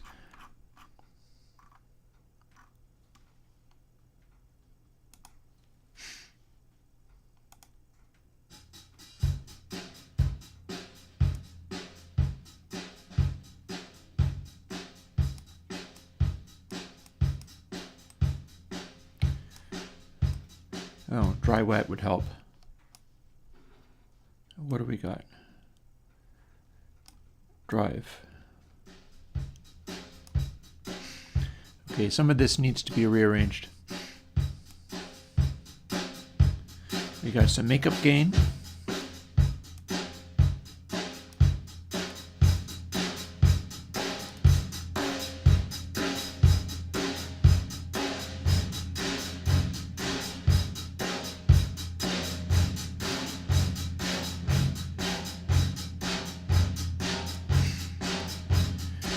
This needs work.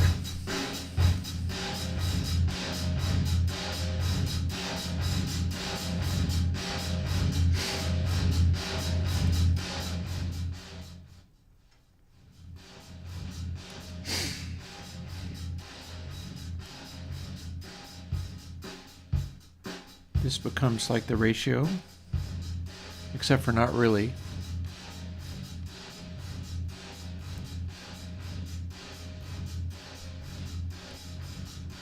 That's not doing anything.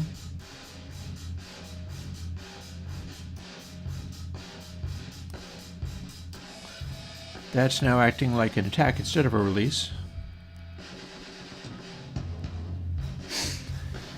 But that's why we're redesigning this. It's still a variation on pop, but it's acting kind of crazy. Although it'll probably act more cleanly than any previous version, because what I've done here is I've simplified it somewhat. And if we can get this to work, we can do Stonefire.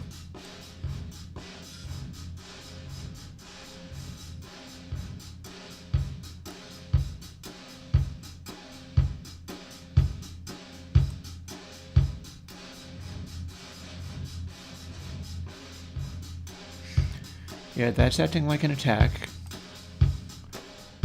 And that's acting like nothing.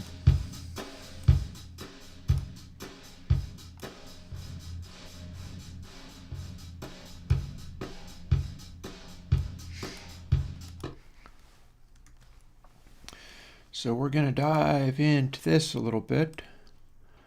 Actually, maybe before we even dive into this a little bit. So you've got two factors here, speed and coefficient, and then we've got a bunch of stuff that might as well just be called A and B, C and D.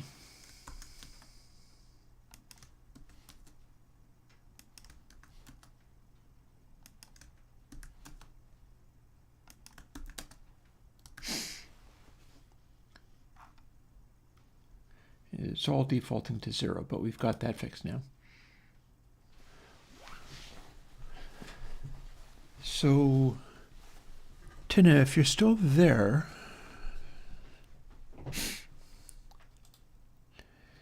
I am thinking in terms of, let's at least take a minute.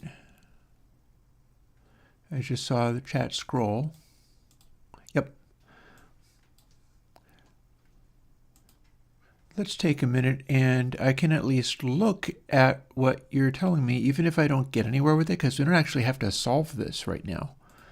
But you say that I went to a place and did not find the thing I was concerned with. So there we have issues.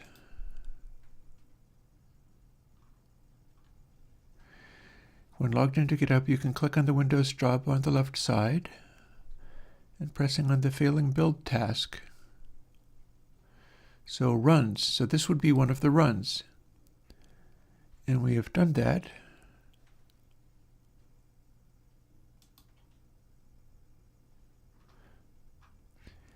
And here's part of the concern was it was changing assignedness to things and getting confused.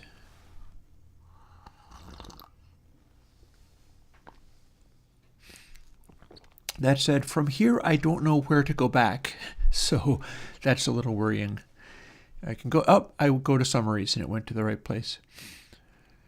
So I'm pretty sure I can go to the last commit. That's going to be in code, presumably, or maybe not.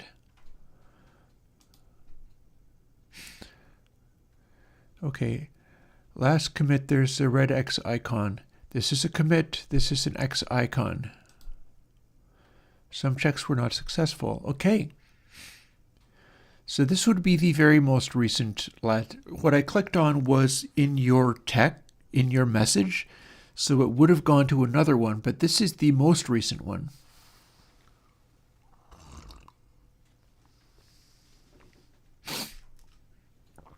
It says some checks are not successful. So I believe what you say is you click on the X. Let's check the Windows logs. I can click details or I can click the X. If I click the X, nothing happens. So it's going to be details, presumably. There we are. So that got me to where it was telling me things. And if I click on summary, I can go back. That's cool.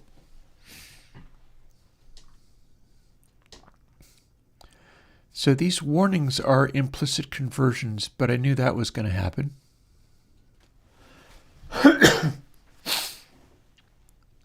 Go to the start of the failing build task. Here we are all the way at the top.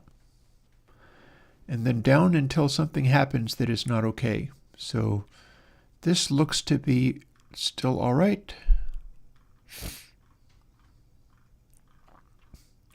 I wonder if it's going to... Let's see. Let's go all the way down. We've got an error.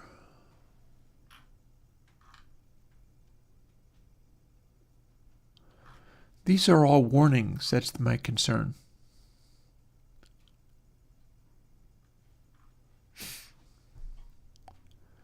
Unless it is warnings are errors. Is it set to warnings are errors?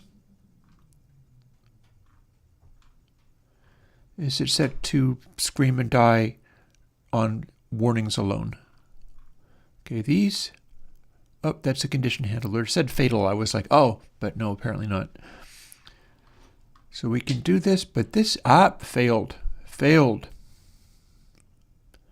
So this is the first we see of something that has attempted to build and has not.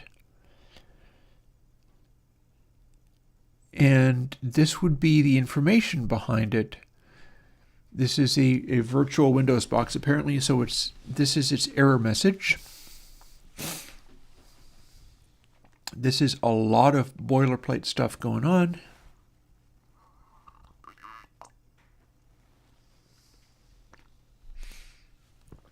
The flags that it is apparently complaining about.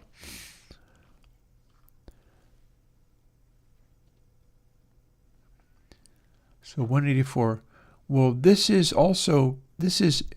failed source Airwindows UI CPP obj.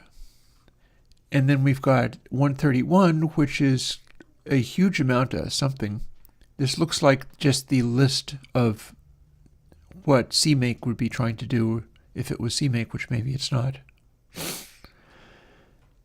And then here are more complaints about signedness, and this is int. I had changed it to int rather than unsigned long. Again, I don't know whether this is causing it to die, but you say 184, so let's have a look. Unknown type name.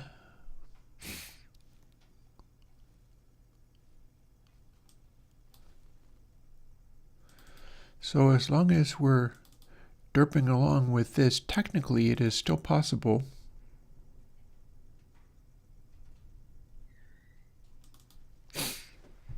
to fire it up. This is not on the same computer as the other coding, so we can have all the coding happening at once.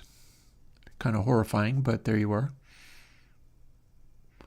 Or we could if we were able to open Xcode. Did I not click on it correctly? There we go. So yeah, this unknown type name, Airwindows UI CP, that's going to show me not only what it is, but where it is. And again, all of that stuff, I really don't need it to be U long. These are all things where an int would easily contain everything we're talking about. So Airwindows UI H. And then Airwindows UI CPP is not actually So let's go and find that. 39, was it? Yes, it was. Got there.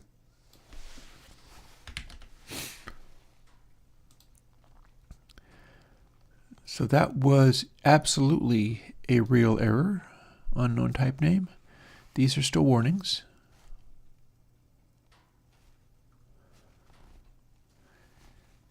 Well, I wonder though. I mean, if it's set up so it's like, okay, warnings equal errors, then it will scream and die and refuse to work. These implicit conversion warnings about the changing of the assignedness and so on, up 35 warnings and 1 error generated. So there is that. And we found 1 reference to the U long, which is the part that we needed to take away, because there was really no reason for it to be there. I'd like to get rid of all the warnings, honestly I would, but that may not be feasible. The thing is, with open source software and such development like that, one thing we can do is quickly build this. It succeeded, so that part's fine. But now we've changed that ulong to an int, and we can find out real quickly whether that actually did the job. We have changed nothing else. So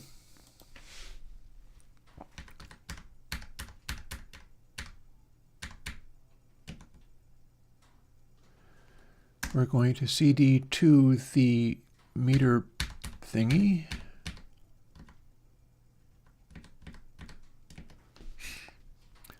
Pull origin main.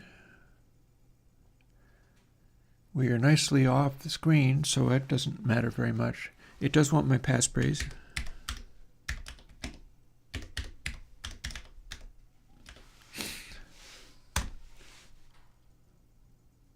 Oh, come on.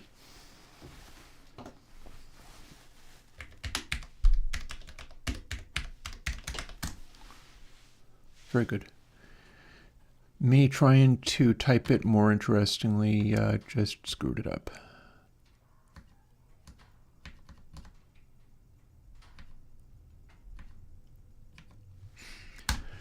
Get add a. A lot of this is just in the terminal history. So pretty much all I got to do is do the commit.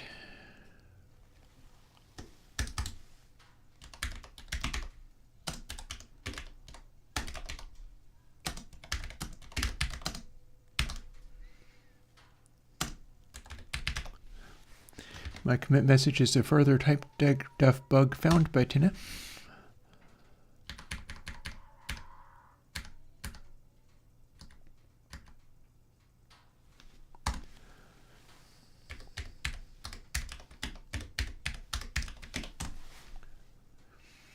Okay, now we wait.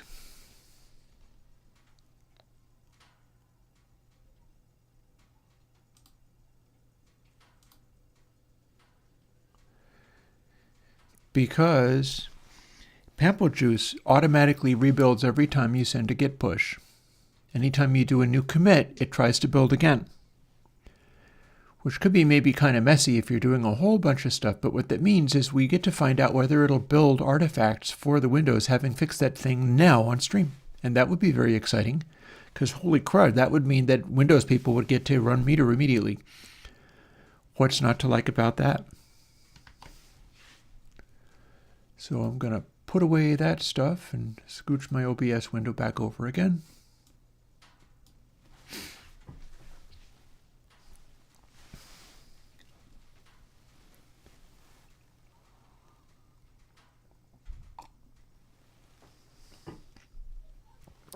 I'm not sure if I'm wedded to restoring all ulongs, especially not in my code. If I know that my code is a integer between like 0 and 200, why would I have that be an unsigned long? Why would I not have that simply be an int?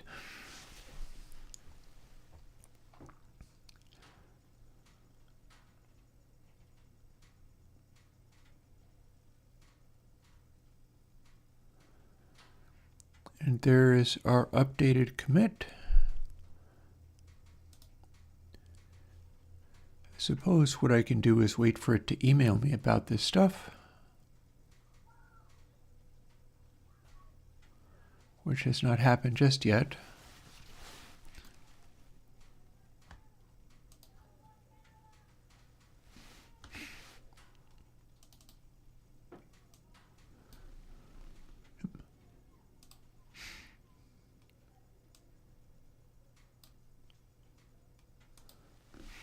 Junk mail doesn't seem to have it either. See, part of my problem is I don't even know where to go to find the binaries if it succeeded in building them. Nor do I know where any of these things are, but then that's why when you suggested to show me where they are, that was a really good idea. So, notifications.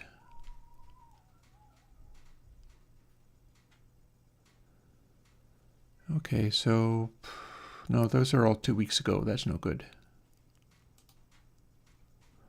And now I have lost GitHub.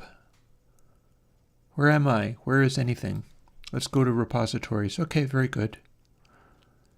However, this is not showing any of my new stuff. On red, state change 2 weeks ago, that doesn't count. So maybe I can go back out of here again. Went to a place where I have now I'm at dashboard. What the actual hell? Please go to my page. Thank you. Yeah, I would like to see where artifacts are generated. I know I can go to repositories. And here's meter. It's updated 3 minutes ago. So I'm not sure where it's going to show me any of this stuff. Like, here we are, sure enough. It'll email me when it's finished doing whatever, but yes, please show me where the artifacts are supposed to go, because I am definitely struggling there. I can go to code, and this is notifications, pull requests, issues, create new, no submenus when I go here. Let's click on the failed job anyways. Well, I don't know where that job is now.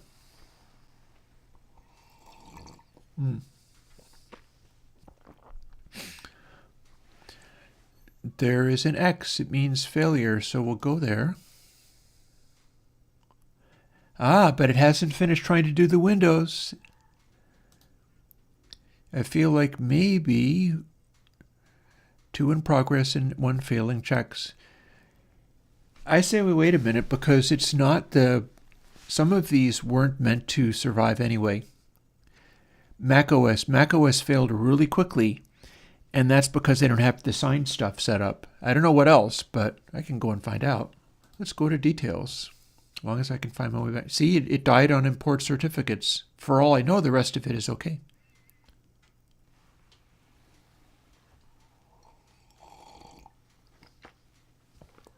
And like I said, I can't imagine that the macOS build failing would refuse to let the Linux or Windows builds show anything.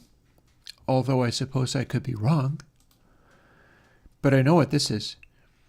This is the thing I have to do on my own.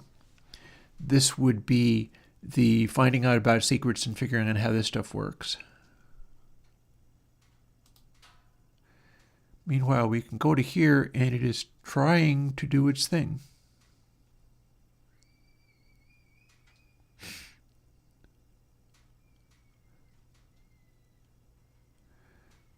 And so, summary, okay. So I get that. I also don't know what Node.js is or whether that should matter. Because this is part of PampleJuice, and PampleJuice is supposed to be functioning. It's supposed to be something I have done wrong that made this do its thing. So I should be able to go back to where I was, clicking on this, and there we go.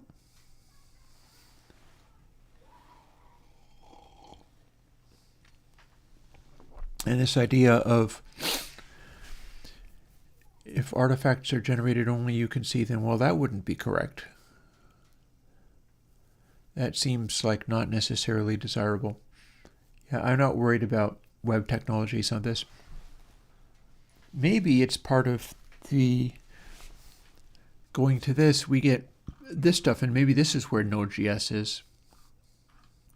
the instructions for how to use this as a template file. This effectively means that somebody can use meter as a template file, because all I've done is changed it, but everything else in here is exactly the same as it was. Probably I should read through all of this and do the best that I can on it. It's all public repos, so I've learned the stuff about how that works. Oh God, they build 10 times for macOS, yikes. I'm not in private repos, and so that's not a concern. I don't know a damn thing about GitHub Actions, so this stuff is all groveling through that a little bit.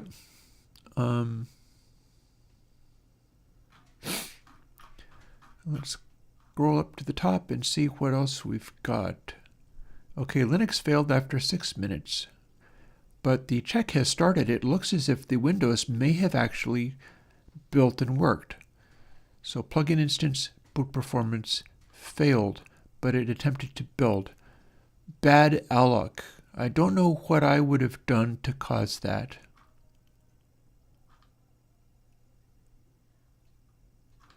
That said, it's not impossible that that's me doing something wrong.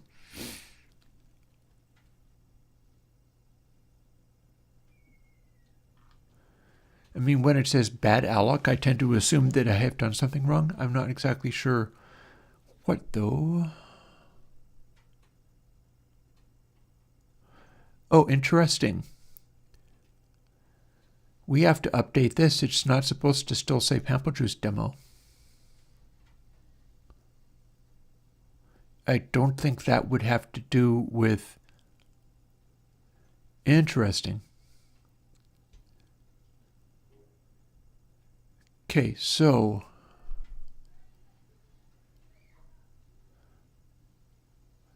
there's an interesting question. Whether or not plugin basics, is there a place that I should have changed, or is this part of a PampleJuice issue where they're supposed to get what I changed? That said, that does indeed count as a fail. It's attempting to work this stuff out.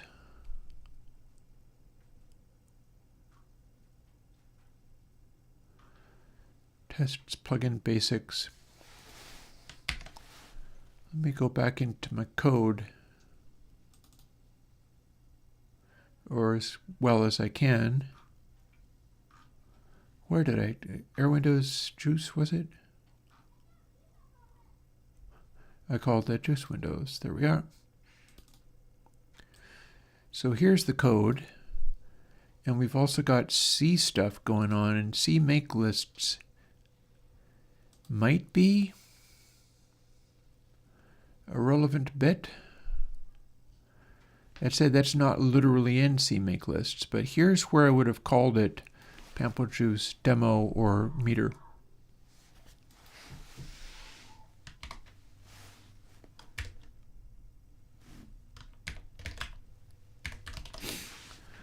So can I find the word PampleJuice in this CMake lists?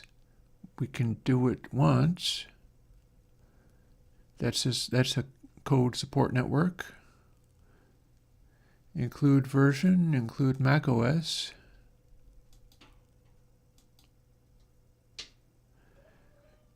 No. In CMake lists, there is no longer a place where I have failed to change something that says PampleJuice demo into meter. That part looks to have been done correctly. Ooh, and I see Windows has now failed, so I can go and look at that. But, firstly, I'm still on the Linux thing, so I want to find out where it says tests plugin basics. So we've got tests here. There's plugin basics. Do I actually need to edit this? There it is. Here's where it's, and I've also got instructions, so let me step back a little bit. Here's my notes for how to do all this.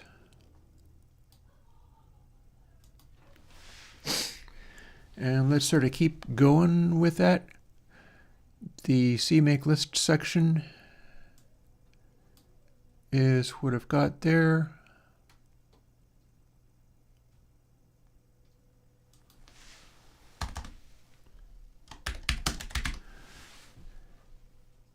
And pretty much all of this should be caught. What I have to do is catch this one detail, because that is apparently not being updated.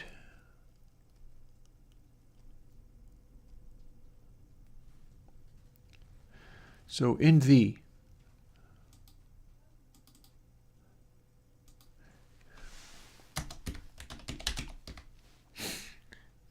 folder, there is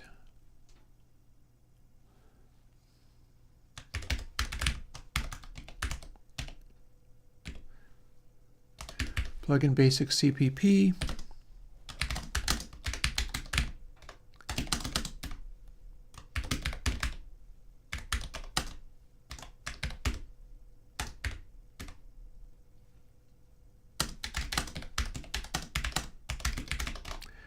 And it contains a pamphlet JUCE demo that must be changed to the name of the plugin.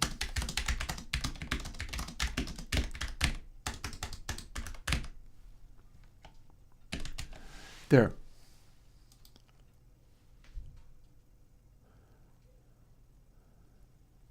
And presumably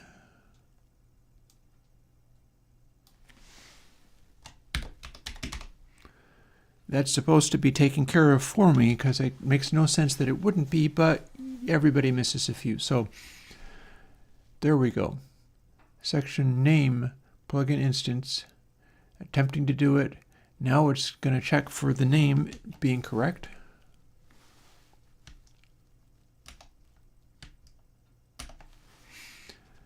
And having done that, that has now updated that one bit. There's the Linux build. I don't think that would be the crash that it had with the bad allocation. Benchmarks. Benchmarks failed?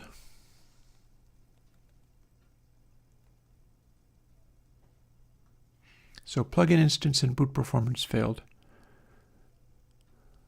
Well, I'm not trying to use benchmarks.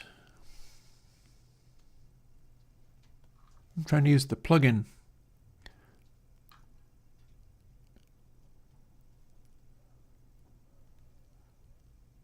So benchmarks is failing.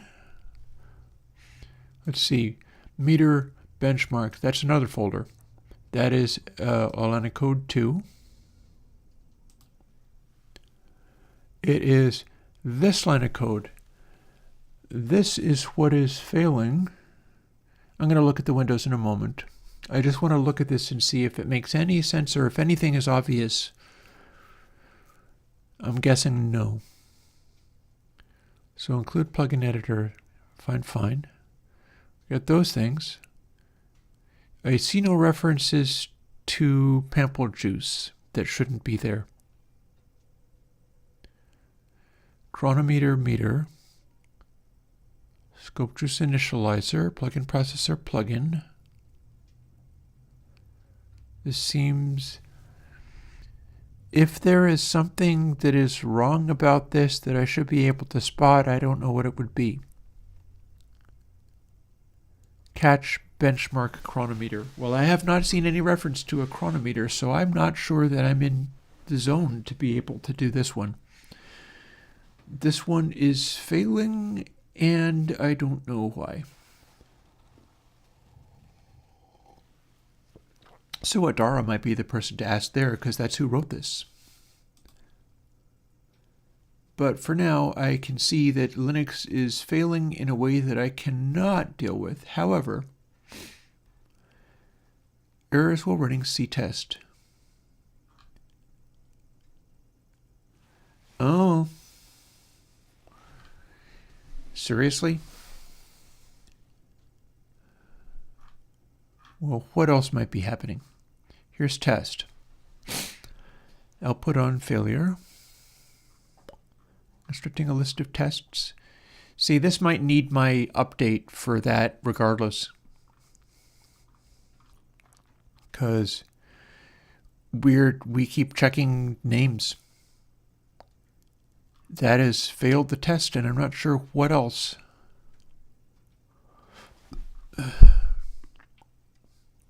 Same problem. It's complaining to the same thing. It is complaining that I am not, and one test failed out of 4. This appears to be working.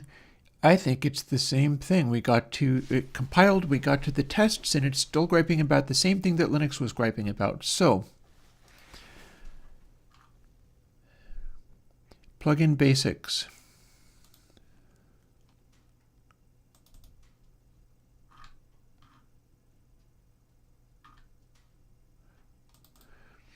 We're going to have a quick little gander at tests, plugin basic, and helpers. I do not believe that helpers is going to look in it anyway. Let's see what lives in here. No reference to what's not supposed to be there, so this is the one that's causing a problem. I have made a note to myself that that has to be updated as well with the name of the plugin. And we have now updated this. So it's time to push this change. And some of the rest of this stuff I do not know whether it's going to help. But the Windows build is now failing on this test, and this has not been pushed to GitHub yet. So time to dive back into the breach. Now that I've updated that, I should be able to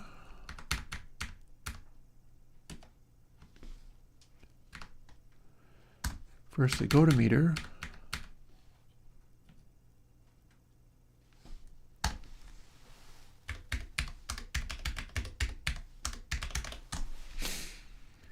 We're up to date. I didn't really need to do that. I just did. That A.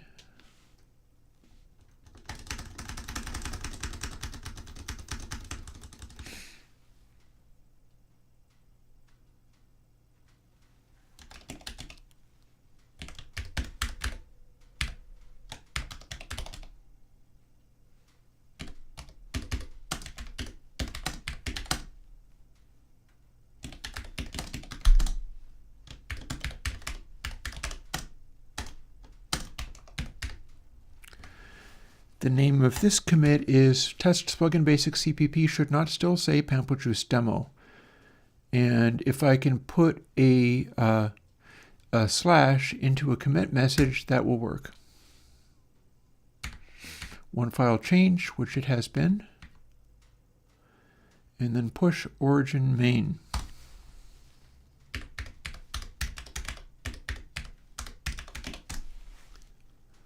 Boom.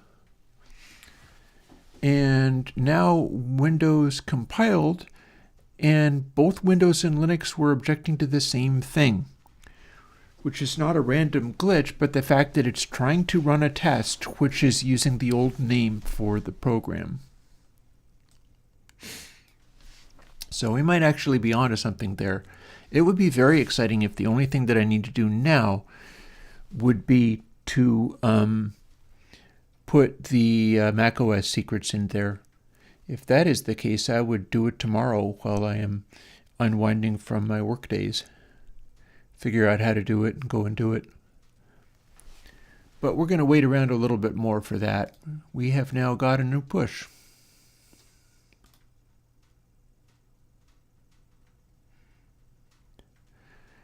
This is the new push.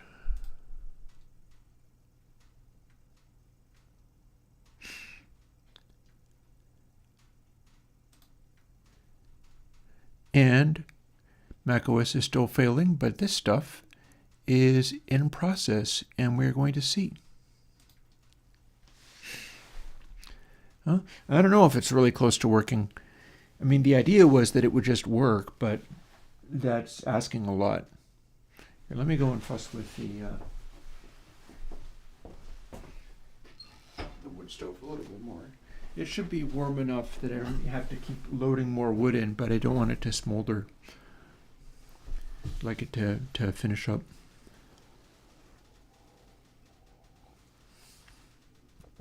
That would be really exciting. Wouldn't it be cool if I could put out discontinuity and then go, oh, by the way, now you all can download the meter? That would be very exciting. Even if, well, I mean, it'd be more exciting if I can make signed macOS builds work. But this would also be affecting the macOS build too. And yeah, that's the thing, is this Suodara thought that all of this worked. That's the thing. Like he figures that Pample Juice is ready to go. And probably what it means is that these little details, like the fact that it's checking for the name against Pample Juice demo, is probably something that his project could be updating and has overlooked somehow. So yeah, and the commits should help with that, and we can see it is busily doing its thing, so we're going to wait for that. I don't know whether there's anywhere that I can go to just watch this go.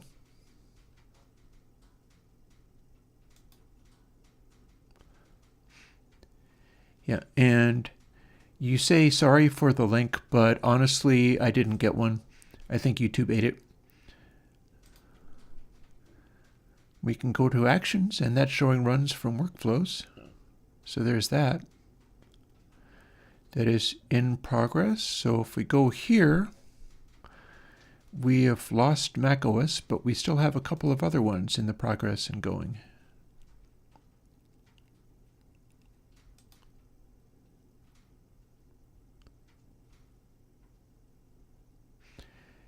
I do not know where it will show artifacts, but it's building. I'm fine with it not building very quickly.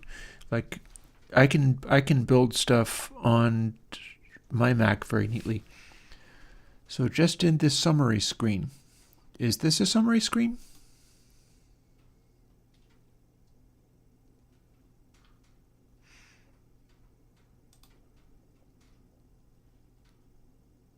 Should this be saying meter? Yeah, so go to Actions, Workflows, Pample Juice. So we can go there. And we're only going to have built binaries if it succeeds with everything, but we're in the process of finding out. So we just got to wait.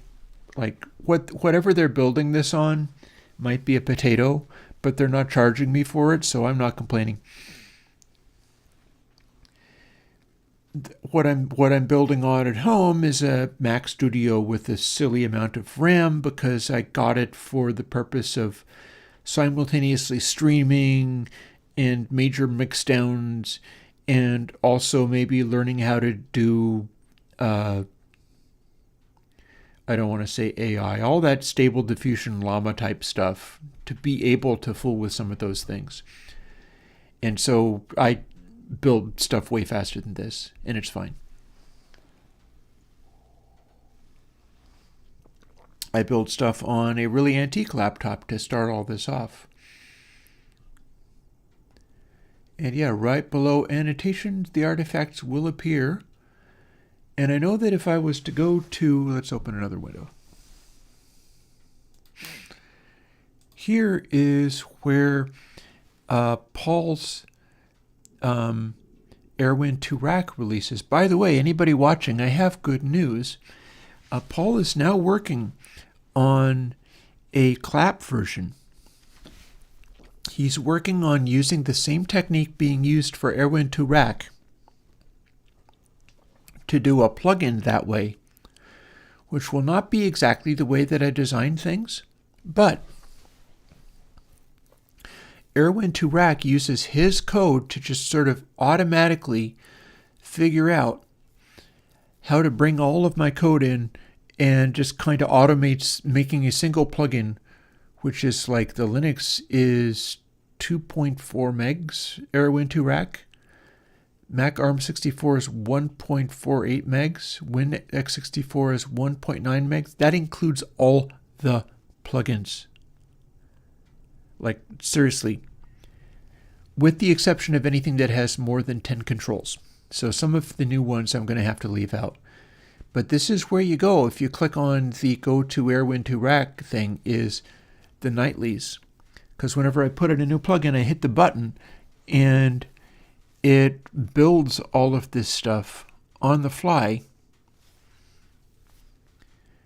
And so it's 2 days ago. I hit the button and it built new things 2 days ago. He's working on having either writing on the same button or some combination thereof, where I'll hit a button and then we'll have one like that, but with as many platforms as he can make happen. That's going to be LV2. That's going to be VST3. All of that immediately. Because this is the guy that's able to do it. Like, he can make this stuff build. It's his port of all of these things that just automatically slurps everything into a single. He's also made a really neat sort of generic clap, but that would involve me recoding every single plugin from scratch. So I have not moved on that yet. But if you're willing to, build all 300 or so into a single plugin, well, then that is a way of doing it. And then you just have the Airwindows instance and then select which algorithm you want out of what's there with his UI and his arrangement of everything. So let's see, how are we doing? Oh, Linux did not work. What was its little problem? Boot performance, bad alloc, benchmark failed. So you do not know why benchmark would fail. Benchmark failed again. It's no longer complaining about the name being wrong.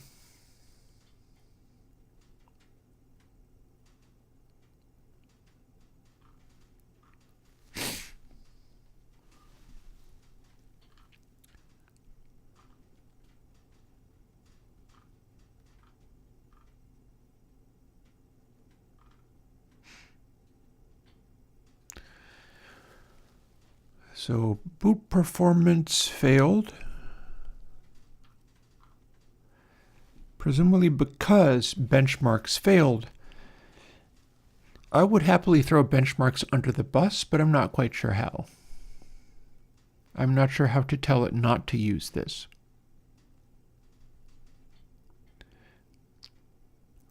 So one thing at a time, I guess. We got some of it figured out. Here's stuff, code sign macOS, that's not even part of this. This is the Linux version.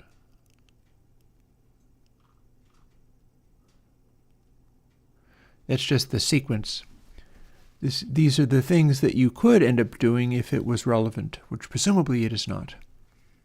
I'm going to have to come up with some icons for these things too.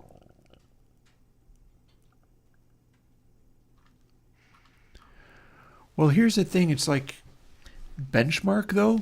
What's it even trying to benchmark? It's a meter. It should be able to draw stuff. I mean, I have the workflow file sitting around locally. Any changes an app and Windows has now. Let's see if it failed with this same thing. Oh. Haha. Interesting. That did not have benchmark failed, did it? That, the EV cert sign, how much do you have to spend for that, I wonder? What does it cost you to do that? That would, however, be a thing that you could conceivably do. So, manifest, did it even try to run benchmarks? I don't know.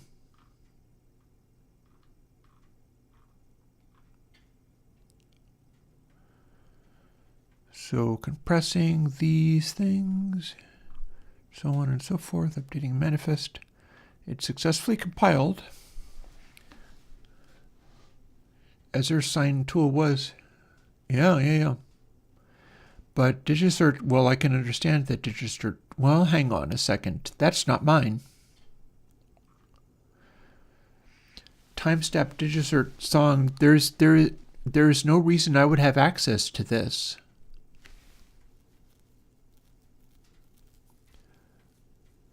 There is no reason I would have access to timestamp.digicert.com. I don't own that domain. There's nothing I can do about that one. Huh. Weird.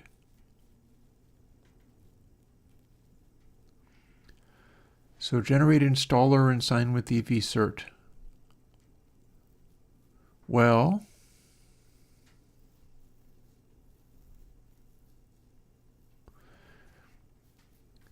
it presumably generated a thing. Again, like benchmarks didn't fail in Windows. It's trying to do this thing. I don't understand any of this, but that's fine. This does not exist. Nope. 404. Why are you trying to do that, I wonder?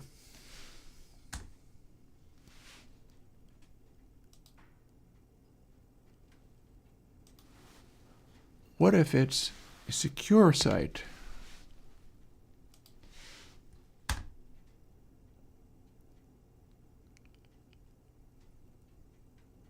Oh, it can't be reached. Okay, so HTTP is apparently what it wants. I tried to do HTTPS and it did not work, but we can't get there from here.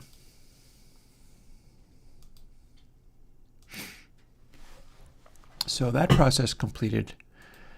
That said, it looked like it tried to complete the job. Oh, it skipped release. That would explain. Okay. I'm going to suggest that this is as far as we can get at the moment, because I'm at a loss as to what I can do about file http timestamp.digicert.com does not exist. I don't own that domain, so there's nothing I can do about that one. It's all very well. Look, and I bet it threw away all of its information. The build publishing job is the upload zip, upload exe. Those have not been executed, and that's because it failed on generate installer and sign with vcert on Azure. And if I had a secret key, I wouldn't own digicert.com and be able to connect to it. It's acting like this has died because that website is offline.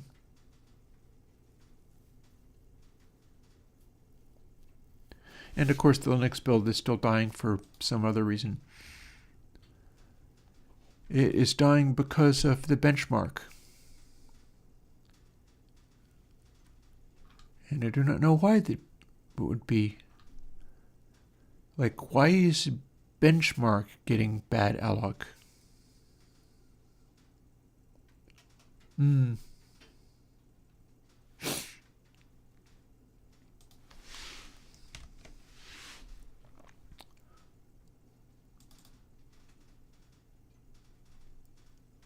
So let me grovel through this long enough to find this. And cmake ctest yml. Well, hang on a second. That's not cmake lists text.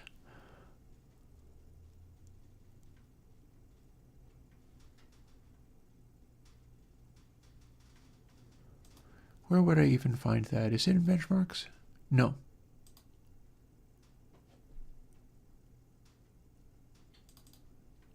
Tests? No. You know what? that's as far as we're able to get today. I'm making a command decision that we can't get any farther with this right at the moment. So what we're going to do is jump back into doing actually something. Namely, fooling with POP3. Oh no, don't be sorry. This is enormously useful. It just didn't produce anything.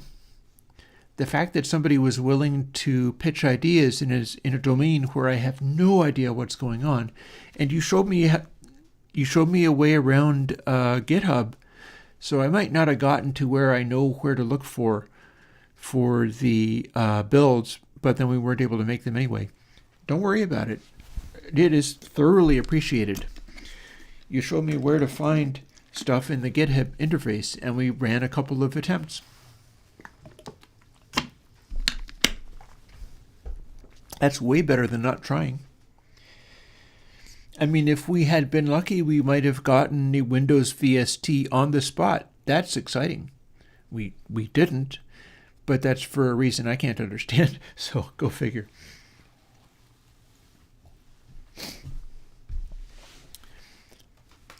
And now we can get into, if you figure out what's going on with that website, like why is it trying to access a website that is not connecting? Does everybody's PampleJuice builds fail at this point? Because that's not a real web page? It's got to be something. I'm not really quite sure what it is that it's trying to be, but it's got to be something.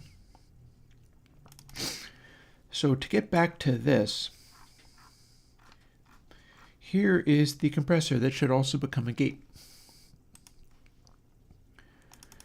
And we're going to poke around and see what's making some of this stuff happen. For instance, we've got a makeup gain, and maybe I'm not going to pay attention. We're gonna simplify this. Let's cut it down. So compressor input times 1 divided by threshold. Threshold is this. So that shows as far as I can make it. This is a scaling factor.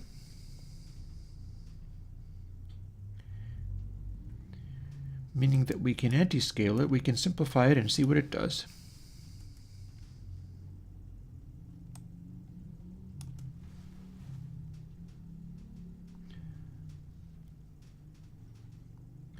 Or indeed, just make it be a number between 1 and 0.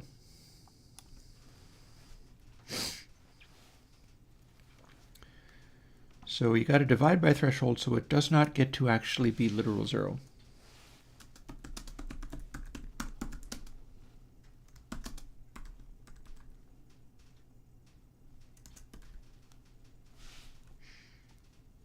Parentheses, please.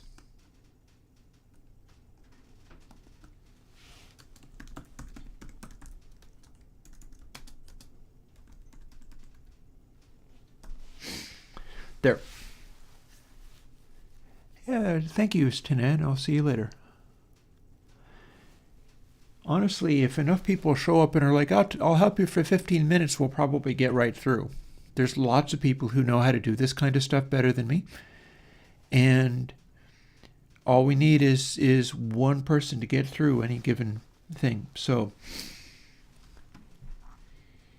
here we have a attack and a release number. They appear to be very heavily manipulated and modified by overall scale. And we've got a makeup gain and a dry wet. So some of this stuff I feel we're going to leave out. I guess that's what drive is the makeup gain. So I'm going to find out whether I can make a compressor that will tromp down to stop it from being louder than threshold. Never mind this attack and release stuff.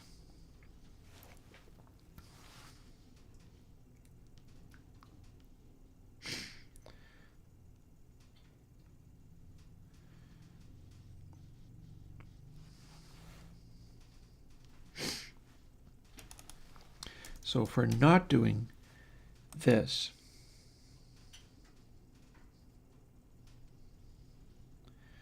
Also, let's have a look at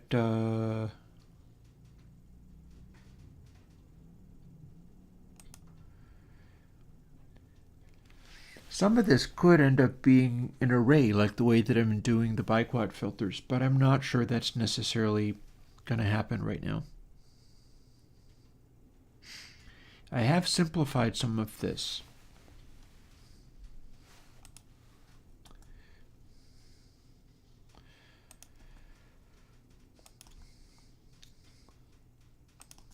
So here's this stuff, and here is where it applies the end result.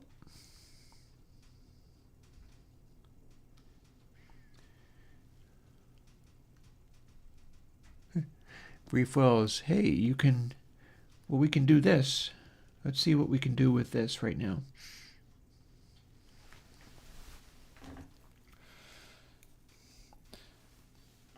So this is all interactions with how sort of the springiness of the compressor bounces back or turns down or whatever.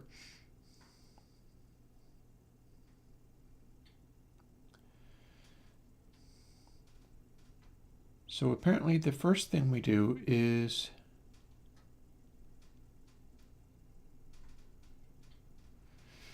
scale input sample, and maybe we don't want to do that either. So let's not. Let's leave that out too. So now if Fab's input sample is larger than threshold, and we've got a threshold and it is manipulating things, then we do these various things, whatever they may choose to be. Otherwise, you do this, and mu coefficient gets altered, and then it's multiplied by power of mu coefficient, comma 2.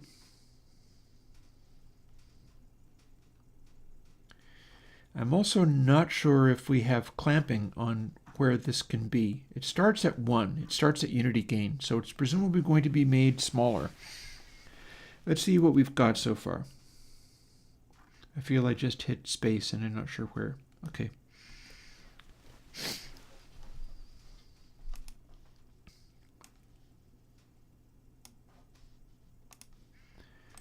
Back to Pop3 mono. Let's get this where we can reach it. And here's drums. So in theory, now that we've taken a bunch of these other things away, firstly, it should make a sound. This no longer connects to anything. This should be dry wet.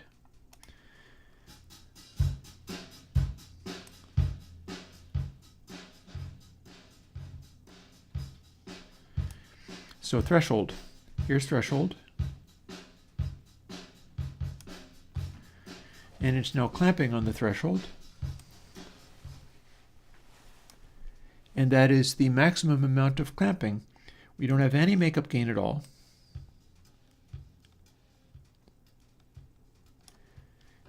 And here's our release. And here's whatever attack thinks it is. And then we've got a dry wet, which is literally a dry wet.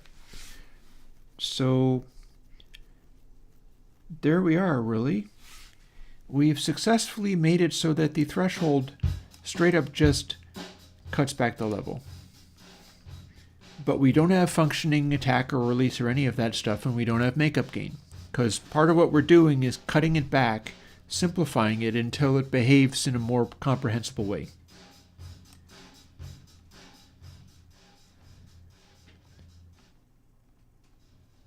And this is kind of what you get when you are hyper, super, ultra compressing.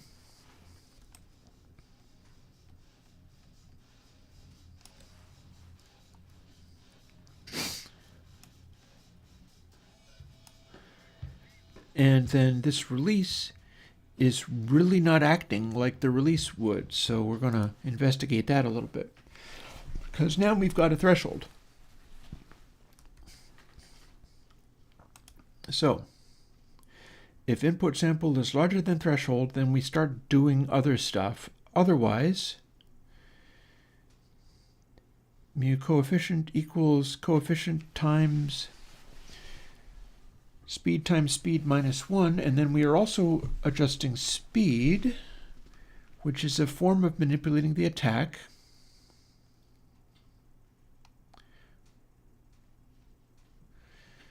So this is interesting. What is speed normally sitting at? It's a largish number. This is a biggish number. It starts at 1,000. We don't seem to be doing anything with it here. And attack and release appear to be, do we have a, we do have. Okay, so this is part of what we're doing.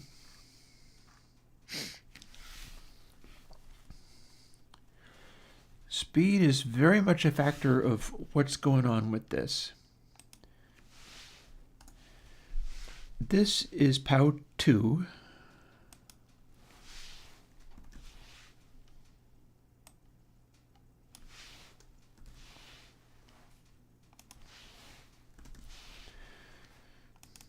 So it can never actually be negative.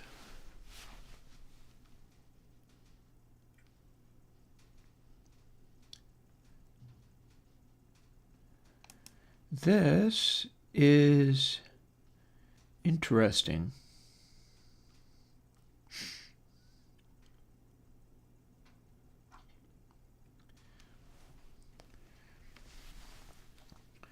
So let's assume that our values coefficient is going to be between 1 and 0. Threshold is going to be between 1 and 0, or very close to 0, because we can't actually divide by threshold. Well, we could. Right now we could. This input sample times equals 1.0 divided by threshold.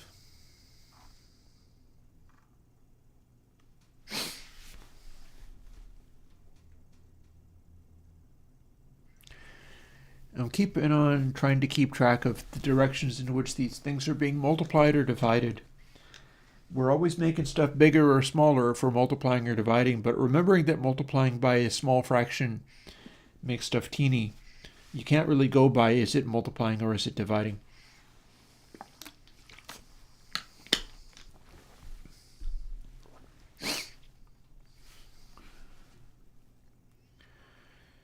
So we've cut some of this stuff out. Let's cut more things out. Let's just assume we're not even doing a dry wet.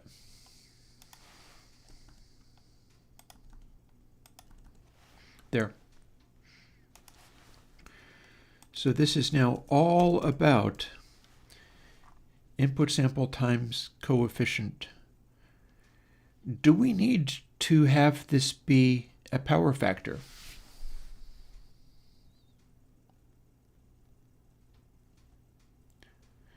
If we don't make it be a power factor, what's going to happen is it's going to compress faster as mu coefficient gets smaller, because having a small percentage and then having that be multiplied by itself, hang on. Let's simplify this too.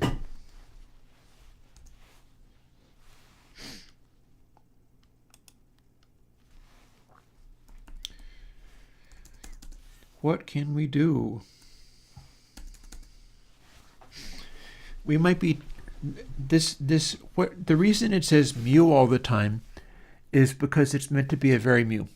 It's meant to be a increasing ratio as you go louder. It might be worth stripping some of that stuff down.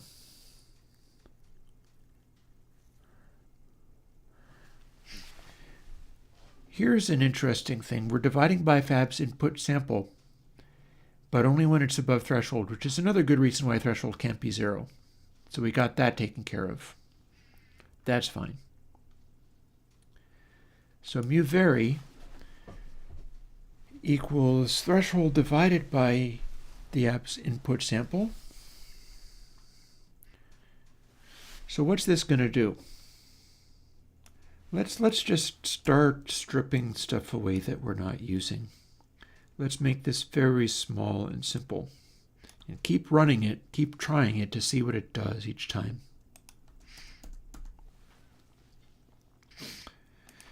And adding comments like turn down, else up. Meaning that mu coefficient gets smaller if the input sample is larger than threshold, although not necessarily immediately because it's doing it as a factor of speed. Let's see what we've got. Let's try this now.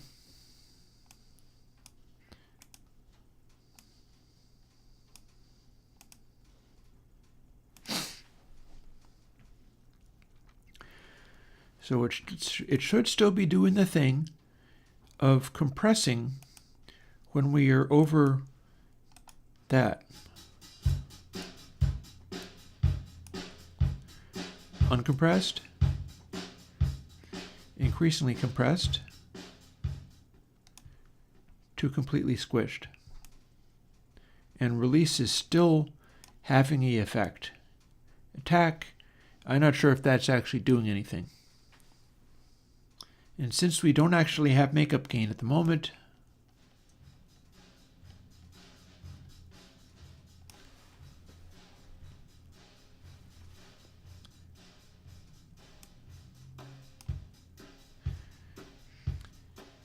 so what this is doing,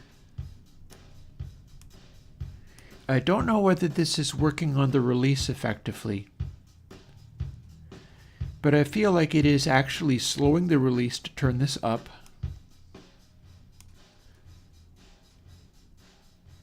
And like the release is coming up faster. The question is whether I can make that do a thing. So part of what's going on, we're not even calculating mu vary when we're turning stuff up. And mu speed is being altered as it goes.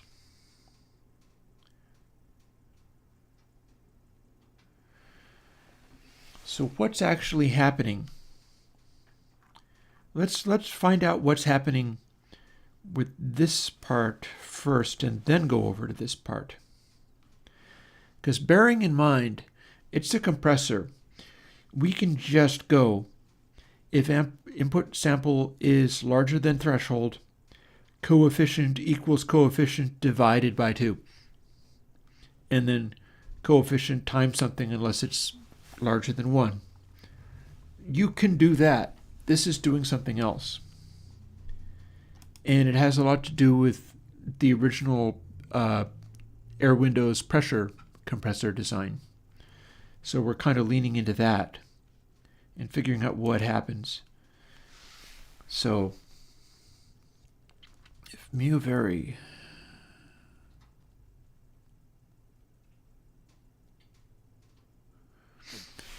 so here's one thing that is happening.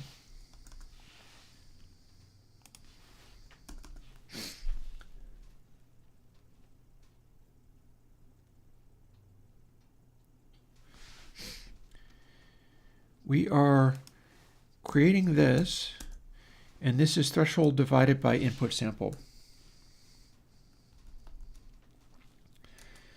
So threshold is going to be a small number if we're compressing. I think I can change all the mu vary in place here if I want. It's only happening within this one part of the equation. It's only happening in terms of the turn down. So what are we doing with it? It is input sample is larger than threshold. So let's assume that the threshold is like 0.001, super compression. But input sample is, let's say this is going to be feed forward compression. We're not looking at the end result. We're looking at what it is doing without having been compressed. let's assume our input sample is like full compression. It's going to be like at a 1 or a 0.9 or so, whereas the threshold is way smaller than that. So we will end up turning it down. However, we're comparing it against the raw amount. If input sample is a very large amount, like 1, so we're way saturating, this might be part of how we do our very mu type stuff, although it might not literally be a very mu calculation. If the input level is very tiny, then it's 0.1, 0.001 divided by 0.001. Oh, hey, something divided by a small amount becomes 1. So mu vary will become larger if the sample is not passed.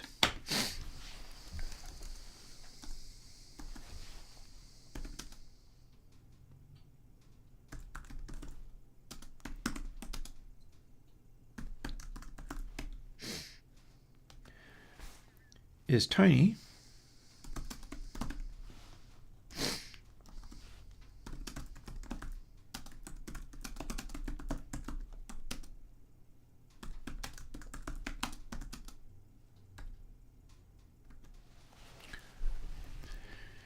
So there you are. So mu vary is giving us something based on the hotness of the input sample and how far it is past what we want the threshold to be. Now mu attack, completely different thing now. So mu speed is apparently how fast we're reacting.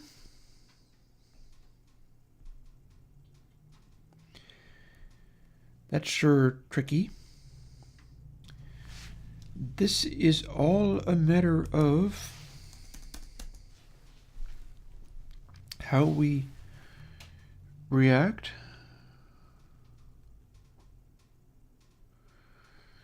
So what kinds of things are we looking at here?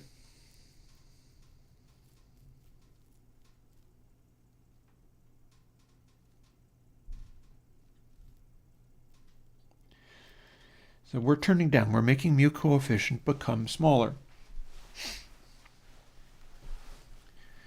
So attack is square root. Okay, so attack is also going to spend its time at less than 1.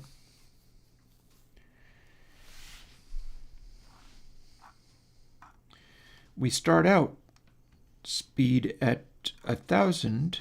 We start out coefficient at 1.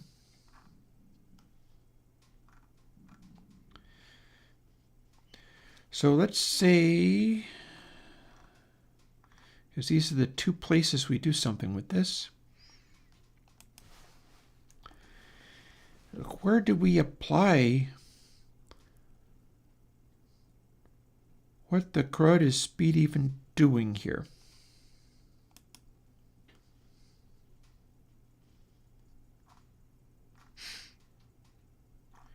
Okay. Okay, so speed starts at 1,000. That makes it seem as if it needs to be a large number.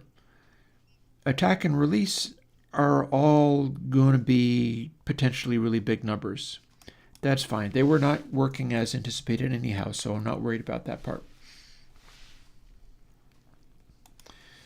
We can even make them line up in such a way that it's like, yeah, whatever. This does what it does. They could be the same damn thing for all the difference it makes. Initially they were. The speed control of Airwindows pressure was a single control that manipulated both of those things, but that's not what we're doing today because we're figuring out how to get some of that behavior, because the original pressure, like here, let me show you. Here's why we're still working with this code.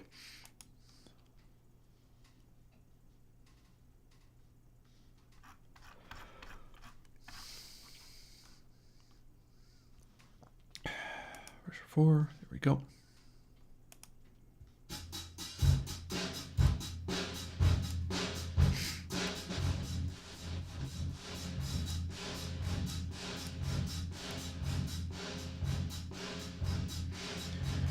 Speed's a slightly weird thing, but this is a fairly juicy sounding compressor.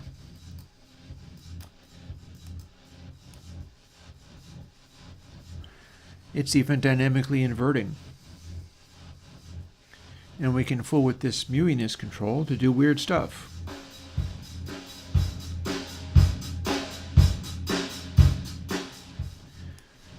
So this was sort of well thought of by various people back when it was invented in like 2007.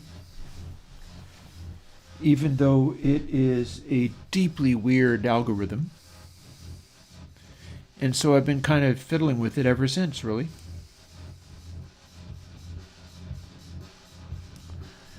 You can set it to do all manner of stuff. Like here is a compressy style effect.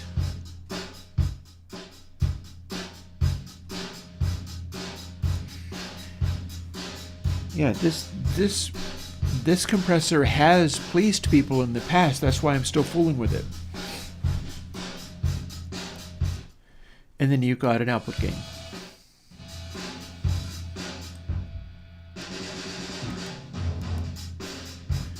So the question is, how do I get whatever magic lives within these algorithms, as weird as they are, and get them more controllable?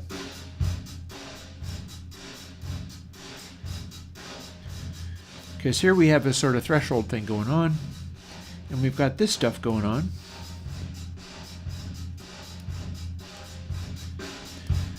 Where we can go from a punch. Speed never really does very much, though.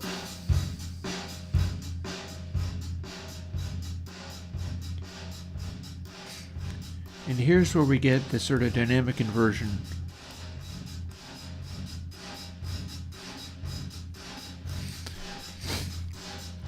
So again, as odd as this is, it has worked for people before. And that's why I've been sort of messing with it without really digging too hard into what makes the guts of it work. Is I've seen a lot of people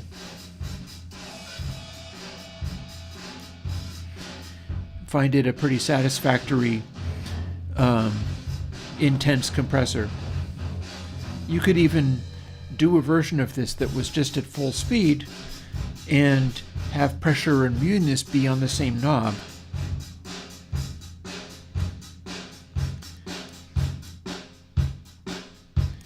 And like set it up so that you'd kind of scale them. This would be presumably at 0. And then if you went to 0.5,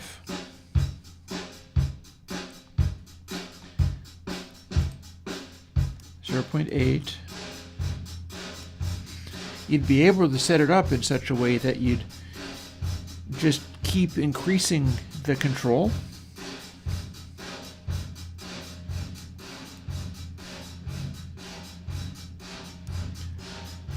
until it gets kind of bonkers, and you'd have a crazy compressor, because this is designed to act like a crazy vari-mute compressor. You could do a one knobber where you just adjusted this. Here's 0.95.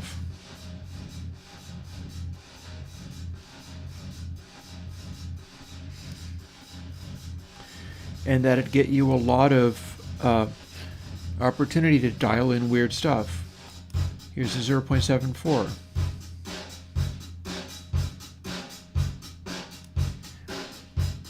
You could make these knobs sort of follow each other, and then you'd have one where you'd have the range of controls and it would dial in more or less of this sort of smush. But working with the way compressors normally work isn't just a factor of the way that weird interactive speed controls, like this is part of why it sounds the way that it does, is all this manipulation of speed and so on is causing this to, like, we've got attack and release. We got large numbers coming in here.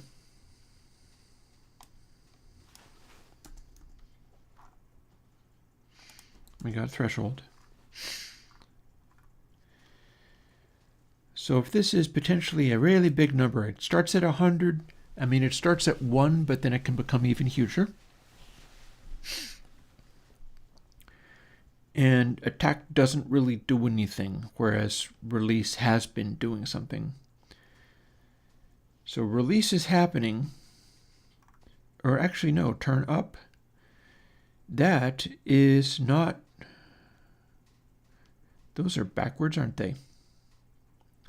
So I've got a mislabeled thing going on here, which is fine. It's fine, but still true.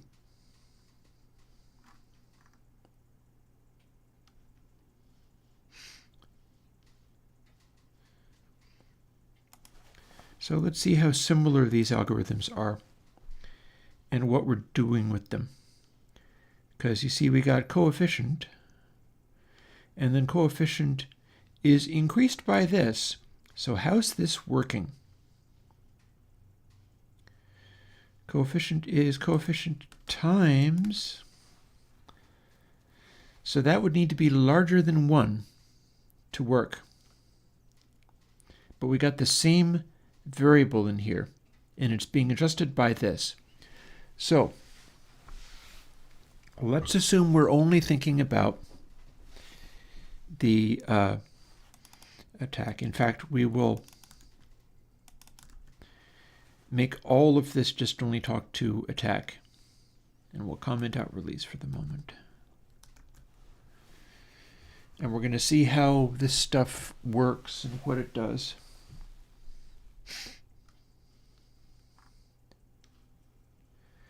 Are we looking at the same calculation here?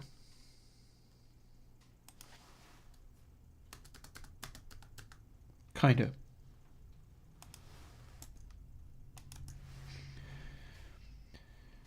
So speed equals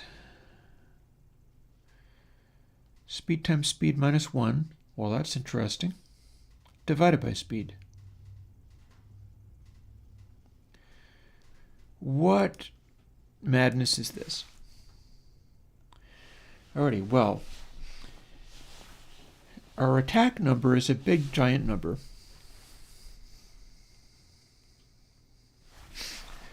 Let's do this in stages.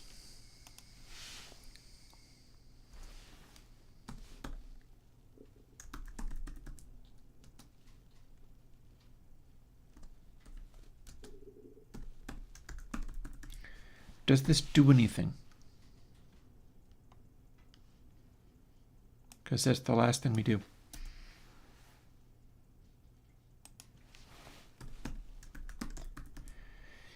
I'm feeling we have a mistake here too. And I can tell you exactly what it is. Because here's the thing, no matter what we do here, if we just do mu speed divided by mu speed, that's always going to give us the same number. That's always going to give us 1. So there's a problem here. We're not actually changing it here, no matter what we do. So that doesn't actually change. This doesn't actually change. Well, hang on, let's take that away. Doing stuff here doesn't actually change anything. However, if it's larger than release times 4, okay.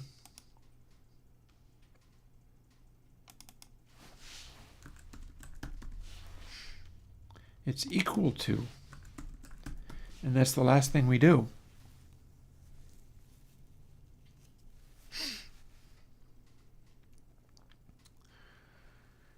So here's the thing is, where does this come into play though?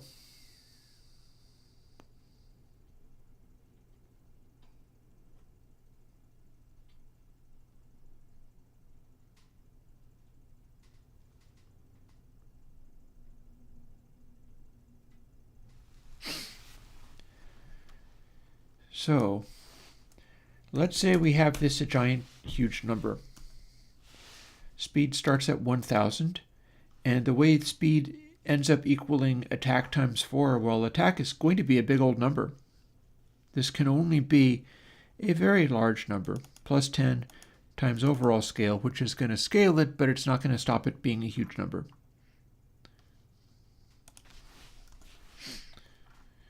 So square root of the absolute value of mu speed, I'm not sure if we need to care whether it's an absolute value or not, but let's assume that there's some sanity to that.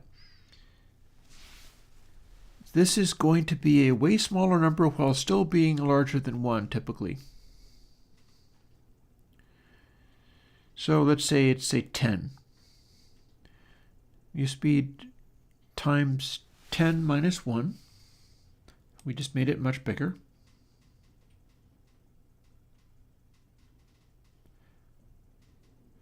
So times 9, and then divided by 10. Okay, that's interesting.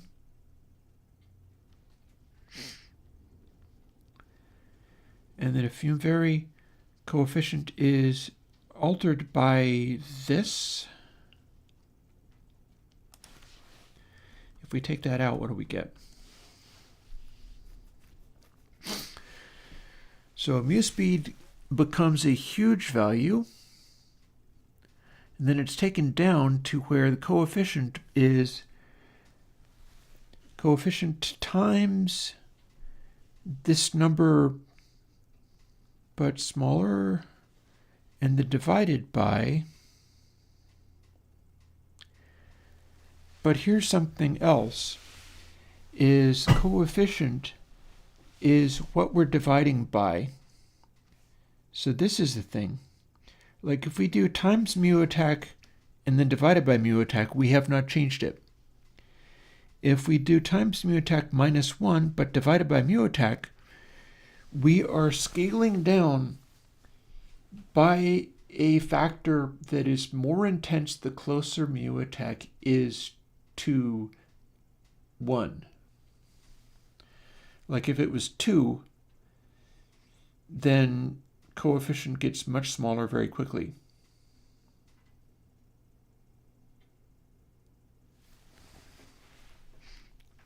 And remember, it is a factor of speed. It does not have anything to do with the actual attack parameter here.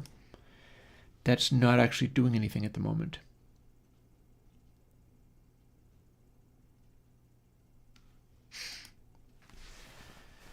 So what we're doing in doing this is whatever our coefficient is gets multiplied by a very large number and then divided by slightly more than that.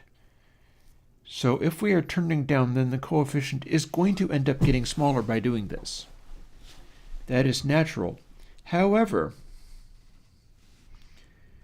if mu vary is larger than threshold, then plus equals threshold, well, that's potentially adding a bunch to it. Or if mu vary is larger, threshold is divided equal by app's input sample.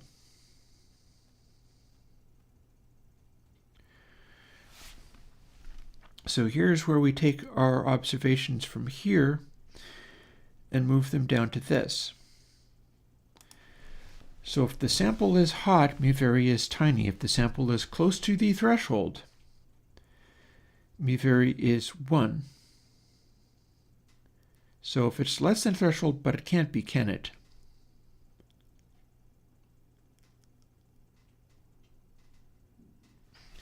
There's the thing. So let's assume mu vary threshold divided by, which always has to be larger than threshold. So it's going to be tiny, assuming that it can be near the threshold, to large. So let's assume that we are no longer comparing it to threshold, because it has to be either large, because the sample is way hotter than threshold, but it can never actually be smaller than threshold. This bit is foolishness. Therefore, we're always adding mu vary to this. we're not actually changing anything, meaning that we could be not using it.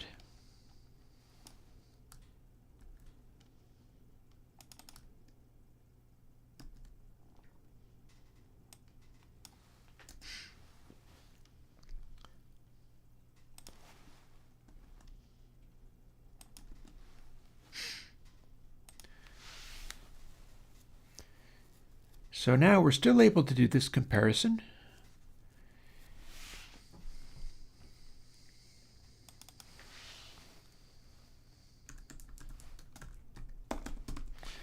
But instead of doing mu vary, we're talking directly about how much gets added to coefficient.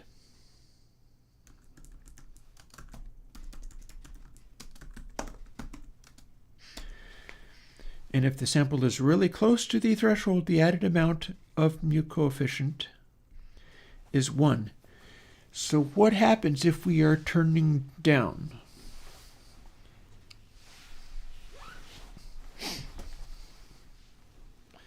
If we are turning down, mu coefficient needs to become smaller.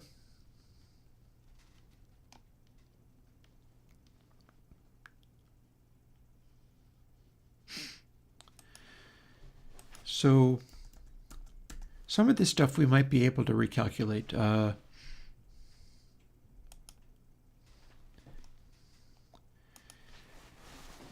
So what we're doing here is, this is a factor of the speed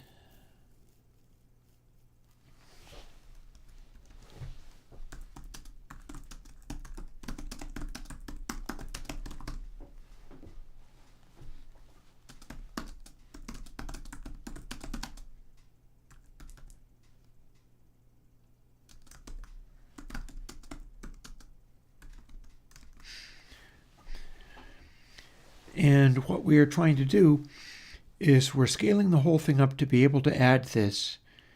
It's all meant to turn it down. That addition is fighting against the turn down factor that we're trying to apply. We might be doing this again. We might very well be doing this again elsewhere, but when we divide by mu attack, we're scaling the whole thing down again.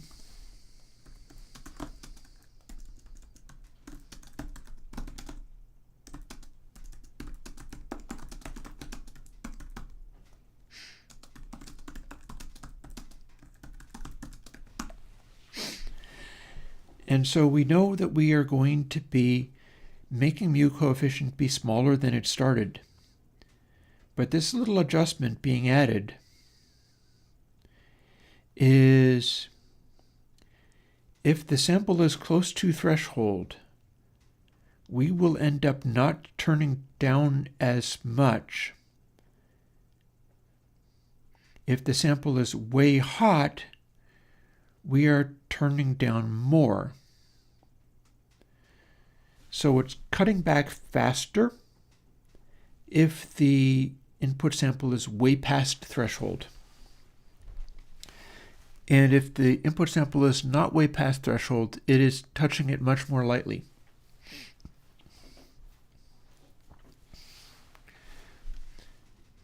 And then speed is being adjusted in this rather complicated way, which I don't think the attack and decay stuff did not actually. Let's take this apart too. We'll even put it back so that we can take it apart. So here's the thing. We're clamping it to this maximum amount, but this is clearly a bug. Mu speed divided by mu speed is always going to result in 1. I don't care what it is, even if it's a large number, it's still going to result in 1. So that's no good.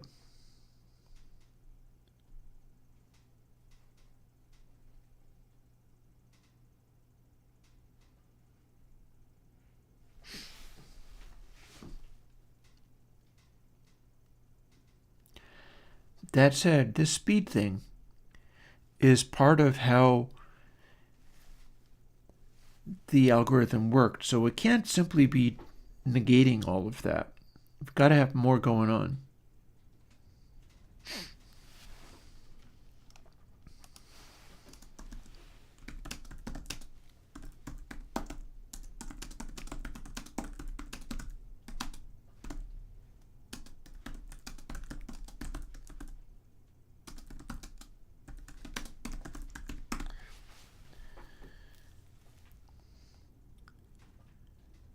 And mu attack is a square root of the speed.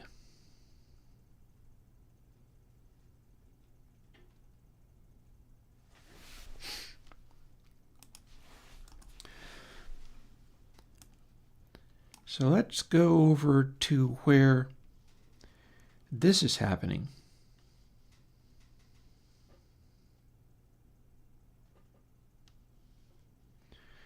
Here's where our makeup gain is happening. Here's where mu coefficient becomes larger again.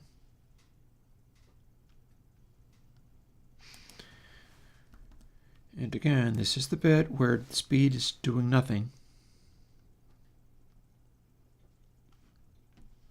I mean, the thing is, it still works, but that's in spite of what's going on here. I feel like I should be able to get it working more functionally. And this does not matter because it will never be anything other than 1. That said, see how we've got attack equals this and coefficient times attack but divided by, this is probably trying to do the same thing. It's probably just failing at doing that thing.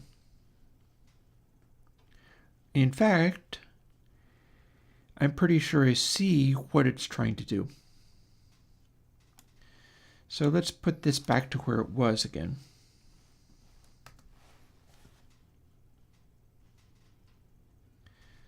Because what I did there was not actually correct.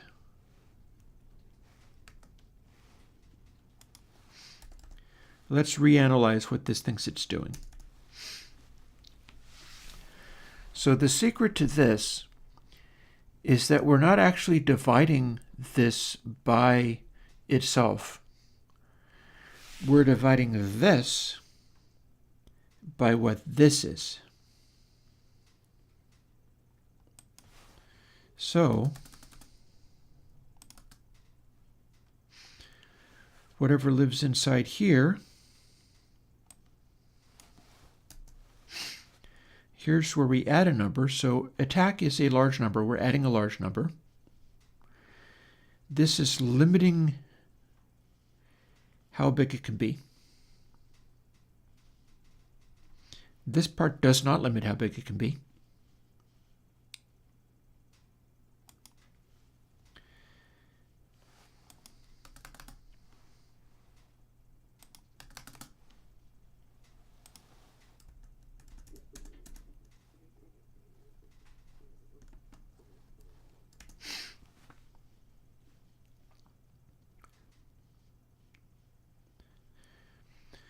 So this is not dissimilar to what this stuff is doing. That's how this is working. And I missed a try when I tried to do. What's happening is this is equal to this times itself divided by itself, but we're doing other stuff here. So this is meant to be causing a result. So if I multiply mu speed by mu speed minus 1, let's say it's 1,000. So multiply it by 999 and then divide by 1,000. Well, it just got smaller.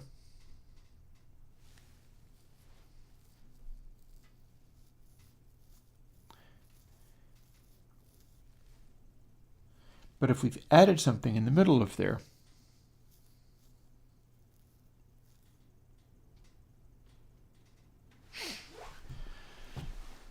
let's make these things resemble each other closer.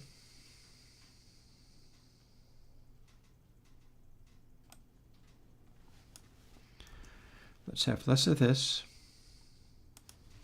take some of these spaces out and try to make some sense of this to the best of our limited abilities. Got a half an hour before I defrost stuff, and by the end of this day I'm going to be having tacos, regardless of how well this goes. That said, we've just got, like, as far as the big eventual project of being able to do this, like, we have done these. This section is ready to go. I can put forth a plugin and I'll be able to access it. This part is ready to go. In fact, we already have this. This is Stonefire.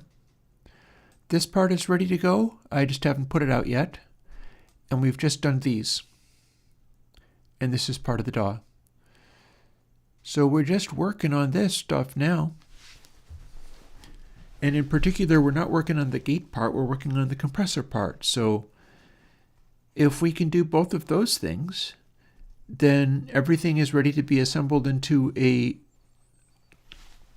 plugin to be run by this, and we're off and running.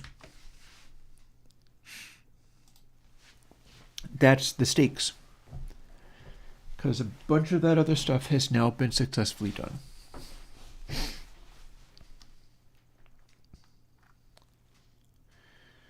So all of this appears to be trying to make calculations, and I think I simplified it a great deal based on related to what it used to be. So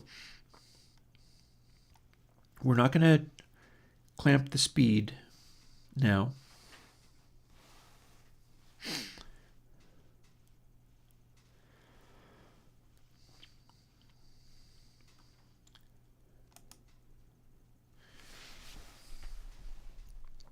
So coefficient gets smaller and smaller if you are turning down. Here's where it turns up. Coefficient times speeds. Interesting. That's not like a square root at all, is it?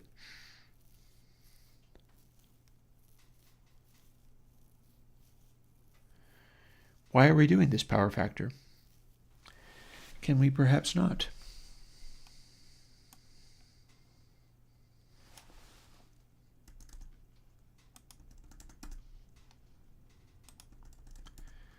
Because the key part here is not that, but whether, let's see, do we still have that? Yes, we do.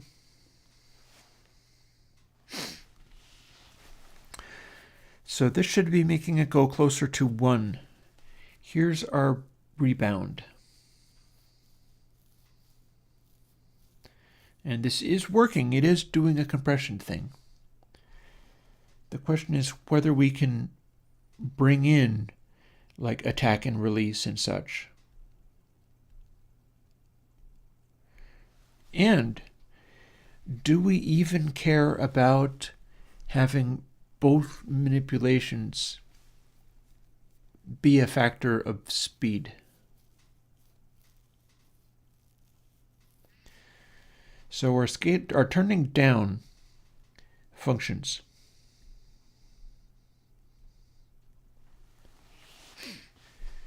Turning up, we are apparently turning up directly by speed rather than attempting to do this. Because if we was to do this,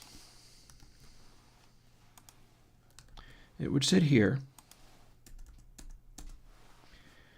and then the remaining things would act kind of like this.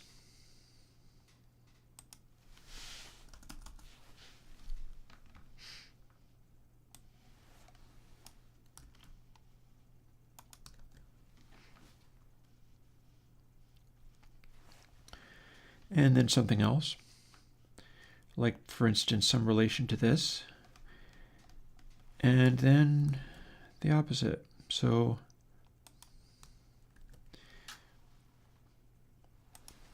we'd have that going on exactly the same as before, and we wouldn't be dealing with this. And then this would be the same, assuming we're manipulating mu speed. So what's going to happen there? If we are turning up,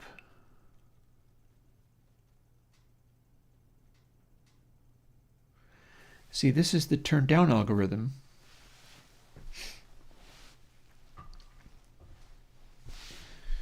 So it's similar to what's going on here.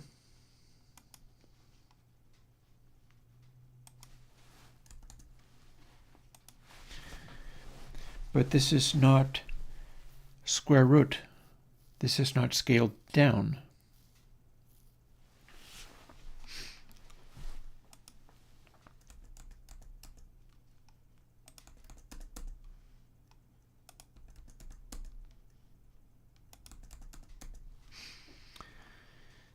See, that's what we do when we're turning down, is if the sample is hot,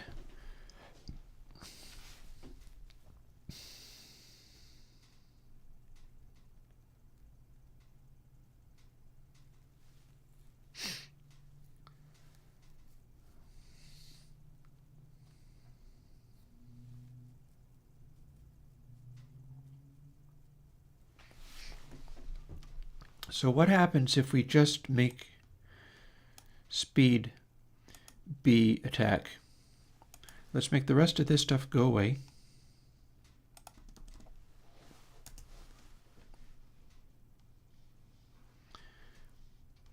And let's directly use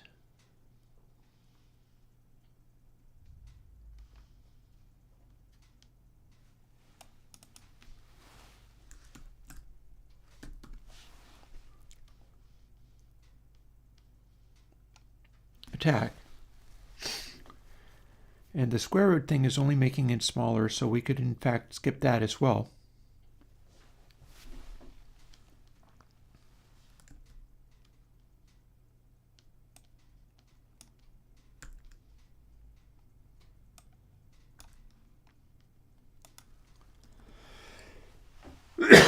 Excuse me.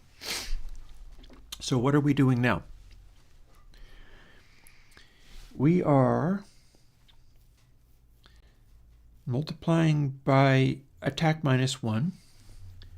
So we're scaling way big. Then dividing by attack, which is scaling down more, so we're turning down. But then the sample is close to the threshold.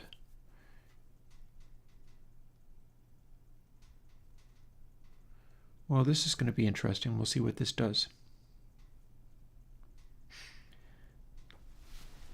And then if we were to do that in the other extreme, we're going to see whether we just straight up break this, right?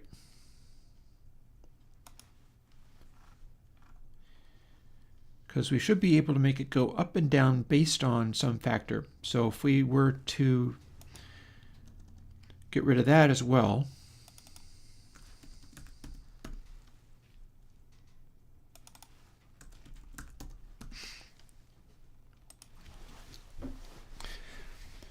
that would be multiplying by something if we're turning up and then dividing by something.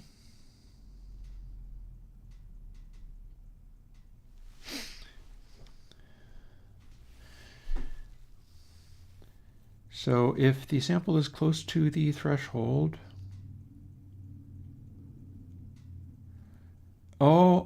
here's another point. Here's another valid point. So if the sample is larger than the threshold, we're turning down. If the sample is less than the threshold, then hey, check it out, we're turning up. But we also have a problem where input sample could be 0 if it is not larger than threshold. So under this circumstance, input sample can actually be 0. So we can't divide by it, can we? But what else could we maybe do? We are smaller than the threshold now. Threshold is bigger. That means we turn up, but we don't turn up past the point where mu coefficient is 1.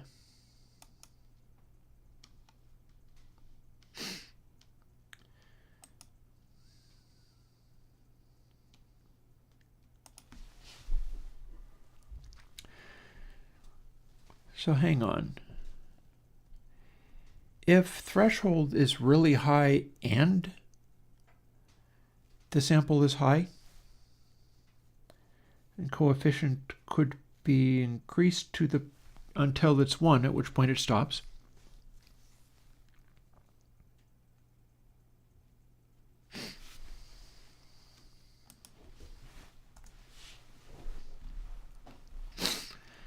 So if we're adding, because we're releasing, so we are adding, and it's threshold times absolute value of the input sample. If the sample is tiny,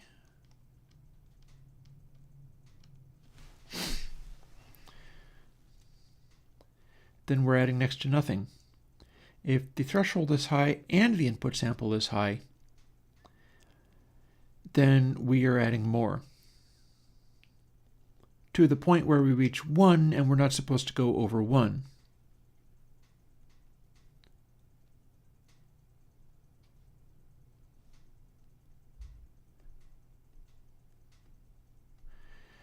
Also, same deal with the coefficient times attack minus 1 and then divided by attack. We're keeping it to be smaller. We are making coefficient be a huge giant number, but then divided by 1 more than we multiplied means we're always taking it back down again.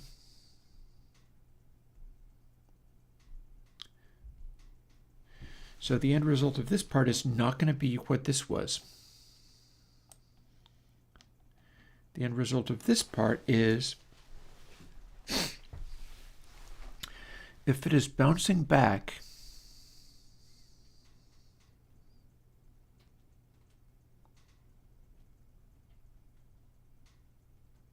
and we do want to clamp it at 1, but maybe this is doing that.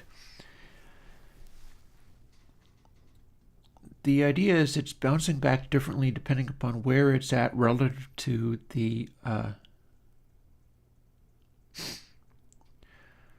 threshold. So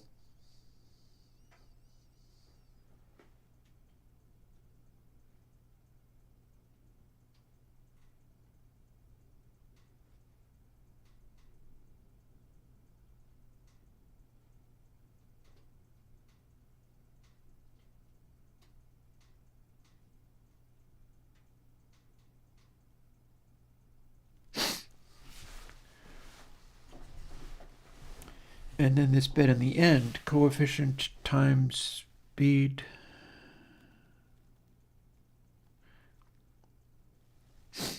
minus 1 plus 1 divided by speed.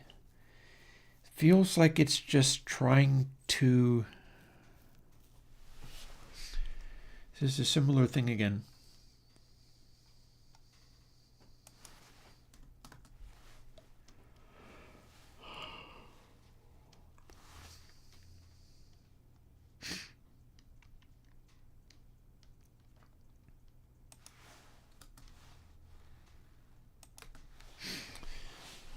So this is all sitting within one algorithm, and we're trying to figure out how the curves are working, the way that it's approaching various values, because it's supposed to be hovering around 1, so we keep scaling it in different directions so that the additional stuff that we're doing has more or less of an effect. The attack part, we're scaling the whole thing up hugely in order to add a factor that is the amount beyond input sample that we're doing. And if the amount beyond, like we can make it be close to 1 or have it be a larger amount. If we're blowing way past that input sample, then the coefficient is multiplied by a smaller number and then divided by a larger number, so it goes down more. If the sample is close to the threshold, then it's adding as much as it can up to 1, which is close to multiplying by attack minus 1 and then dividing by attack. We're kind of trying to fill in the 1 there. We're trying to make it so that as it approaches 0, it stops responding. But it's a factor of how much it exceeds the threshold. And then speed is also meant to interact in a similar way.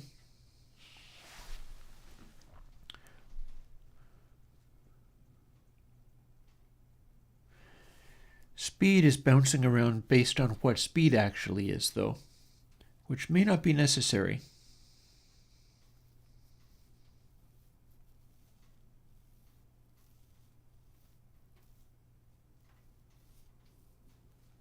We're kind of leaving it alone at the moment, though.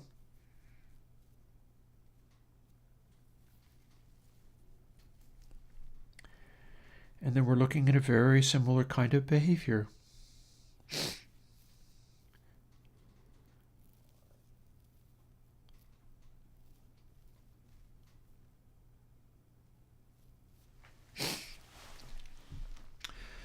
Let's take this away and see what we've got.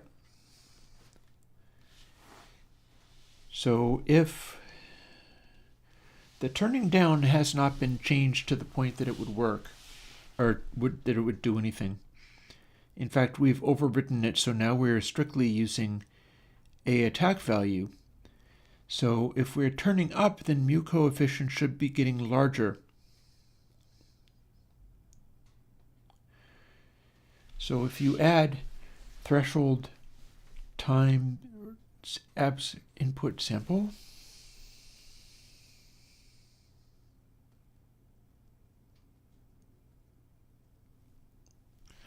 well, hang on though.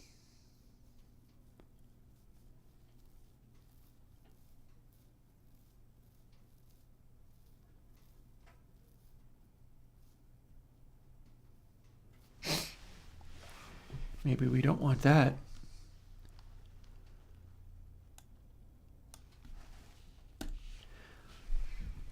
If it is threshold divided by input sample, then we have a increase, which is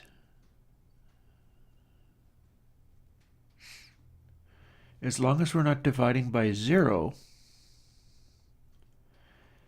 then the farther away input sample is from threshold, like threshold is 1, then if input sample is next to nothing, it's going to increase aggressively. If threshold is tiny, like a half, for instance, and input sample is tiny, then it should be going back. If threshold is 0.5 and say coefficient,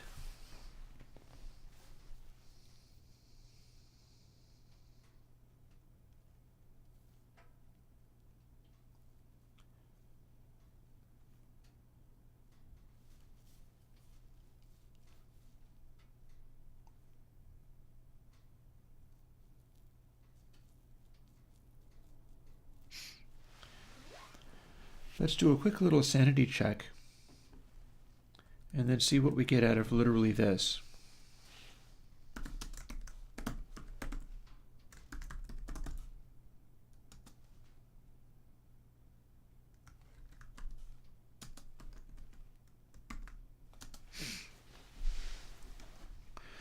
All right, so now we know it's not going to be literally 0, so we can divide by it.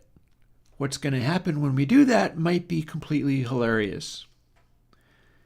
Because if it is incredibly faint, that means we add so much.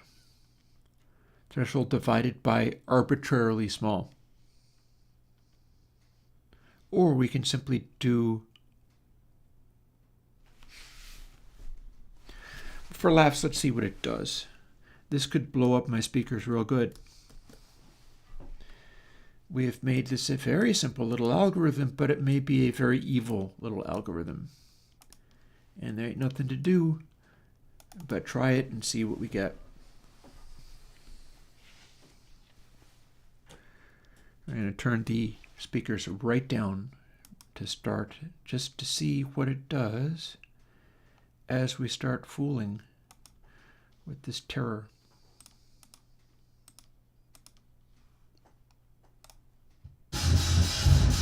Okay, that's loud.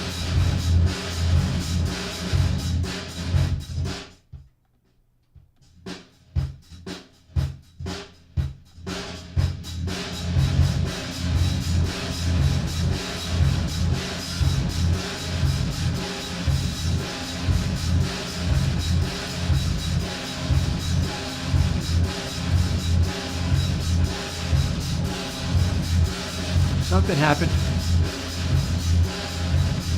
Does not seem to care what this does.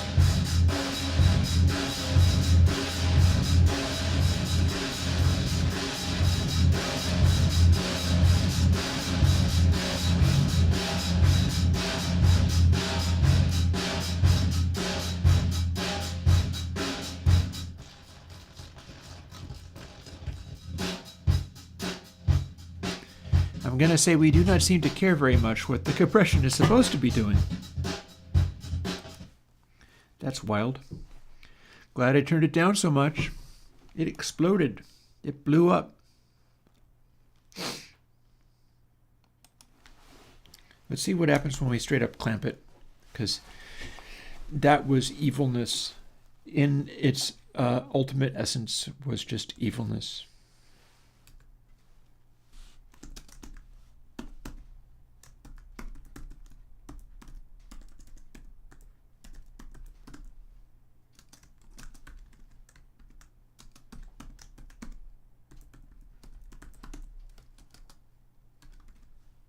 There. Let's see what we have now. Now that we have forced it to not be completely and totally insane. Which is not to say that it won't still be insane, but it shouldn't blow up the speakers anymore.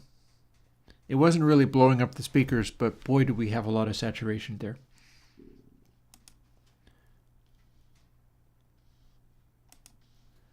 Now what do we got? Indeed.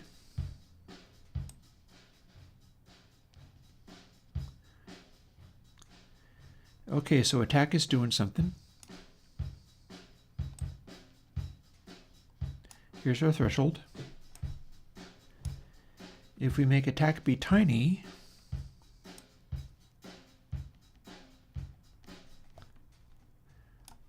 there's our makeup gain.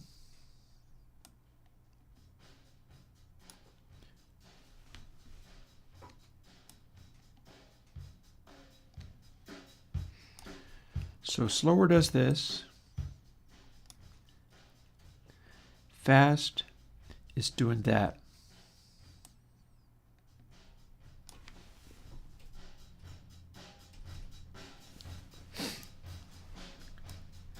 And release does diddly.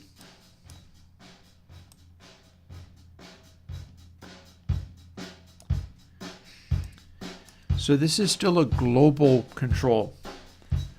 So what we've got here is we still have the threshold, but now nothing can affect it. How far are we from the original? Way far. Way far.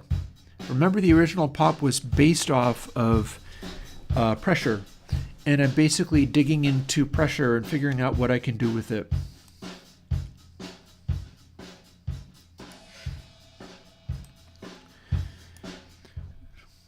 So one thing we are in fact doing is we are able to spring back the level again.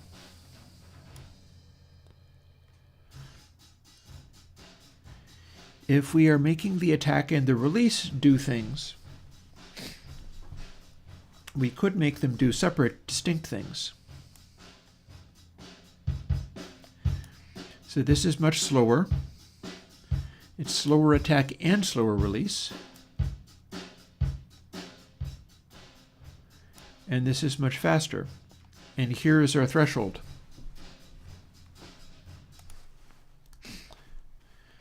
So the next question is, what can we do when we bring back in release and start handling it separately.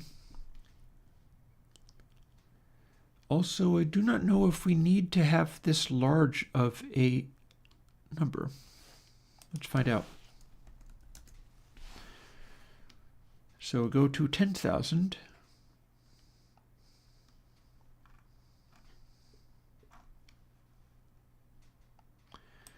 We'll make the smallest amount be much smaller.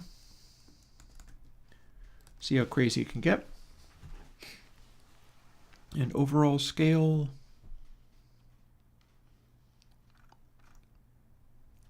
it'll be interesting to find out whether overall scale is doing the right thing here, because it may not be.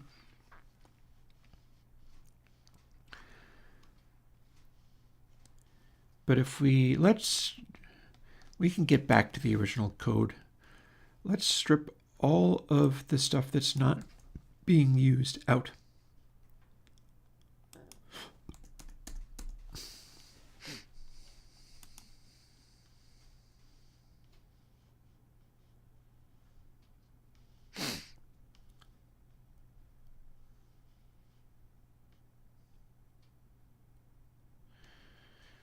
So here we know that the sample is always going to be larger than threshold, which has to be larger than 0, so we don't actually have to do a sanity check on this one.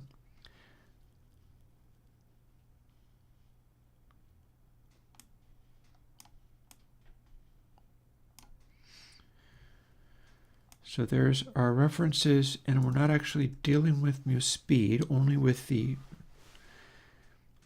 amplitude of the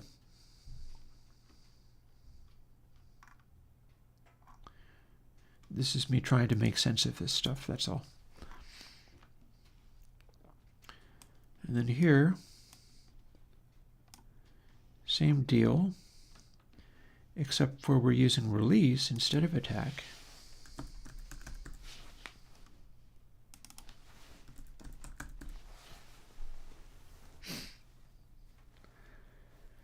So the smallness of this number is how much of an effect this stuff on the inside has. And then we're clamping it to 1. And the rest of this stuff we are straight up leaving out. Which is not to say that I couldn't put it back later, but I'd have to be sure. In fact, we could even move this to here. Just because under no circumstances should it ever be allowed to be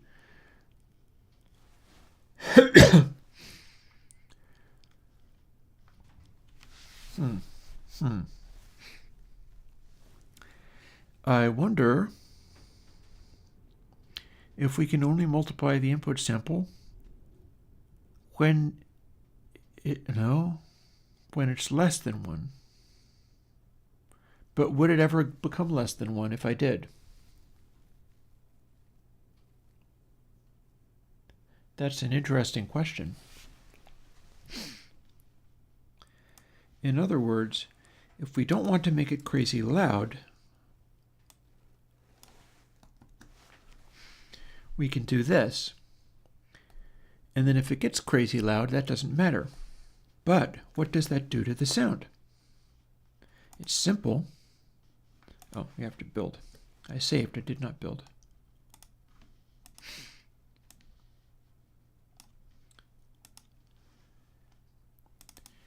What do we get when we start squinching down threshold on this? And we've got it so that it cannot actually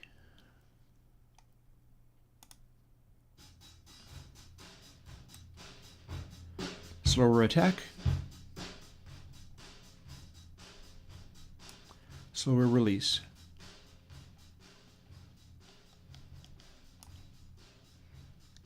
It's staying pretty distorted. It's staying pretty compressed.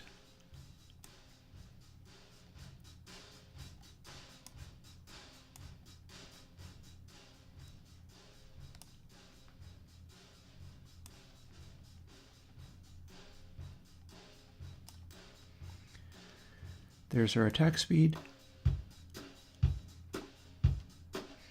Here's our attack speed poking through the amount of compressedness.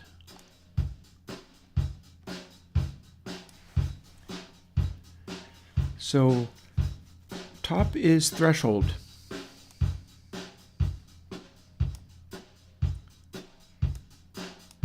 This could be a much larger number. It's becoming a very tiny amount here.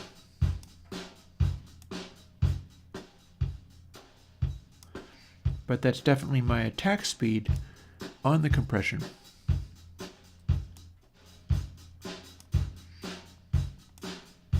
And then our amount is right here, so you'd have to scale this differently. So there are some things we can do.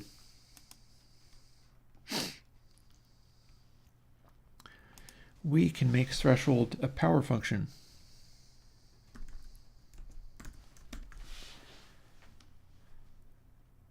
Because we totes want to make it incredibly tiny.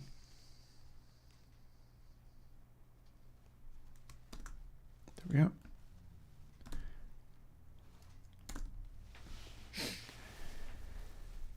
Attack and release, on the other hand,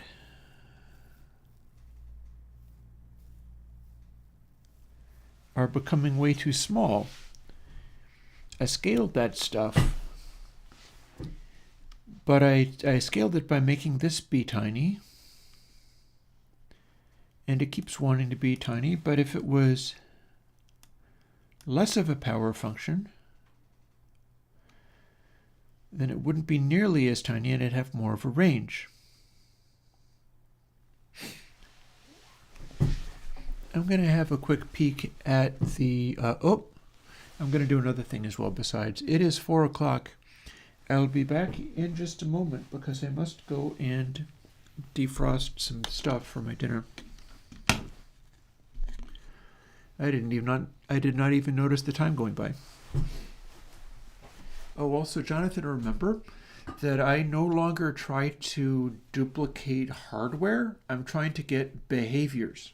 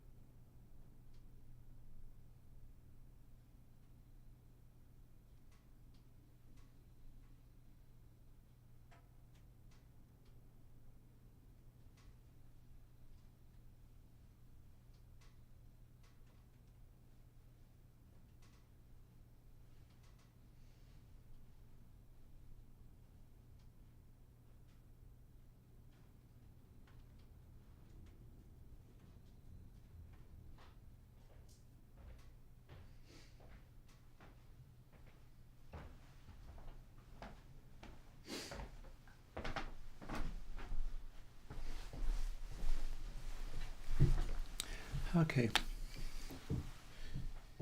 So that is my taco stuff getting ready. I should hear the oven beep at some point. I wanted to take a moment to look again at the picture of the SSL channel strip.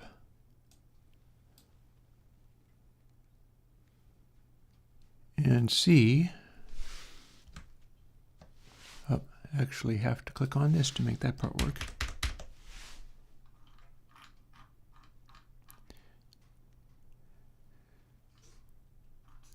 So we've got dynamics. You've only got a pull knob for fast attack versus regular attack, so that's not going to be a thing. I got a knob for mine. But then our release is 0.1 to something like 4, so that's going to be in seconds. That's going to be large numbers.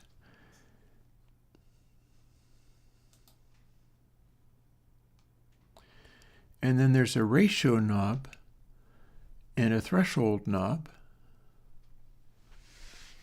And we've just done stuff with the threshold knob, but we haven't done anything with release or any of that stuff yet.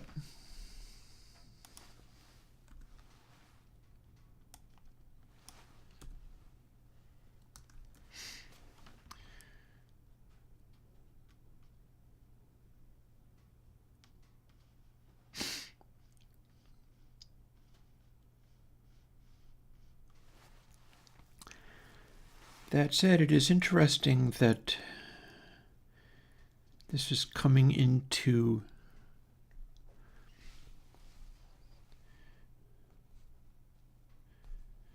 like the way this algorithm is working. When we're scaling down, it cuts back harder when way overshot. That's correct. When it has to scale back up again, this is where we rebound. And so if we have a enormously large release number and our speed was simply a matter of chasing it, I'm not sure we need to use this mu speed thing at all. Instead, I feel like what's going to happen is we're basing it on this release stuff, and that is always going to be a consistent speed.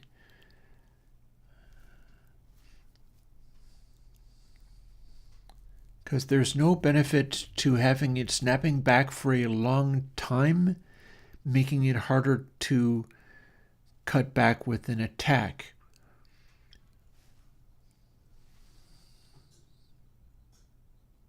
He says, being not entirely sure of that idea.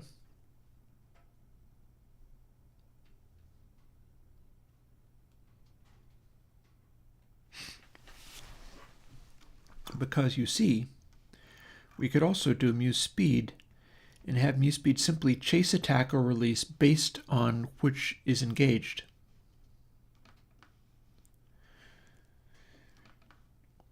Let's firstly find out whether this actually works, because we seem... Did I just build it and try it? I feel like maybe I just tried it and it was in the zone. So we're going to check.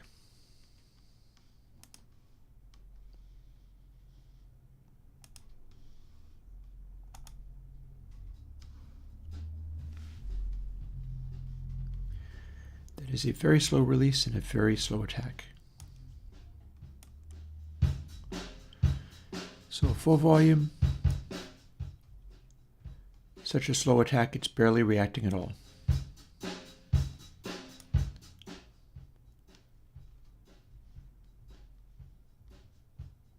Faster attack.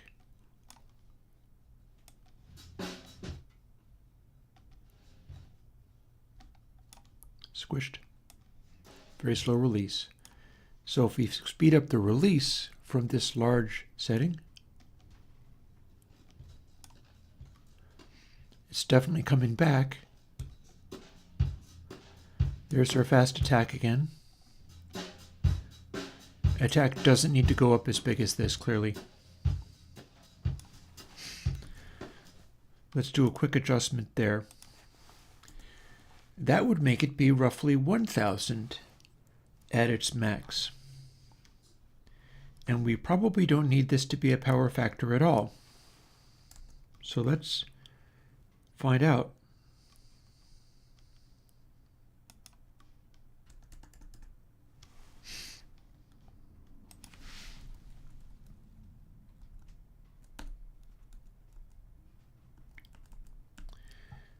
But we do need another thingy here.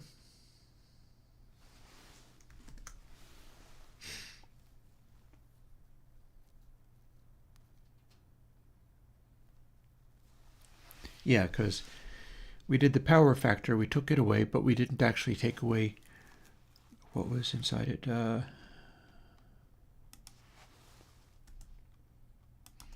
we could take that away. Boom. Boom and boom. Okay. Boom. Boom. Okay.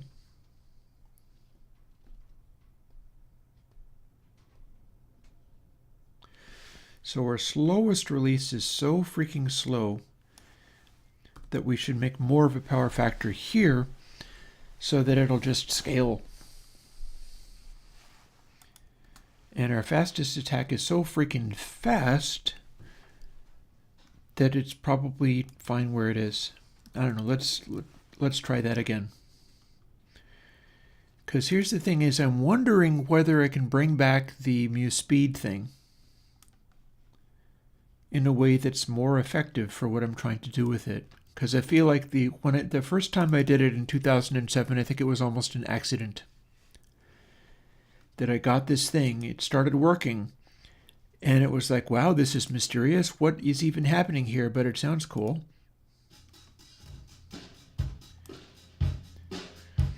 So no threshold.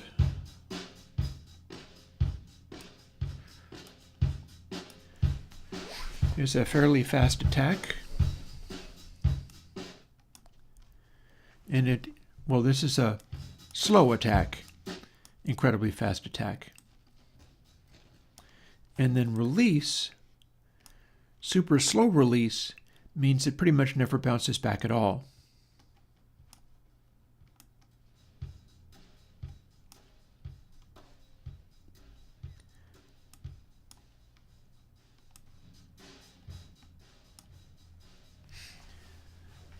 Interestingly though, boy, it sounds like it's bouncing back. That doesn't sound like that fast of a slow of an attack.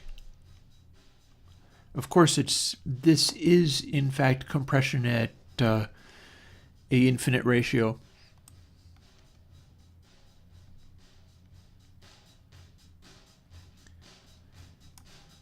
As our release gets even faster,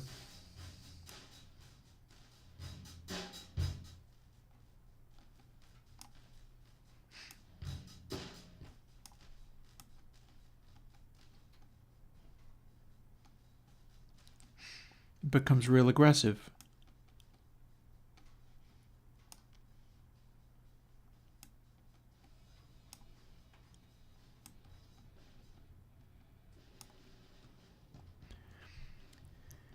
This still feels like I'm making it a slow release, yes, but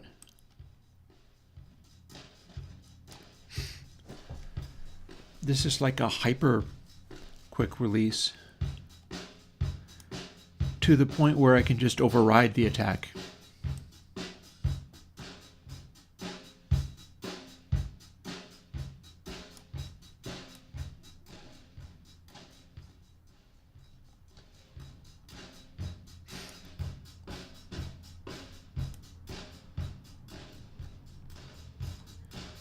This is maximum speed.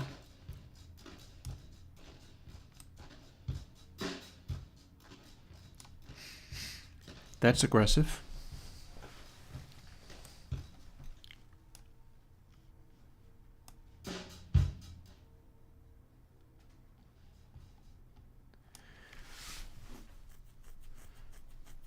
Okay, it feels kind of like I'm able to crunch it down and have there be no release.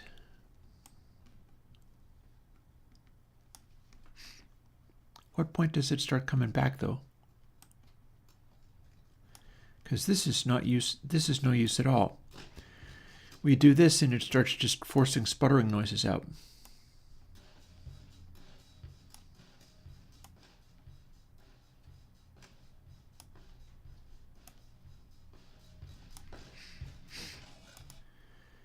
It feels like the release can become so fast that it's unreasonable. So that's no good. So what are we doing? I've got these notes here telling me what this does. Let's assume I've read them, and I'm skipping ahead. So turn down A.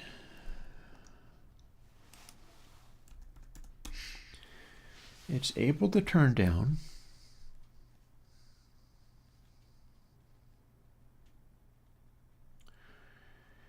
If we are turning up, then we are turning up by well,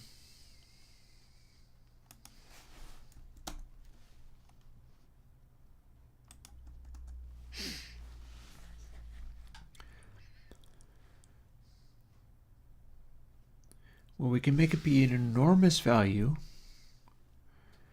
and then it's plus equals threshold divided by Fab's input sample. That can be a very large number, can't it?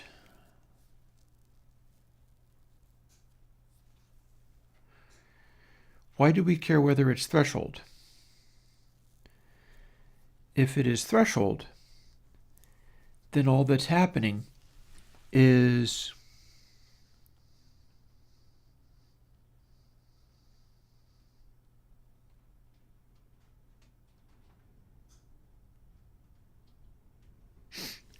if it's threshold divided by Fab's input sample, what's happening is it is bouncing back faster when threshold is low. And there's no special reason to have it bouncing back faster when threshold is really low. There is enough of a reason to have it turning down faster if we've way overshot threshold. There's that. But this is not really doing the same thing.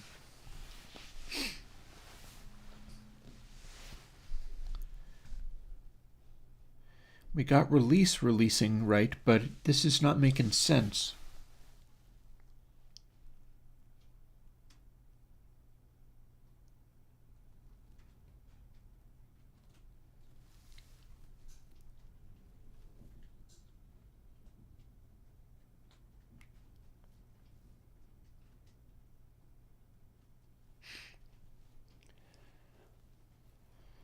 We don't actually have to have it be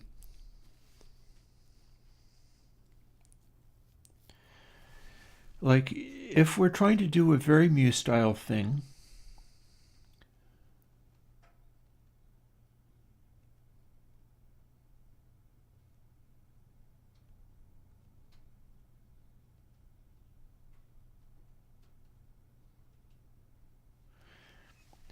we can have it bounce back faster if mu coefficient is large.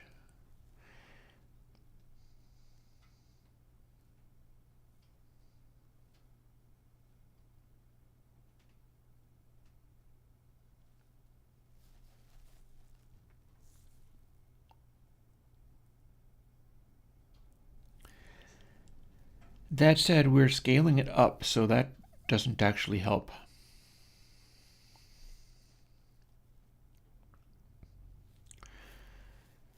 We're kind of looking for what it would originally have been, so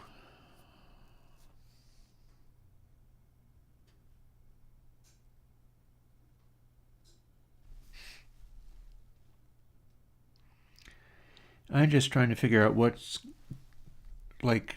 Our attack is working sort of okay. I feel fairly confident with the attack, but we need to make it bounce back, and we need to make it bounce back relative to how squished it is, that very Muse style thing, which will make stuff sound cooler.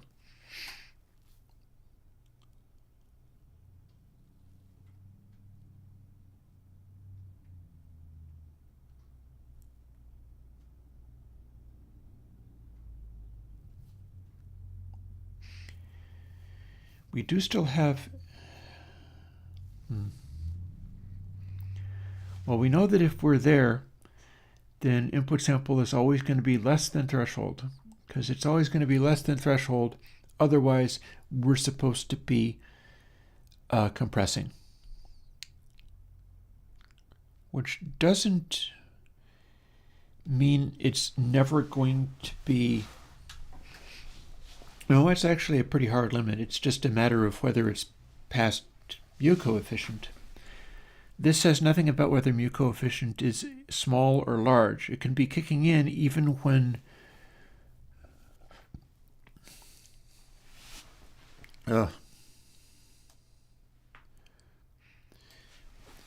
See, there's the thing. It's like it should be using this release factor,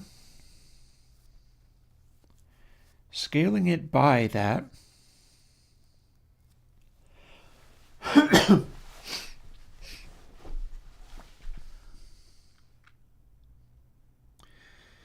we could munch this into one giant statement. It'd be kind of horrifying, but could happen. And that would mean that we would be able, well, no, it wouldn't, would it?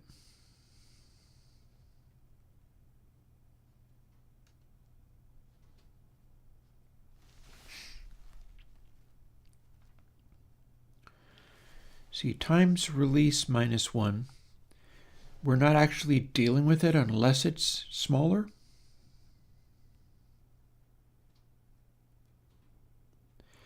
So mu coefficient going large doesn't hurt anything.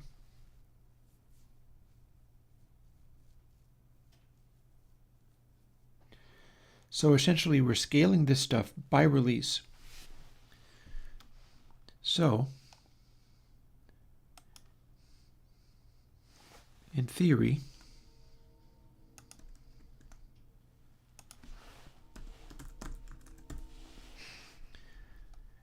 you could just straight up scale it like that and then not do this. Let's see what happens. You could scale the other one by attacking in a similar way. We can try it. Let's find out. Let's find out what it is.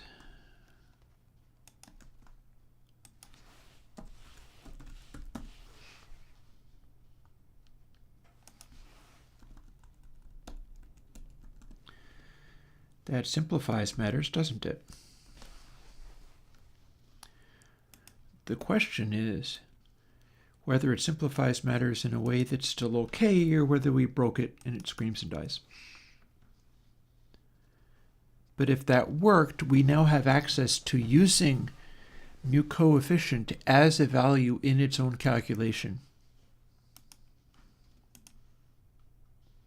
And it should still be clamped.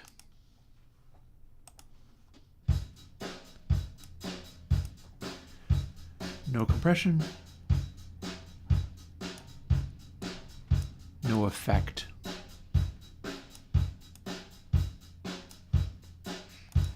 Yeah, so that didn't work.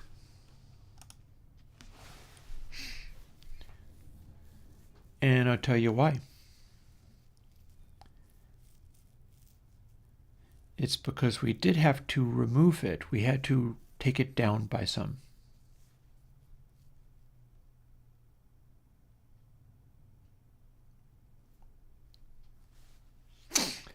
So the divided by attack is all well and good. But we need to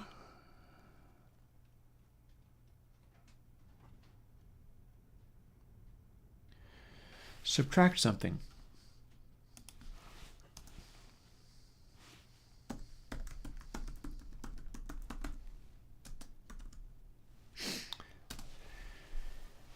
So mu coefficient times attack minus 1 divided by attack. That means it is like minus itself divided by attack.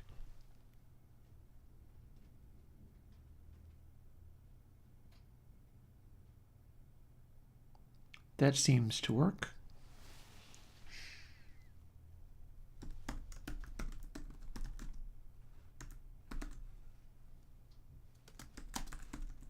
Divided by attack.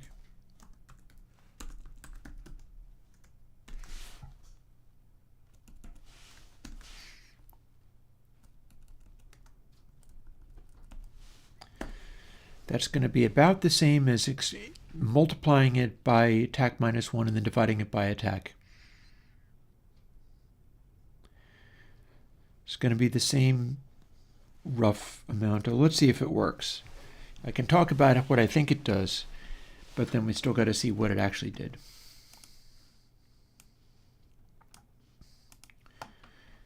If this works, it will compress once more.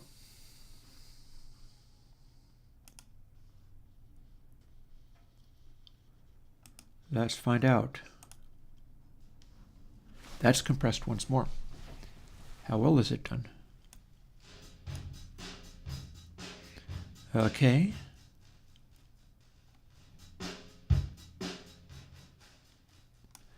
And then release.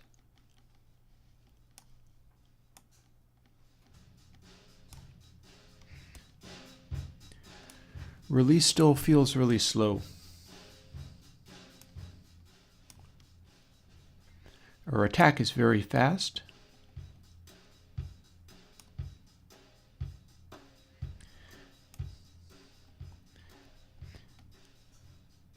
To insanely fast, microsecond fast.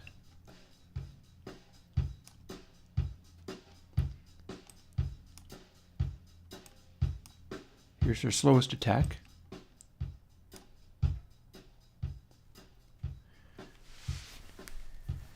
We are really able to make stuff jump out, aren't we?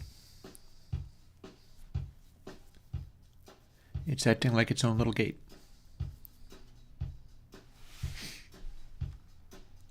So with this kind of behavior, we're not going to want makeup gain. And then if we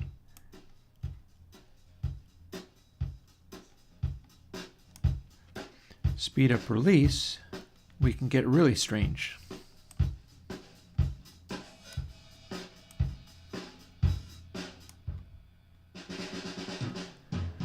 And we can force it to be basically the same thing as uncompressed.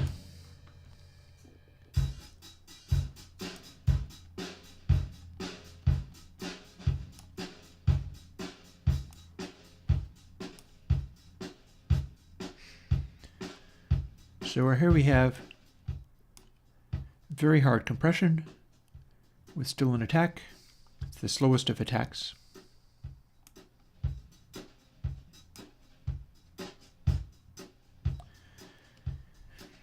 Got funny weird sounds happening, but that's good. That's good.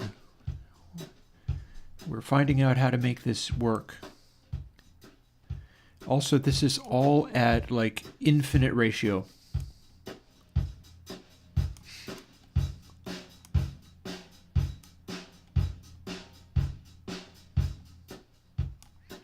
Maybe we should add attack to the release.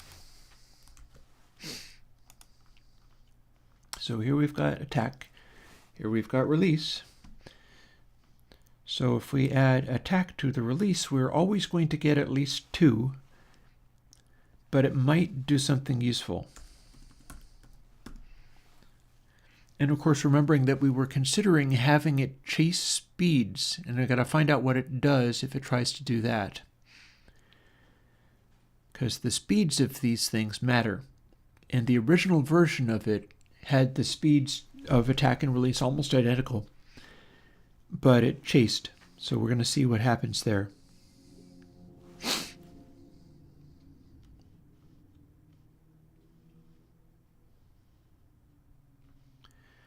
And I'm not sure how much overall scale is going to matter, or whether we even want it to be multiplied by overall scale at all. Because after all, that's going to make it larger. Yeah, larger might be correct. Anyways, let's see what we've got. That's not what I meant to do at all. Bookmark my butt. What are you talking about, bookmark?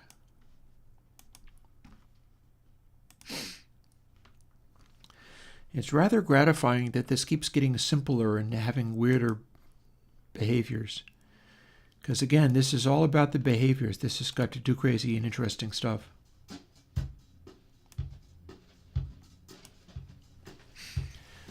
So if you add attack to the release,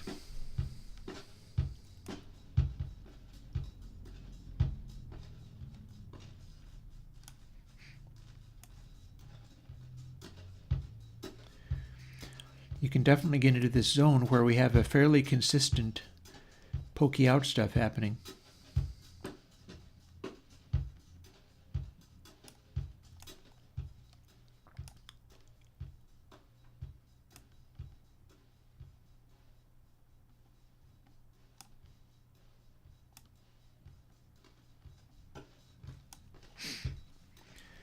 That said, we're leaking a lot of information through here, and maybe this is where the chasing of speed might help.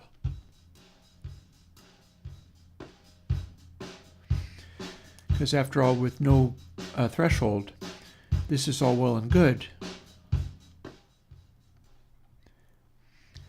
But then you start squishing it into oblivion. It's acting kind of like the Heritage Audio successor.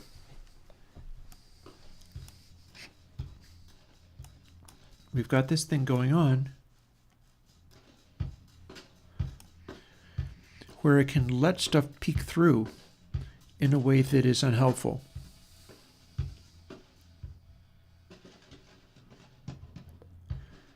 We're letting the attacks peek through, and then the release is so fast that it's kind of exploding with energy all the time.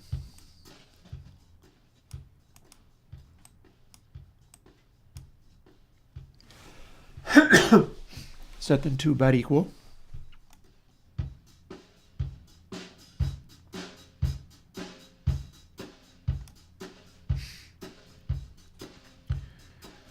Our attacks are poking through.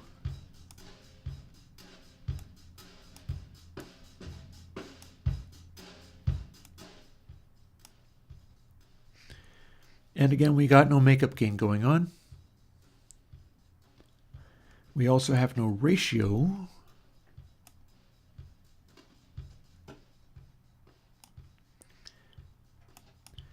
And release is really struggling.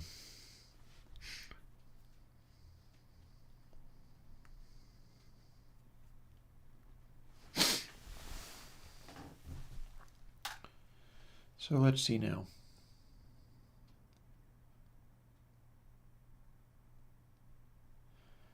If input sample is not 0,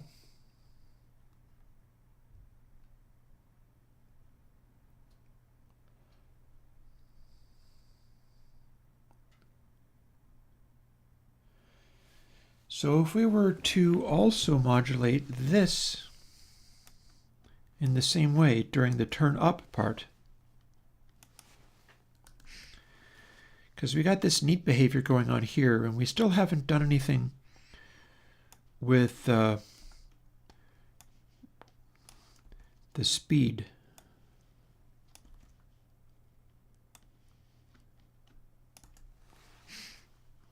Instead, we're just fooling with this.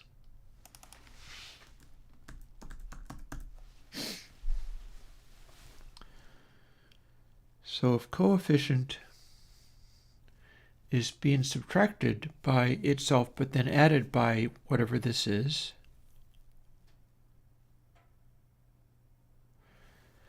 it could be that, or it could be added by this, but I'm not sure which is going to be better.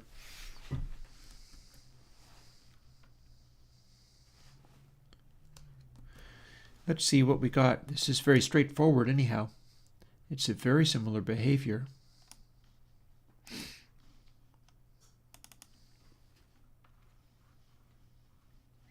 We're also going to want to try some sine waves and things in here.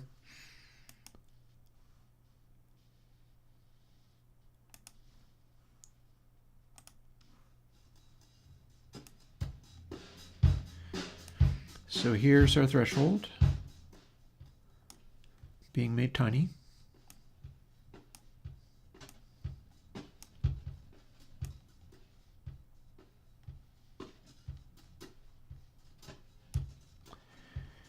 The release is so fast, such a fast release. This is really struggling to go as slow as you would normally have it.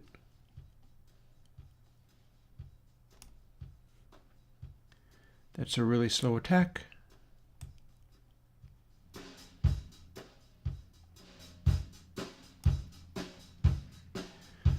So if you have the release this slow, faster release seems like it's doing as expected.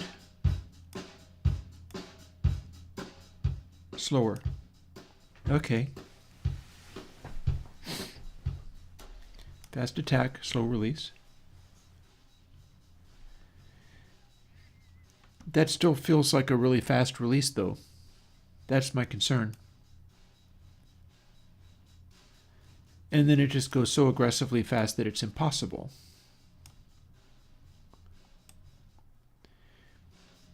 I'm not going to deny that it sounds cool. It sounds cool, but this is not a slow release. This is still the fastest of fast release.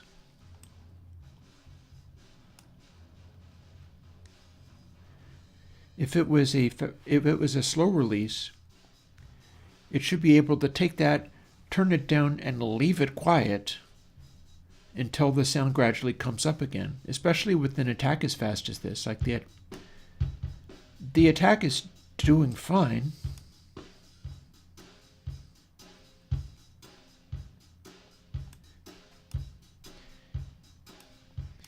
I can work with this attack, but the release is always so damn...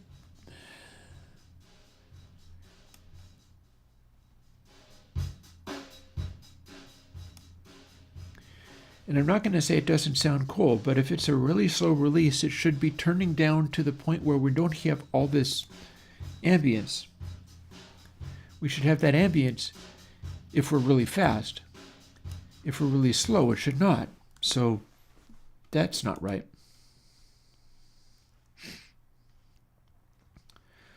So turn up minus coefficient divided by release.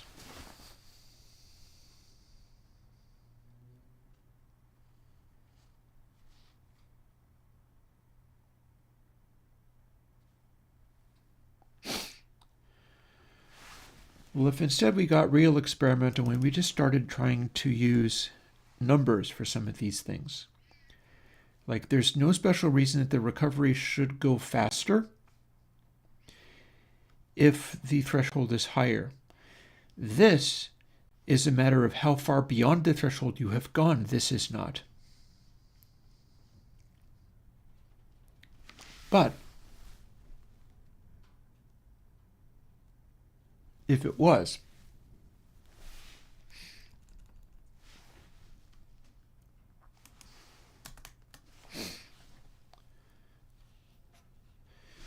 so what would that have to do? Input sample is always less than threshold if we are here.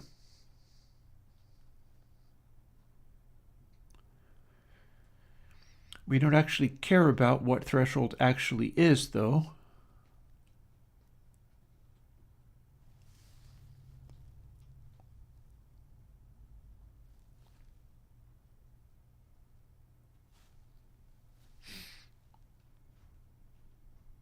Or do we?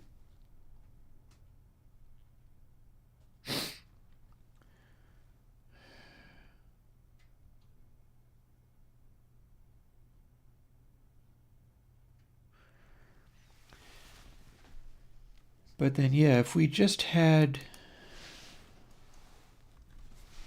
a number, this would presumably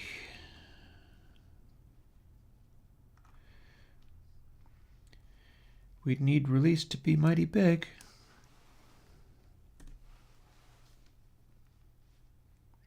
Which it is.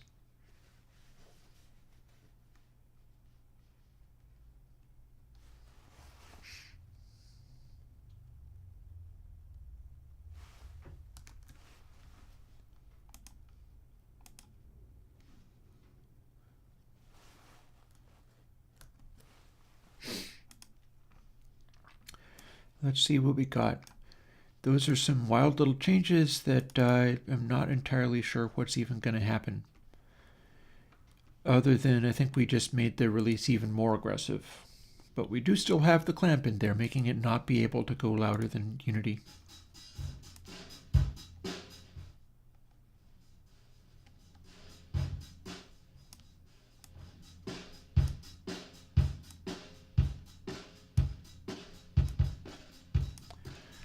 So here's our attack doing its job.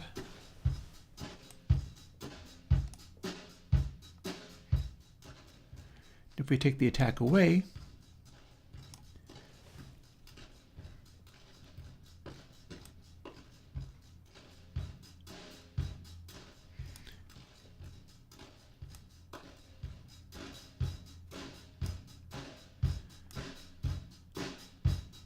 that is a very fast release. It really shouldn't be bouncing back as fast as this. I should be able to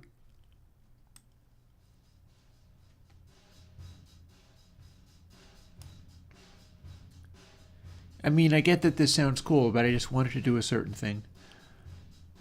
Yeah, because we should be able to have a slow release and a fast attack at the same time, which is why I don't think a release times attack would do.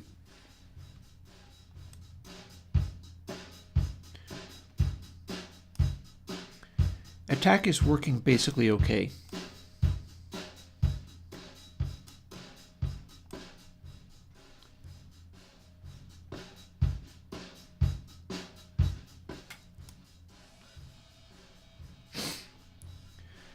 So I should be able to take this,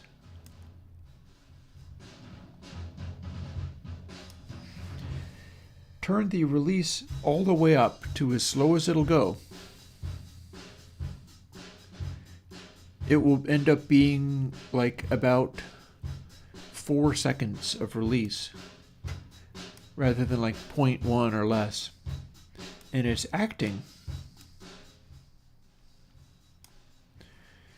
like it's 0.1 or less, no matter how far I push it.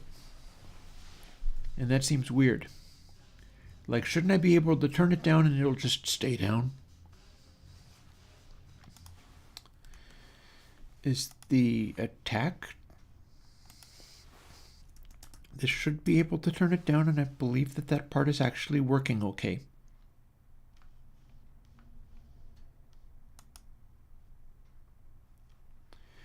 We're able to turn mu coefficient down to next to nothing. The question is, stay down. So -1 divided by release is not making it actually stay down.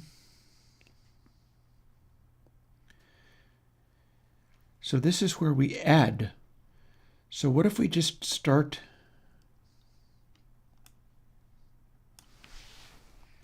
scaling it?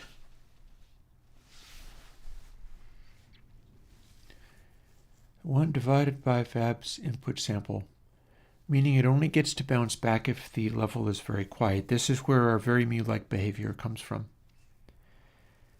And then we're adding that divided by release.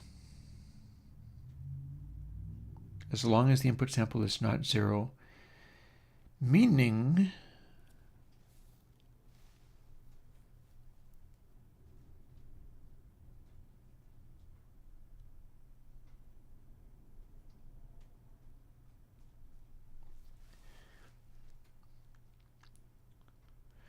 see, do I even want this to be a large number, or could I make them tiny numbers and reverse it?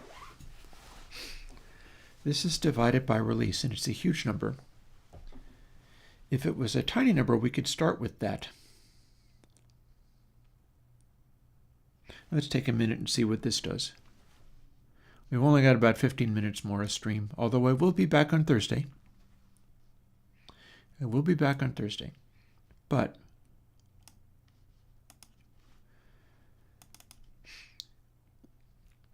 this has now slowed down the recovery speed, possibly to the point of suppressing it to nothingness. No, obviously not. It has not suppressed it to nothingness. because I should be able to take this with our fast attack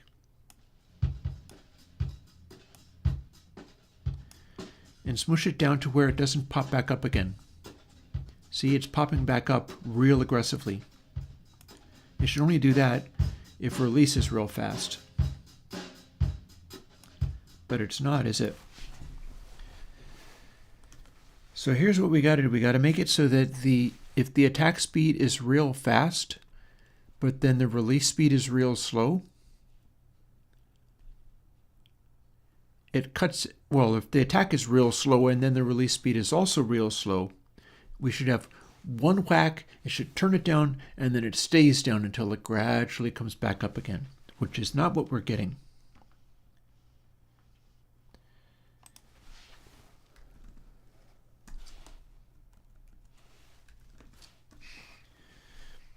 So now what we're going to do is make these into tiny numbers.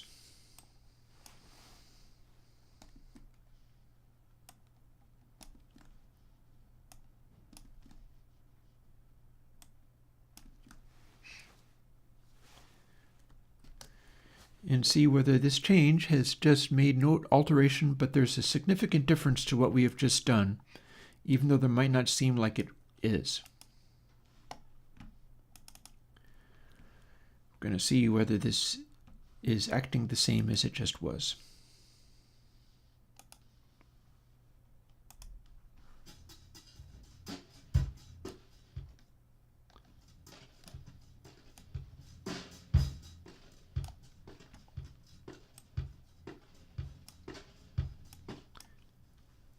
Fast attack, fair. Fast release.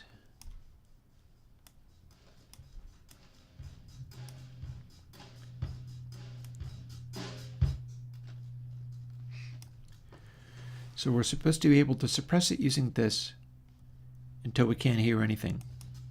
Or slow attack means the attack hits and then it's gone.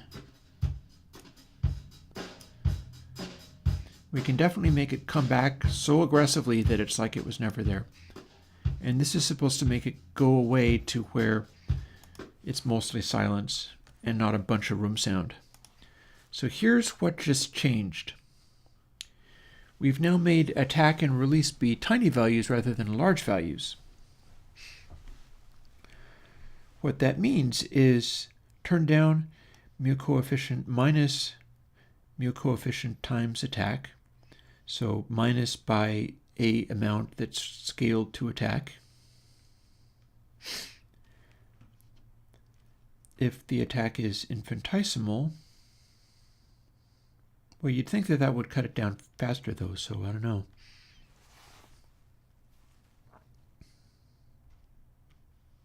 Oh no, turning it up to a slow attack makes it not turn down as fast. Fine, we're good.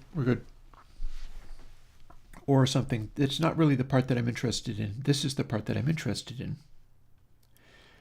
Minus equals 1 divided by release, but plus equals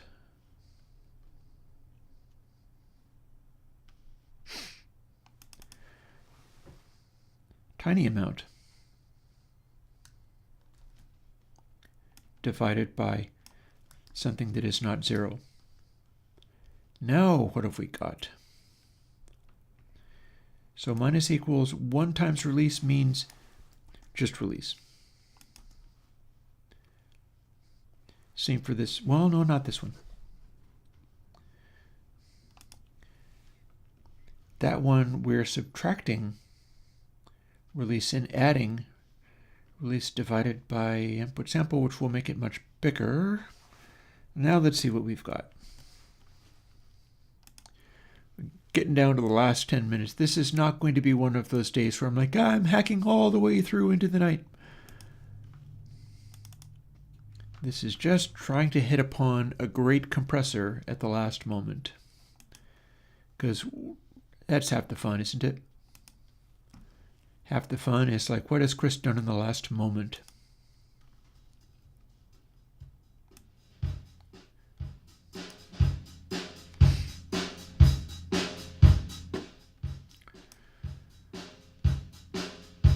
Well, we're not supposed to be getting...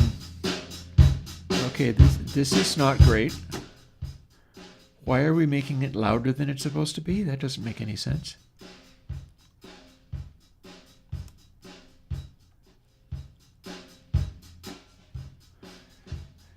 Oh, we've got weird things happening here. This is going crazy. Fast attack.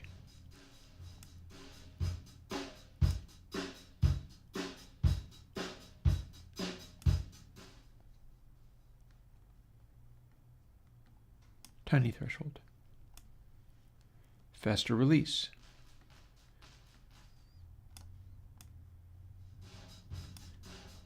Bigger threshold.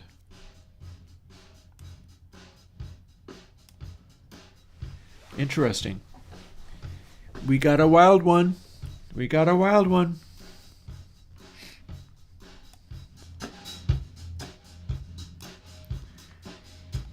I'd like to know why all of a sudden we are able to crank this up way more than it's supposed to be. Don't I have a limit in here? If mu coefficient is less than 1, then input sample times equals mu coefficient. That should be working. Why would it not be working?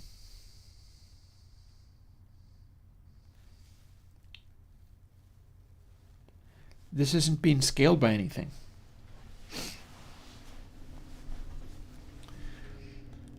We shouldn't be, we don't have any makeup game happening here. What the?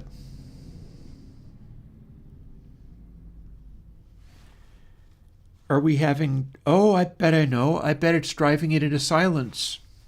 Check it out.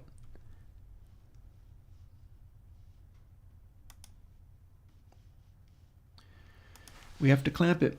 We have to clamp it.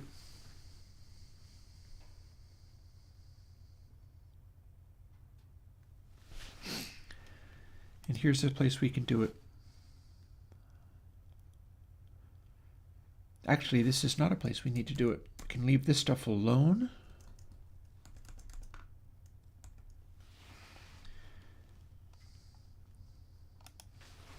And then just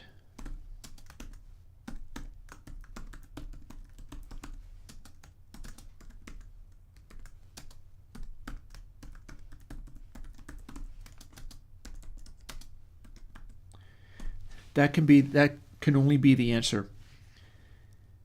It must surely be a blasting past that point.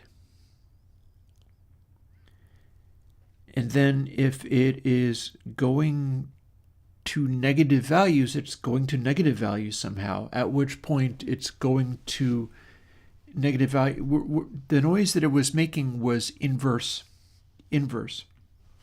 So let's try that. That's the only explanation. And if we clamp it to not be able to go to negative values, come on, let go. Go. Very good.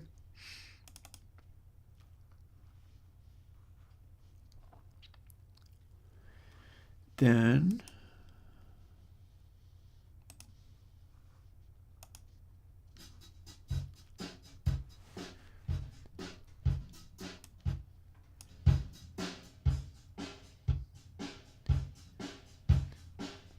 so we're losing some of the values. We're getting dropouts now because it's freaking out. Although not if release is high enough.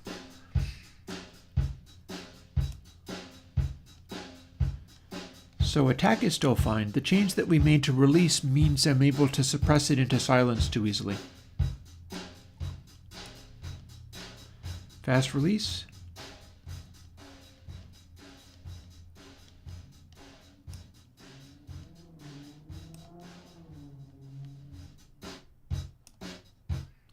Okay, that's weird.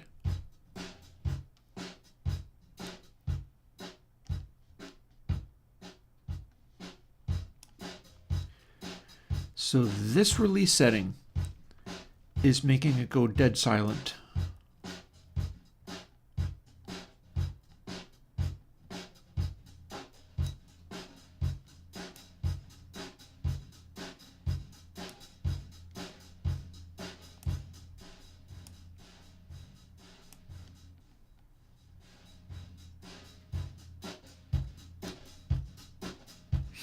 Yeah, although I do still intend to do a gate, not this.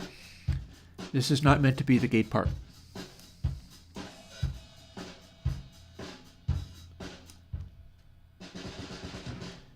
But said here,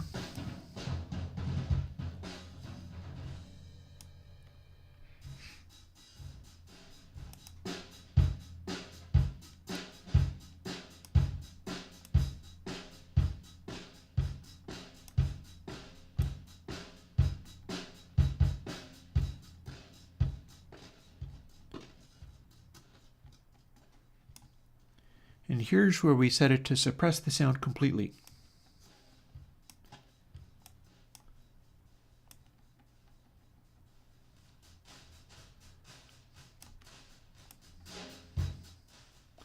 And here's where we have something else happening.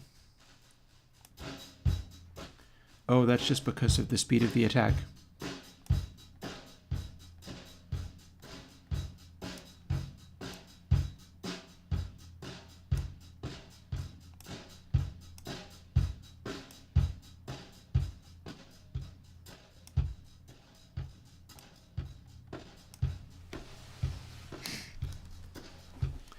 Okay, that's weird. So, minus equals release means that it is being forced into silence. Plus equals is always going to be turning it up.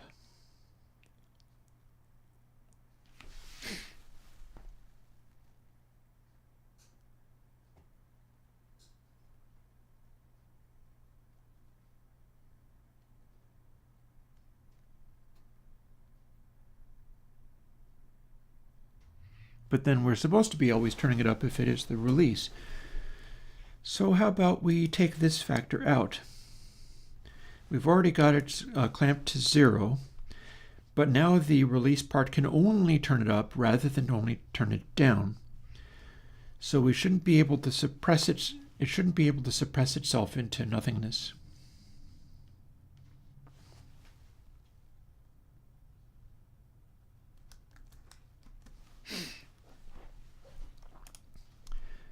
So, our final little bursts of stuff. I'm honestly quite enthusiastic about being able to go and have dinner after all this. This is a wild ride, but it is a little frustrating.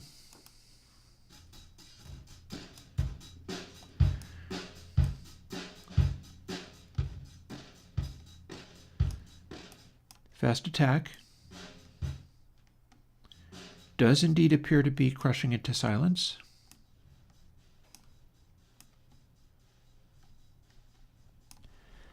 That said, release doesn't sound like a slow release now.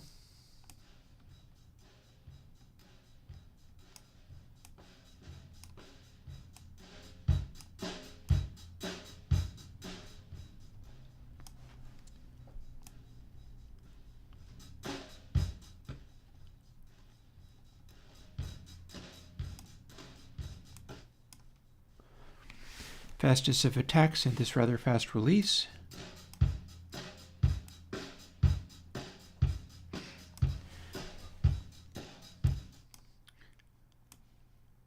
I feel like I should be able to squish it down with the super fast attack, but then have it spring back.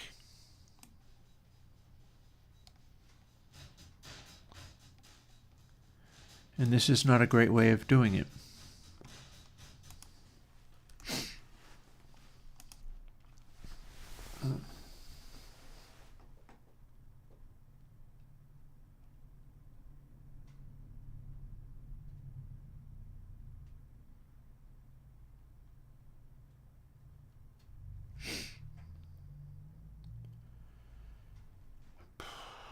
So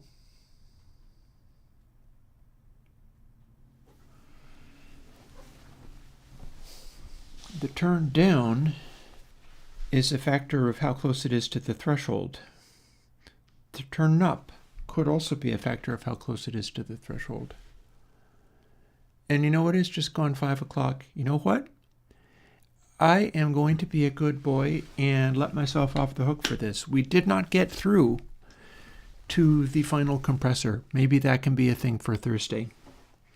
Time got away from me a little bit here. That said, we did the high pass and low pass, and I showed you the parametric EQs, and we'll jump back into compressors on Thursday. How about? Oh, and we even fooled around a little bit with the VST3 builds and the JUCE. Maybe it didn't do everything that I had hoped it might be able to do, but that's all good.